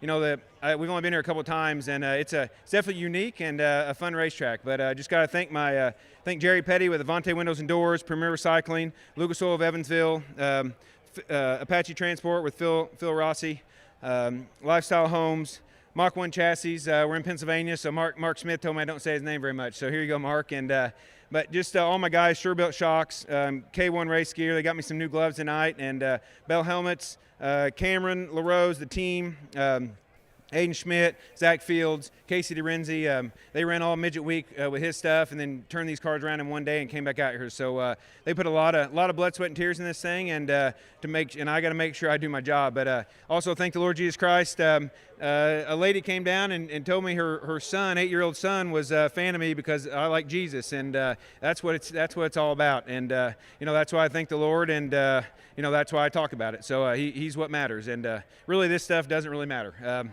If I get passed and run second, it doesn't really matter. You know what I'm saying? There's a lot more to life than just racing. But just thanks to all the crew. Thanks for all the people. It's good to get momentum for the rest of the week. I told the sponsor here, I told them guys, he said, maybe we'll get a picture. I said, I'll take you a picture or not if you want. So, you know, hopefully he's there the rest of the time. I'll get a picture every night. But just thanks, everybody. You know, thanks my wife, my kids. She drove us out here all 12 hours, and, you know, she puts in the work. So, you know, thank her for taking care of the kids. Thanks for everybody coming out, and we'll see you tomorrow. Briggs Danner got into you. He had to make that effort when he did. He got into you a little bit, did a 360, had to go to the tail. You knew what kind of speed he had. Was it almost a sense of like you would rather just race the enemy you knew because you didn't know what else was behind you at that point? No, I don't want to race Briggs. He's too good. You know what I'm saying? He can make stuff happen out here, and when he's got a good race car, he's you know, tough to beat. And you know, I don't even think they change tires all night long. So I don't know how they get the race car that fast because we're throwing everything at it. But they do a good job, and he's tough in Indiana. He'll be tougher out here. So I really wasn't sure what was going on. I didn't know if anyone had moved the bottom or not. So really the last 2 laps, I was like, I'm going to run the top. If I get past, it's just what happens. And so just thanks, everybody, and we'll go in tomorrow. Night number 1 of Yokohama Eastern Storm, presented by Levan Machine and Truck Equipment, belongs to Kyle Cummins and Petty Performance Racing. Jake Swanson, your runner-up here this evening, night number 1 of Eastern Storm. And Jake, it's been a tough few weeks. I don't think there's any secret about that with Daming Swanson Motorsports. So I know it's not the win you wanted here tonight at Grandview Speedway, but how good does this feel? I mean, it just feels like the last few weeks it's been bad luck, crash here, more bad luck, crash here. So how good does it feel just to finish on the podium in one of these? Really good. We definitely needed it. This race team definitely needed it. I think I've killed 3 race cars in like 3 weeks or something like that. So not like me, and honestly not none of them really my fault either. So we're just trying to patch the holes in the boat and get things going back the right direction. And we definitely did. We just kind of crossed our T's and dotted our I's. These guys worked really hard in the shop all the last couple weeks, just trying to get everything back to good, back to our baseline, and they did a great job doing that. So I really appreciate all the hard work that they put in. And we're right there. I honestly didn't feel great the entire feature. I felt like I was trying to not crash for 40 laps, but this place is like that. It's kind of a knife edge. You're just kind of running on this razor thin edge of a cushion, and you get up over it, and it'll just kind of suck you around like what happened with Briggs. And so I was really not trying to make any mistakes like that, because that would have been the icing on the cake of a bad 3 weeks that we've had. So anyway, just super thankful for my guys, Uncle Chris, Caleb, Ben, they're here tonight. Doug's at home. He couldn't make it out, but we miss him. And then Austin and Kyle and JC and all these guys that helped me make this deal happen. Inland Rigging, Fine Line Drafting, the Houston family's here tonight. So thank you guys for helping me fix my race car, my race cars. Roll Scaffolding, Larry Coombs, Doughboys, man, he's awesome. I got Drive-In Automotive. I got quite a few people that helped me, and it's a tough go. It's a tough deal, this USAC tour. So just thankful to be here and thankful to have good people behind me. Jake Swanson with a strong second-place run to open up Eastern Storm in the Daming Swanson Motorsports 5T. Of course, a former winner here at the Grandview Speedway will have to settle for second this evening as we get it over to Christy Leary. Well, Brady Bacon started 10th and, in his words, ran 9th for about 30 laps. The question is, Brady, you came on really strong there in those last 10 or so laps. What did you find in the middle part of the racetrack that nobody else did? Yeah, we just had kind of a gaggle of cars there with KT and stocking and everything, and I just finally was able to maneuver by them and then started diamonding off turn 4, which is a fast line here typically, and it just took a long time for the top to go away, enough for that to come in, and then it's just hard to pass good cars here. So got Justin on the restart and then able to get CJ there in the last couple laps. Just started taking a little bit of rubber, I think, off of 4. It was taking rubber on the back stretch, but that was kind of helping everybody. And just had to kind of pick and choose and just get your car to keep the tires underneath you. And we snuck by a couple cars at the end and wound up with a podium. So pretty good salvage. We just missed our qualifying spot by 1. Track position's super, super important here. So it's hard to win from the back, and feel like we had a good car. We just missed it a little bit at the beginning of the night. So we'll have this Concord American flagpole car ready for tomorrow. We often think of Brady Bacon as the GOAT when it comes to AMSOIL USAC National Sprint Car Competition at Grandview Speedway. He wraps it up in 3rd tonight for the Macho Man. Drake. Urata and Supply hard charger this evening, and boy, was it a hard charge by current USAC East Coast Sprint Car points leader Christian Bruno, 19th to 5th, and Brian just mentioned it, you never had a 410 bolted between the frame rails of a non-wing sprint car. So let's just start off with that. First 410 race, top 5 with the best non-wing sprint car drivers in the world. Oh, and by the way, you had to start 19th to do it on a track that's typically really hard to pass. How in the world did you pull off this insane debut for you in this 3BC team?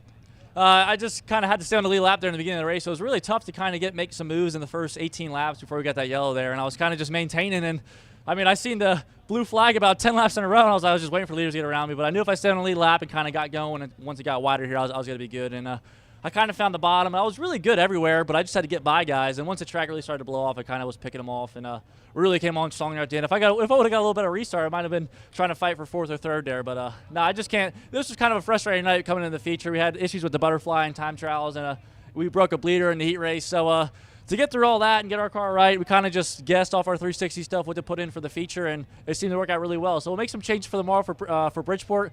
That's not really my strong suit, that place, but you have to get up on the wheel there and hopefully go forward again there. Christian Bruno, your Rod and Supply hard charger in his USAC Amsoil Sprint Car National Championship debut, 19th to 5th at one of the most technical and challenging racetracks, not only on the tour but in the country. Once again, your podium, Brady Bacon rounded it out in third. Jake Swanson, your runner-up, and your winner, night number 1 of Eastern Storm, Kyle Cummins. Thank you very much. A rundown of your feature finish. Kyle Cummins, a victory lane. Jake Swanson, Brady Bacon, C.J. Leary. Advancing 14 spots to be the Rod and Supply hard charger tonight. Christian Bruno in 5th. Justin Grant in 6th. Kevin Thomas Jr. in 7th. Mitchell Moles in 8th. Logan Seavey in 9th. And Chase Stockham was your top 10. 11th was Robert Ballou. 12th was Cale Coons. 13th was Hayden Reinbold. 14th was Stephen Dravicki. 15th was Charles Davis Jr. Briggs Danner ended up in 16th. Jason Cherry in 17th. Joe Kana in 18th. Olivia Thayer in 19th. And Ronald Helmick in 20th. Joe Crilly, Brendan Hires, and Dirk Rimrock unofficially rounding out your field. As that'll wrap up the USAC portion of the night's program, NASCAR Modifieds making their way out to the Speedway for their feature event.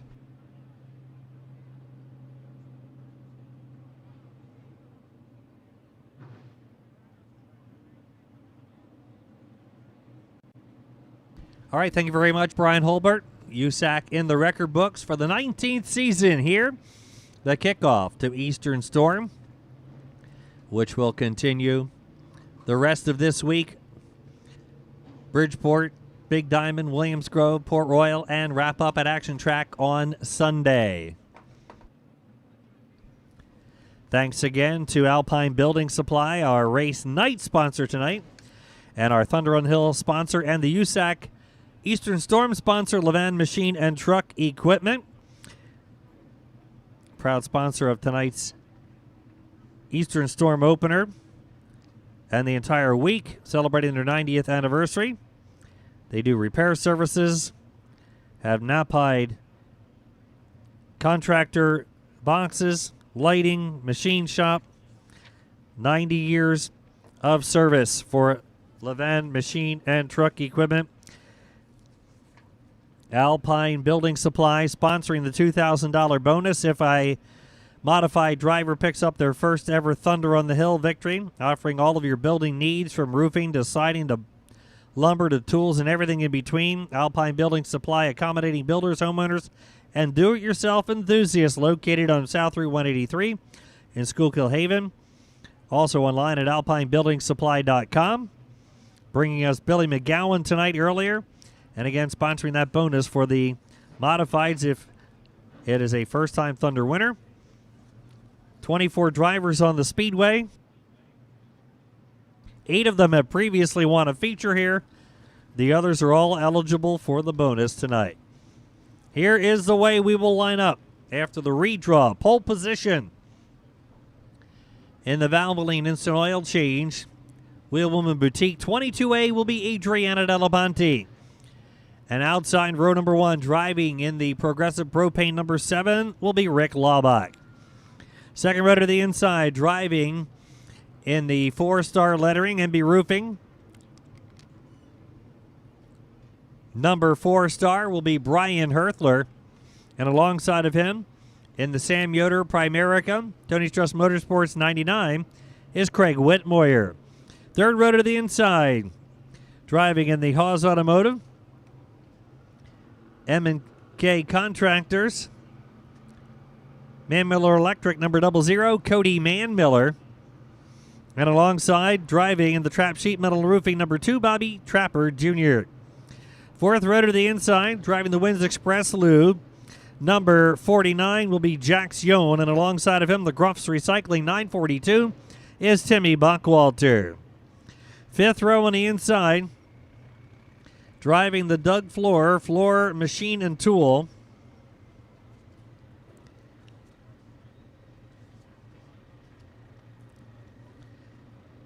The Steve Moyer Subaru DCAM Logistics, Levan Machine and Truck Kibble Family number 16, Loudon Reimert. And alongside of him, the Pioneer Pole Buildings. Springfield Meats, Green Lane William Penn. 117 is Jesse Herthler. Row 6 to the inside, the CTC Construction, Stonebreaker Cabinetry and Carpentry, Belmont's Garage 59, Colin Cox alongside of him, driving the Extreme Mechanical, MB Roofing, Pitcairn Flight Academy, number 53, Mike Goulart. Row number 7 on the inside, driving in the Big Spring Car Wash. Number 126 will be Dominic Buffalino. And alongside of him in the HBH Racing, Just Polishing, GuntherRacing.com, Lisa's Landscaping, B Swartz Transport, Hoffman Speed Supplies. Number 6 over is Jeff Strunk. Row number 8 to the inside, driving in the Scott Stenick Electric, Roy Downer Paving. Number 101, Ryan Graver. And alongside of him, the Spunktown Tavern and Restaurant. Egypt Automotive, Stu's Tire Center, number 61, Justin Graham. 9th row to the inside, the Ronnie's Auto Repair, Stringer's Collision, Pioneer Pool Buildings, Weak Neck Archery, number 4M, Logan Watt. And alongside of him, the Miller Building Systems, Messy Pig Barbecue, number 19, is Jared Umbenhauer.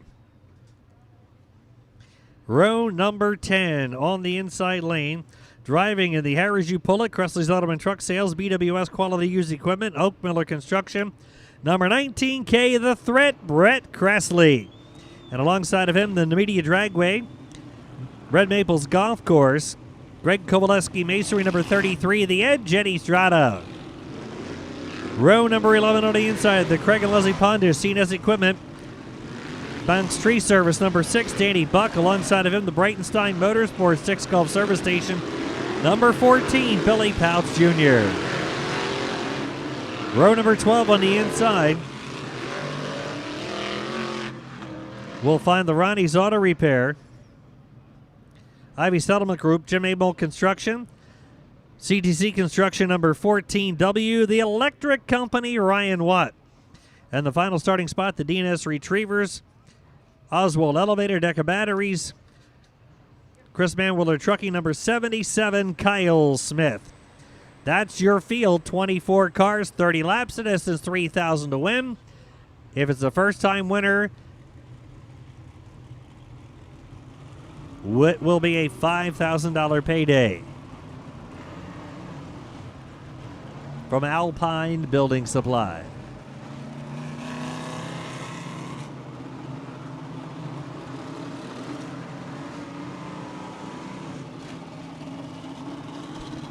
Don't forget our next Thunder on the Hill event is in 2 weeks on Tuesday night, June the 30th. Tuesday night, June the 30th.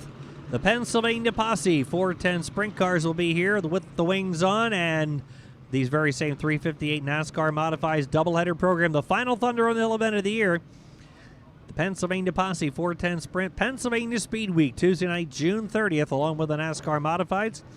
The final Thunder on the Hill event of the season, part of the Levan Machine and Truck Equipment Thunder on the Hill Racing Series. This Saturday night, June 20th, Macmillan Oil Company of Allentown night, Modified and Sportsman doubleheader, along with the Lowdown Entertainment 101 Sportsman match races. Modified and Sportsman doubleheader, along with the vintage cars, on 80 Moyer Lumber Company night on Saturday night, the 27th of June. Saturday night, July 4th, Independence Day. We'll be here racing NASCAR Modifieds and Sportsmen, along with the Lowdown Entertainment Modified match races. July 11th will be the 56th annual Firecracker 40 for the Sportsmen. And July 18th will be back to the 90s night with $10 admission for a doubleheader show of Modifieds and Sportsmen.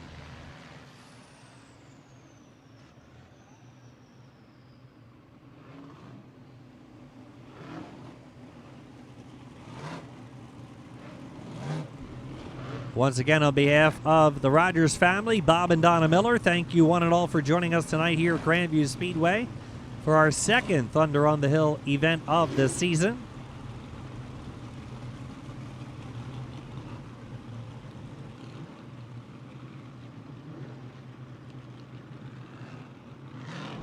Of the 24 drivers in the field, these 8 drivers have previously won a Thunder on the Hill feature event. Rick Laubach, Jeff Strunk, Jared Umbenhauer, Brian Herthler, Brett Cressley, Mike Guler, Ryan Watt, and Billy Pouts Jr. have all previously won a Thunder on the Hill modified feature. All the rest are eligible for the $2,000 bonus from Alpine Building Supply.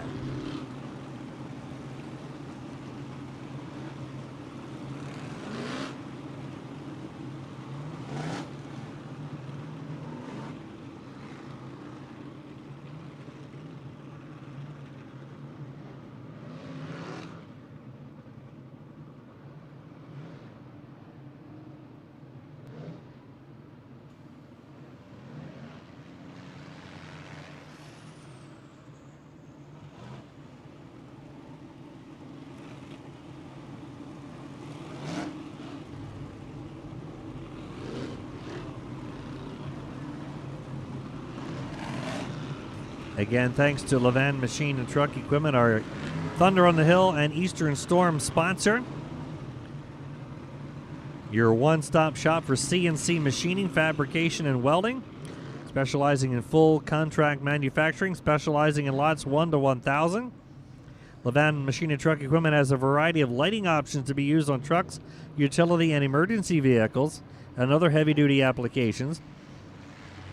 No matter what the profession, contractor, landscaper, farmer, or emergency services, Levan Machine and Truck has a nap-high truck body to fit your daily work needs. Levan Machine and Truck is known for repair services, truck and trailer, hydraulic cylinders, drive shafts, frame repairs, including lengthening and shortening, plus our CNC machine shop to get your manufacturing line up and running in no time.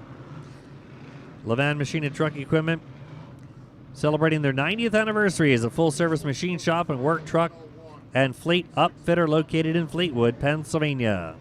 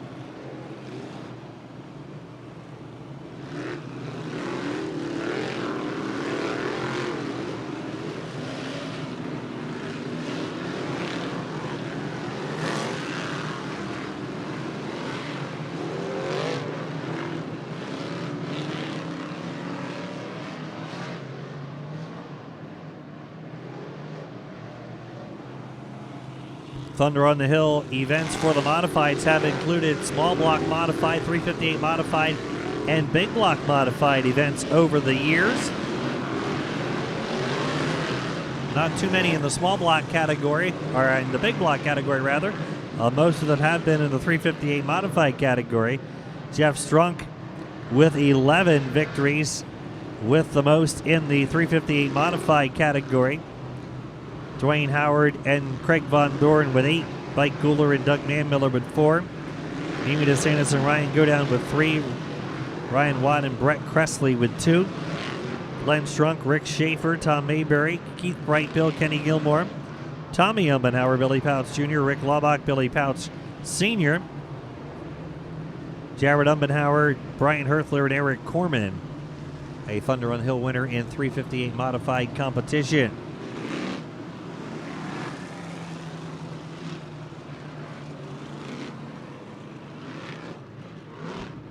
All right, looks like we're getting the okay. Cressley's Automan Truck Sales and Levan Machine and Truck Equipment Pace Trucks picking up the field here on the front.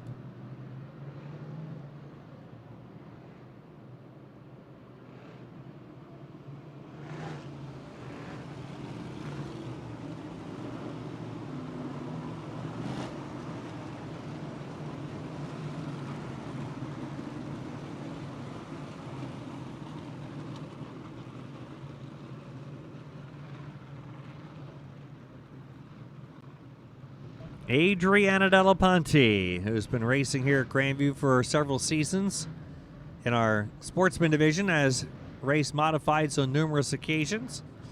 She picked the pole position for tonight's feature with veteran Rick Lombach alongside. Brian Herthler, who's had a couple of 50-lap wins to his credit here. Last season winning the Bruce Rogers Memorial Moneymaker to open the season. 3-time sportsman champion.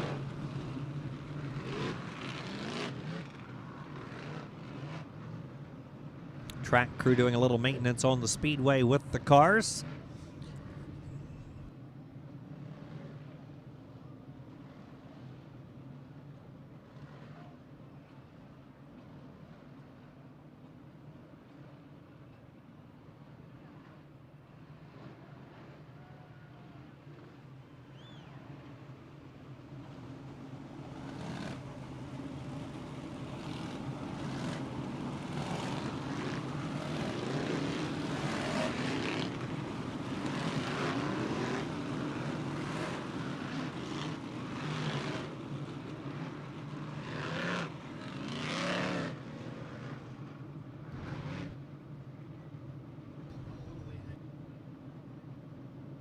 Ray Kemp making his way back to the starting perch. Look him over. Whoever your favorite is, we hope he does well tonight. If you don't have a favorite, you got 24 choices to pick one out tonight. We'll see who's got the hot shoe tonight. Will it be someone different? Will it be someone that's already been to victory lane this year or in the past in Thunder on the Hill competition? Will somebody claim that Alpine Building Supply $2,000 bonus?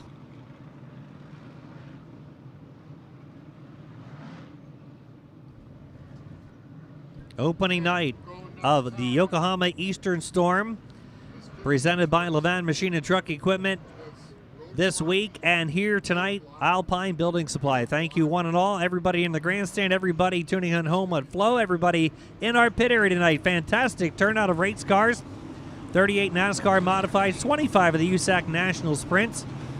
And we're ready to go with our final event of the evening. Fasten your seatbelts, ladies and gentlemen. It is now post time at Grandview Speedway. The pace truck's getting ready to head to the infield. Jan Stout's got it in there. Ladies and gentlemen, the mighty Modifieds are ready to go racing. Watch them now. The Modifieds are ready to rumble.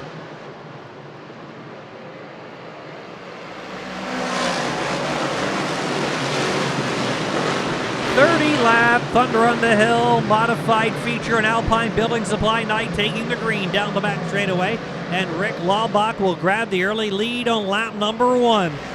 Delapani's in the number 2 spot, battling down the front straightaway. Timmy Buckwaller in the 942 now battling with Whit Moyer for the number 3 spot. Ain't that the number 4 spot down the back straightaway into the turn. Here's Laubach leading the way. Whit Moyer and Buckwaller, then Man Miller and Jack Young next in line as they charge into the turn. 2 by 2 for 3 or 4 rows mid-pack. Down the back straightaway now. Herthler battling it out into the turn. Now they'll go 3 wide with Trapper on the outside. Timmy Buckwaller has a brand new race car after winning on Saturday night. They're trying a new car tonight. Hot and heavy deep in the pack. They're 2 by 2 by 2 by 2 for 4 rows. Here's Buckwaller working the outside, up front, going around Herthler. He'll move into position number 3. Laubach's got the lead down the back. Delapani running in the number 2 spot. Buckwaller 3, Herthler's in 4th, Whit Moyer's in 5th, followed by Cody Man Miller, then the heavy action.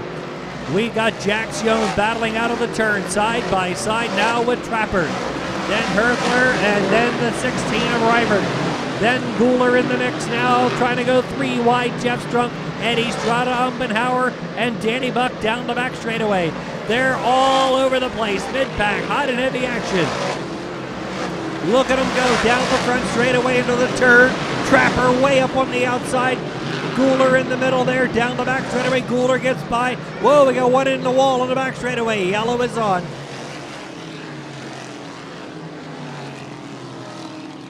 Car against the back straightaway wall, bringing out the red flag.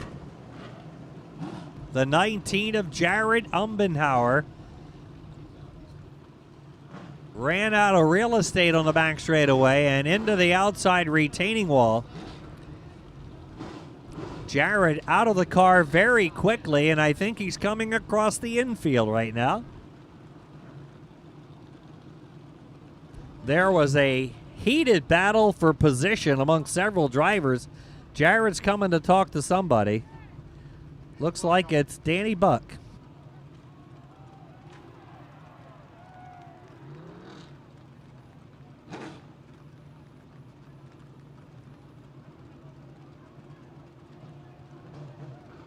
A whole bunch of cars there right at the back end of the top 10 battling for position.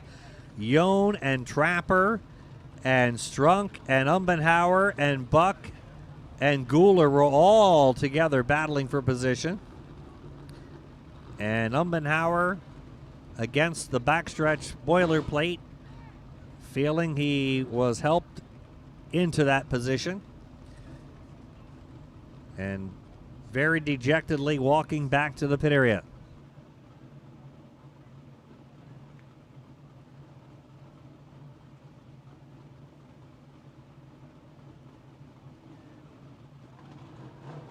Loudon Reimer now going to the pit area. We're under a yellow-red situation here. Drivers can pit if they need to, so Reimert's heading in. Reimert was sitting here on the front. He heads to the pits. We don't know if anything happened to his race car or not, but flat tire, so he may have gotten jostled around. We said there was a big cluster of cars there in the middle of the pack battling for position. Laubach checking out on the field. He has the lead. It'll be wiped out by the red flag situation. Adriana Delaponte continuing to run in second. Timmy Buckwalter, our winner here on Saturday night, debuting a brand new car tonight. They said they were going to try a new car tonight that they've been working on since it was not a track point race tonight.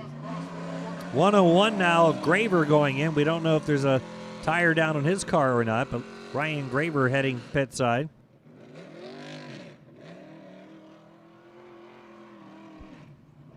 Graver this season looking for his first top 10 of the season. He is now heading pit side, so it's going to be hard for him to do that tonight. Loudon Reimert, we mentioned, the only repeat feature winner. He won here opening night, April 4th, and again on May 30th, part of the Twin 25s program. Rick Laubach started the season with 3 consecutive 9th place finishes.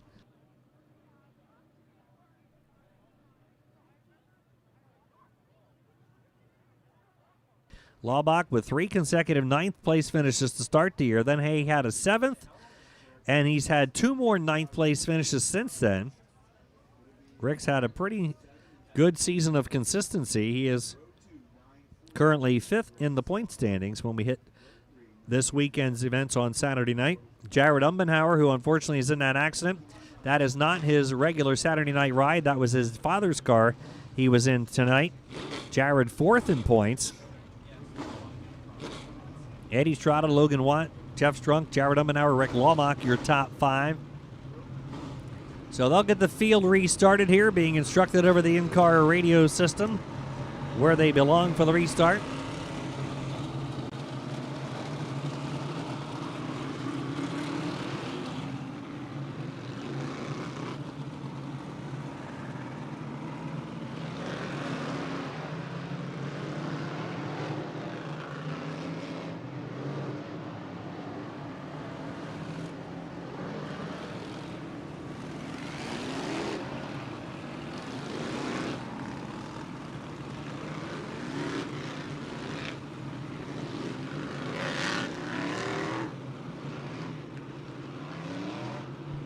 The number 6 of Danny Buck will be going to the tail end of the field by the official's decision. So he'll restart at the back and try to work his way through.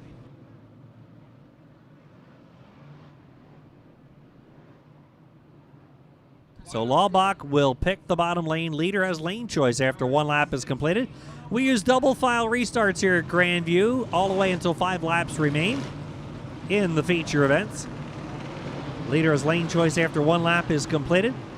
Laubach and Delaponte, row 1. Buckwalter and Herthler, row 2. Whitmoyer and Manmiller in row 3. Trapper Jr. and Yohn in row 4. Jesse Herthler next inside of row number 5, along with Mike Guler. Here we go, back to racing. Green is out, 7 complete. Loudon Reimert and Ryan Graver both make their way out of the pit area for the restart. Down the back straight now, Jesse Herthler working up the inside lane mid-pack with Jax Yohn, 3 wide into the corner. Yohn losing a couple of spots on the outside lane, but Strunk and Brian Watt and Mike Guler will make some gains. Guler on the outside with the 53 as they work down the back. Meanwhile, into the turn, we've got Delaponte running in the number 2 spot, but here comes Buckwalter. Buckwalter to the outside now will drive around Adriana and pick off the 2nd spot. Buckwalter now in 2nd. Delaponte in 3rd spot, heading down the back straightaway. Meanwhile, Eddie Strada, keep your eye in the top 10 now. The edge, Eddie Strada to 33 on the gas. We've got several drivers to watch. Jesse Herthler moving up with a 117 as well, and Eddie Strada as well. Meanwhile, down the back straightaway now, Brian, we got trouble in turn 1. Yellow is on.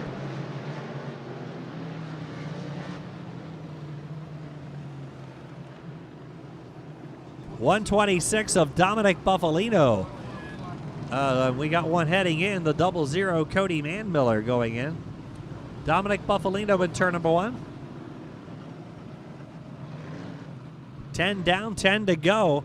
Laubach, the leader, we mentioned before we started, has previously won Thunder on the Hill events, but Tim Buckwalter has not. Tim Buckwalter has won here at Grandview, but not in Thunder on the Hill competition. And he's just picked up another position. He started back in 8th. He's now 2nd. Delapani giving a great accounting of herself. She is in 3rd. Craig Whitmore likewise is in 4th spot. Brian Herthler 5th. Bobby Trapper Jr. now in position number 6. He dropped back a little bit on the opening green, is now regained. He's up to 6th. Mike Guler is in 7th from 12th. 8th will be Jesse Herthler. Then Jeff Strunk and Ryan Watt. Ryan Watt in the 14W is now in position number 10. He started in 23rd position. Keep your eye on the electric company. Ryan Watt started 23rd. He is now in position number 10. And we're only 10 laps into this one. If you like racing and passing and 2-wide and 3-wide action, this is the place to be on Saturday nights. We get to enjoy this kind of action on a weekly basis. One more courtesy lap here. Miller had a flat tire on the 00. This is his final lap, I do believe. Yep, Ray's giving him the signal. So Laubach again on the bottom. Buckwalter in the Gruffs Recycling, Gablesville Athletic Association, number 942. Alongside of him for the restart, and Buckwalter's been making gains on the outside. Miller ready to rejoin. Delapani on the inside of the next row with Whitmoyer. We get set to go back to racing. 20 more circuits here at Grandview.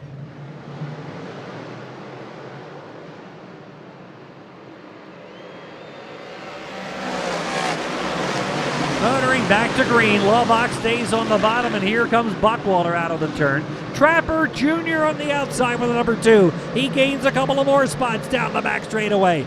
Trapper Jr., where did he come from? Working on the high lane. Here comes Jesse Herthler. Herthler in the 117, motoring down the front stretch. Jesse Herthler, welcome back to Grandview, down the back straightaway. Working on the outside around Ryan Watt.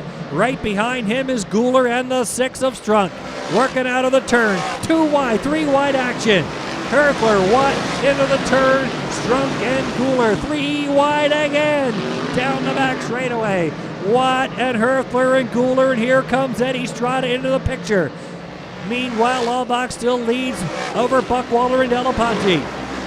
Trapper Jr. going to the outside on Whitmoyer. That's a battle for the 4th spot. Then Brian Herthler and Strunk, then Ryan Watt, then Jesse Herthler and Mikey Guler. Trapper Jr. sweeping to the outside lane again out of turn number 4. Trapper Jr. and Greg Whitmoyer halfway in our NASCAR modified main event. This time 15 down and 15 to go. Whoa, Eddie Strada off course on the backstretch. Yellow is on.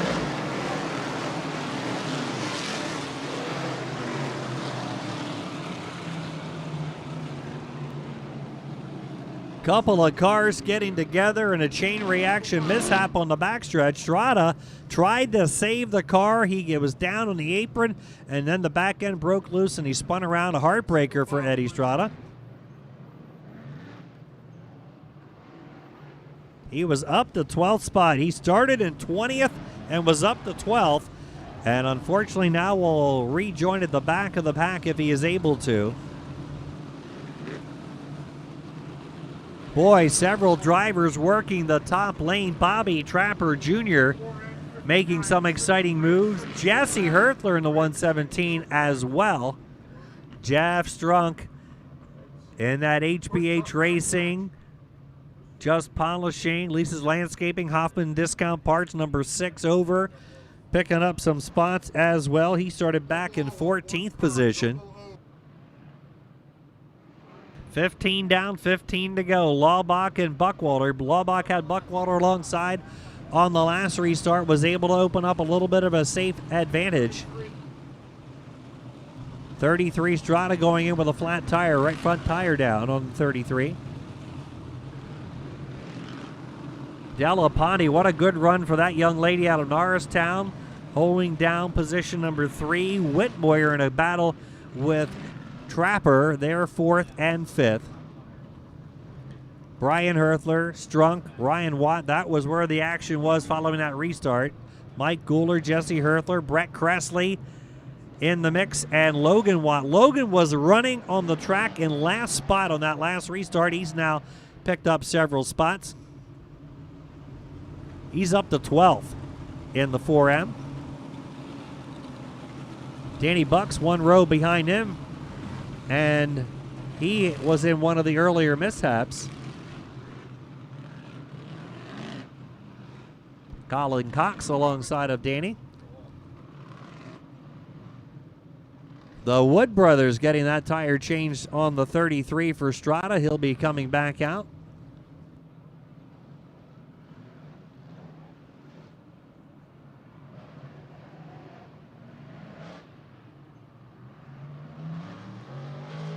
All right, the Quaker Shakers got the lead.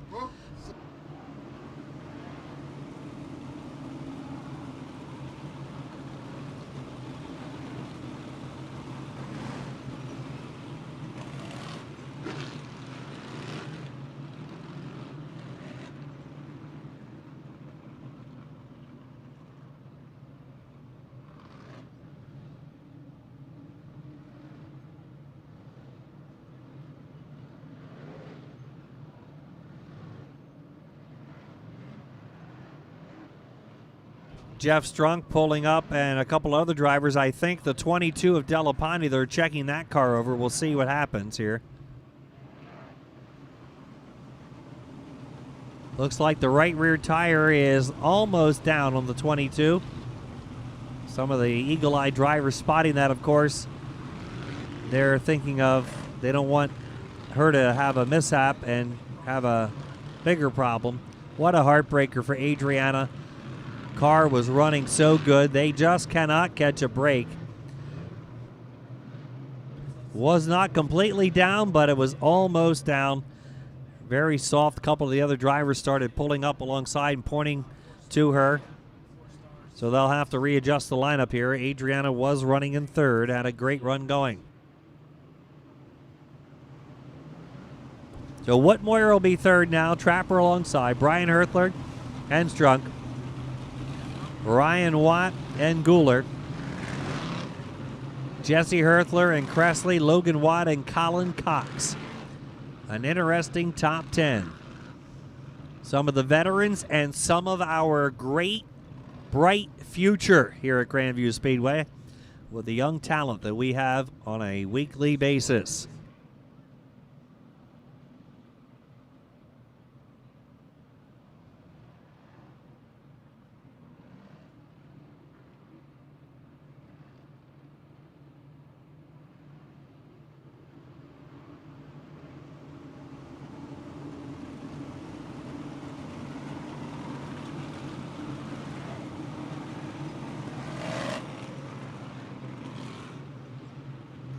All right, lights are out, 15 complete. Here we go. Laubach up front with Buckwalter. Who's it gonna be? Ready now.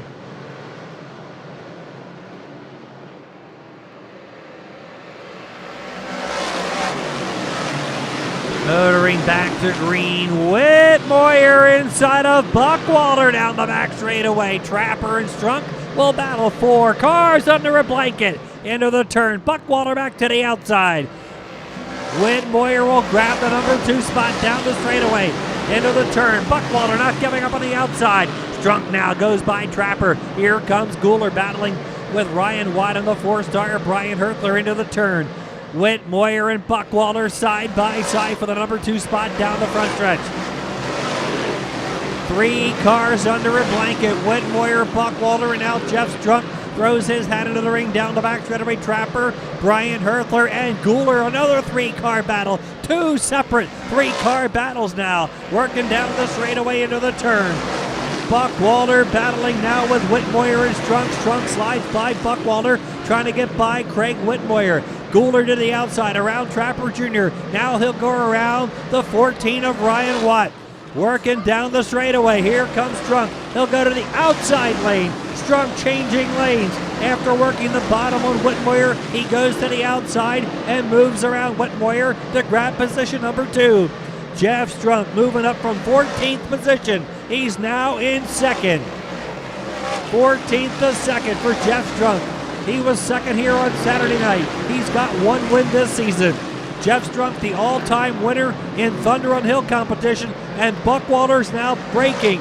Buckwalter's pulling into the backstretch. Will stay green. A heartbreaker for Timmy Buckwalter.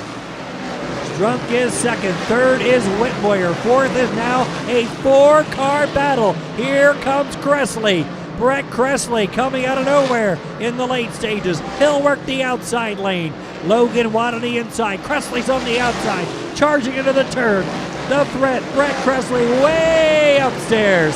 Cressley battling Logan and Ryan Watt. The father and son combo. Right ahead of him is Mikey Gooler into the turn.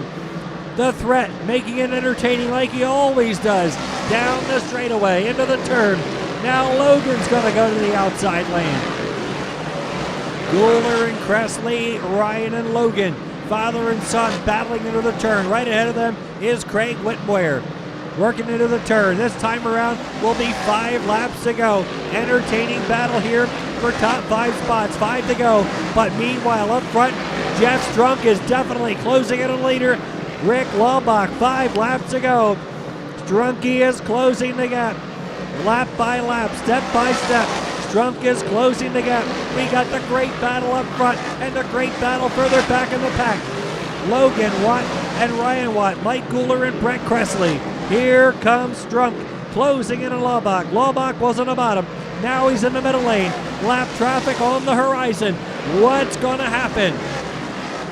Strunk is now within 2-car length of Laubach, working out of the turn. Down the straightaway. He's under him. Strunky sticks a nose under Laubach into the turn. He was a quarter straightaway behind him, and he caught him out of the turn. Jeff Strunk will drive by Laubach and take the lead. Laubach fighting back on the outside. Grandview racing at its finest. Here they come again. Jeff Strunk now the new leader with 2 to go. Strunk takes the lead, but now he's going to have to cut the lap traffic. Lap traffic heavy ahead of the leaders down the back straightaway. Which way do they go? Strunk to the bottom. Laubach follows him into the turn. Further back, we've got Whitmoyer and Cressley. Cressley's on the outside. White flag, 1 lap to go for Strunk. Laubach sticks his nose back under him. Whitmoyer and Cressley battle for third. Strunk, which way does he go? He'll go to the outside of the lap cars. Heading out of the turn. Thunder on the hill win. It will be Jeff Strunk taking the win over Laubach.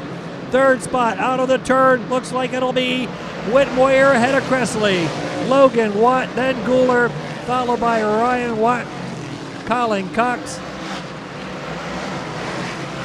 Danny Buck, and Brian Herkler. Wow, wow, and wow. What it was racing. How about that? Give him a hand. Just like we get to enjoy, as we like to say, just another Saturday night at Grandview. But it's Tuesday, right, folks? How about that? An outstanding performance once again here tonight on the hill in Bechtelsville, and grabbing the Thunder on the Hill Alpine Building Supply Modified win, the 6-over of Jeff Strunk.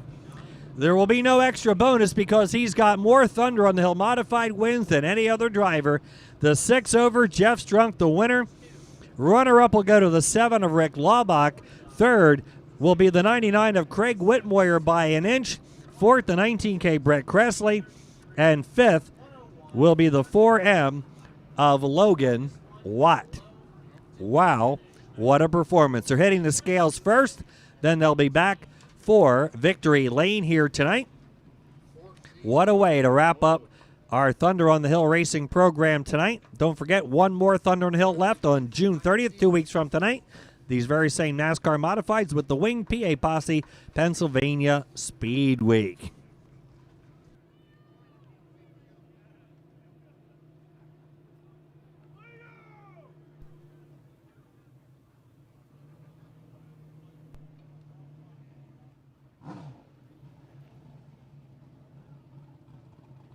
Jeff Strunk is pulling into victory lane.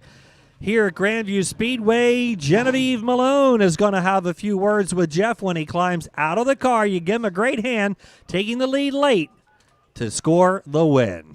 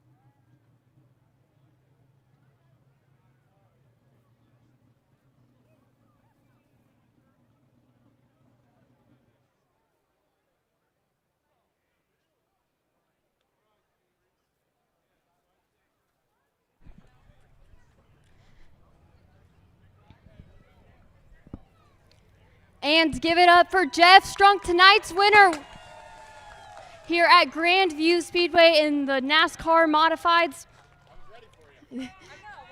Jeff, you're getting by Rick Lawback in that final restart. Take us through that and how aggressive you had to be. The final restart, I think we were ninth yet, so definitely had to be aggressive and definitely had to be up on the wheel. Thanks to Grandview, thanks to the great fans for watching on Flow and Prime, and all the fans that come out and support us here at the track. That even means more. And I can't thank my whole team enough. I got a great crew. I got a great bunch of owners that are all here tonight, so I'm more happy for them than I am myself, honestly. I'm just so glad that we're running real good. We're running real good here. We got a great car. Thanks to Ron Seltman. He's been helping me out. Fast Four Shocks and Dig Shocks and all our sponsors, Lisa's Landscaping, Sports Trucking, BP Fuels, Just Polishing.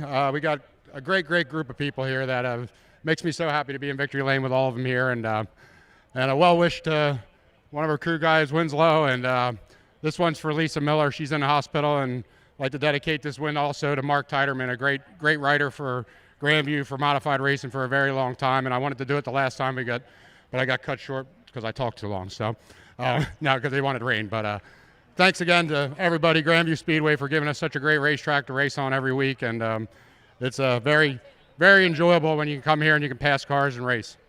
Jeff Strunk taking tonight's feature here at Grandview Speedway for the NASCAR Modifieds. All right, thank you very much. Jeff Strunk, the winner. I'll give you the top 10 and we'll wrap it up. Jeff Strunk, the 6 over, the winner. The 7, Rick Laubach, is second. 99, Craig Whitmoyer, third. 19K, Brett Cressley, fourth. The 4M, Logan Watt, gets fifth. 53, Mike Gooler, sixth. 14W, Ryan Watt, seventh. 59, Colin Cox, eighth. 6 of Danny Buck, ninth. What a great rebound for him. And 10th, the 4-star of Brian Herthler. What a great night. We thank you all for joining us tonight. Pit side, grandstand side, everybody at home on Flow.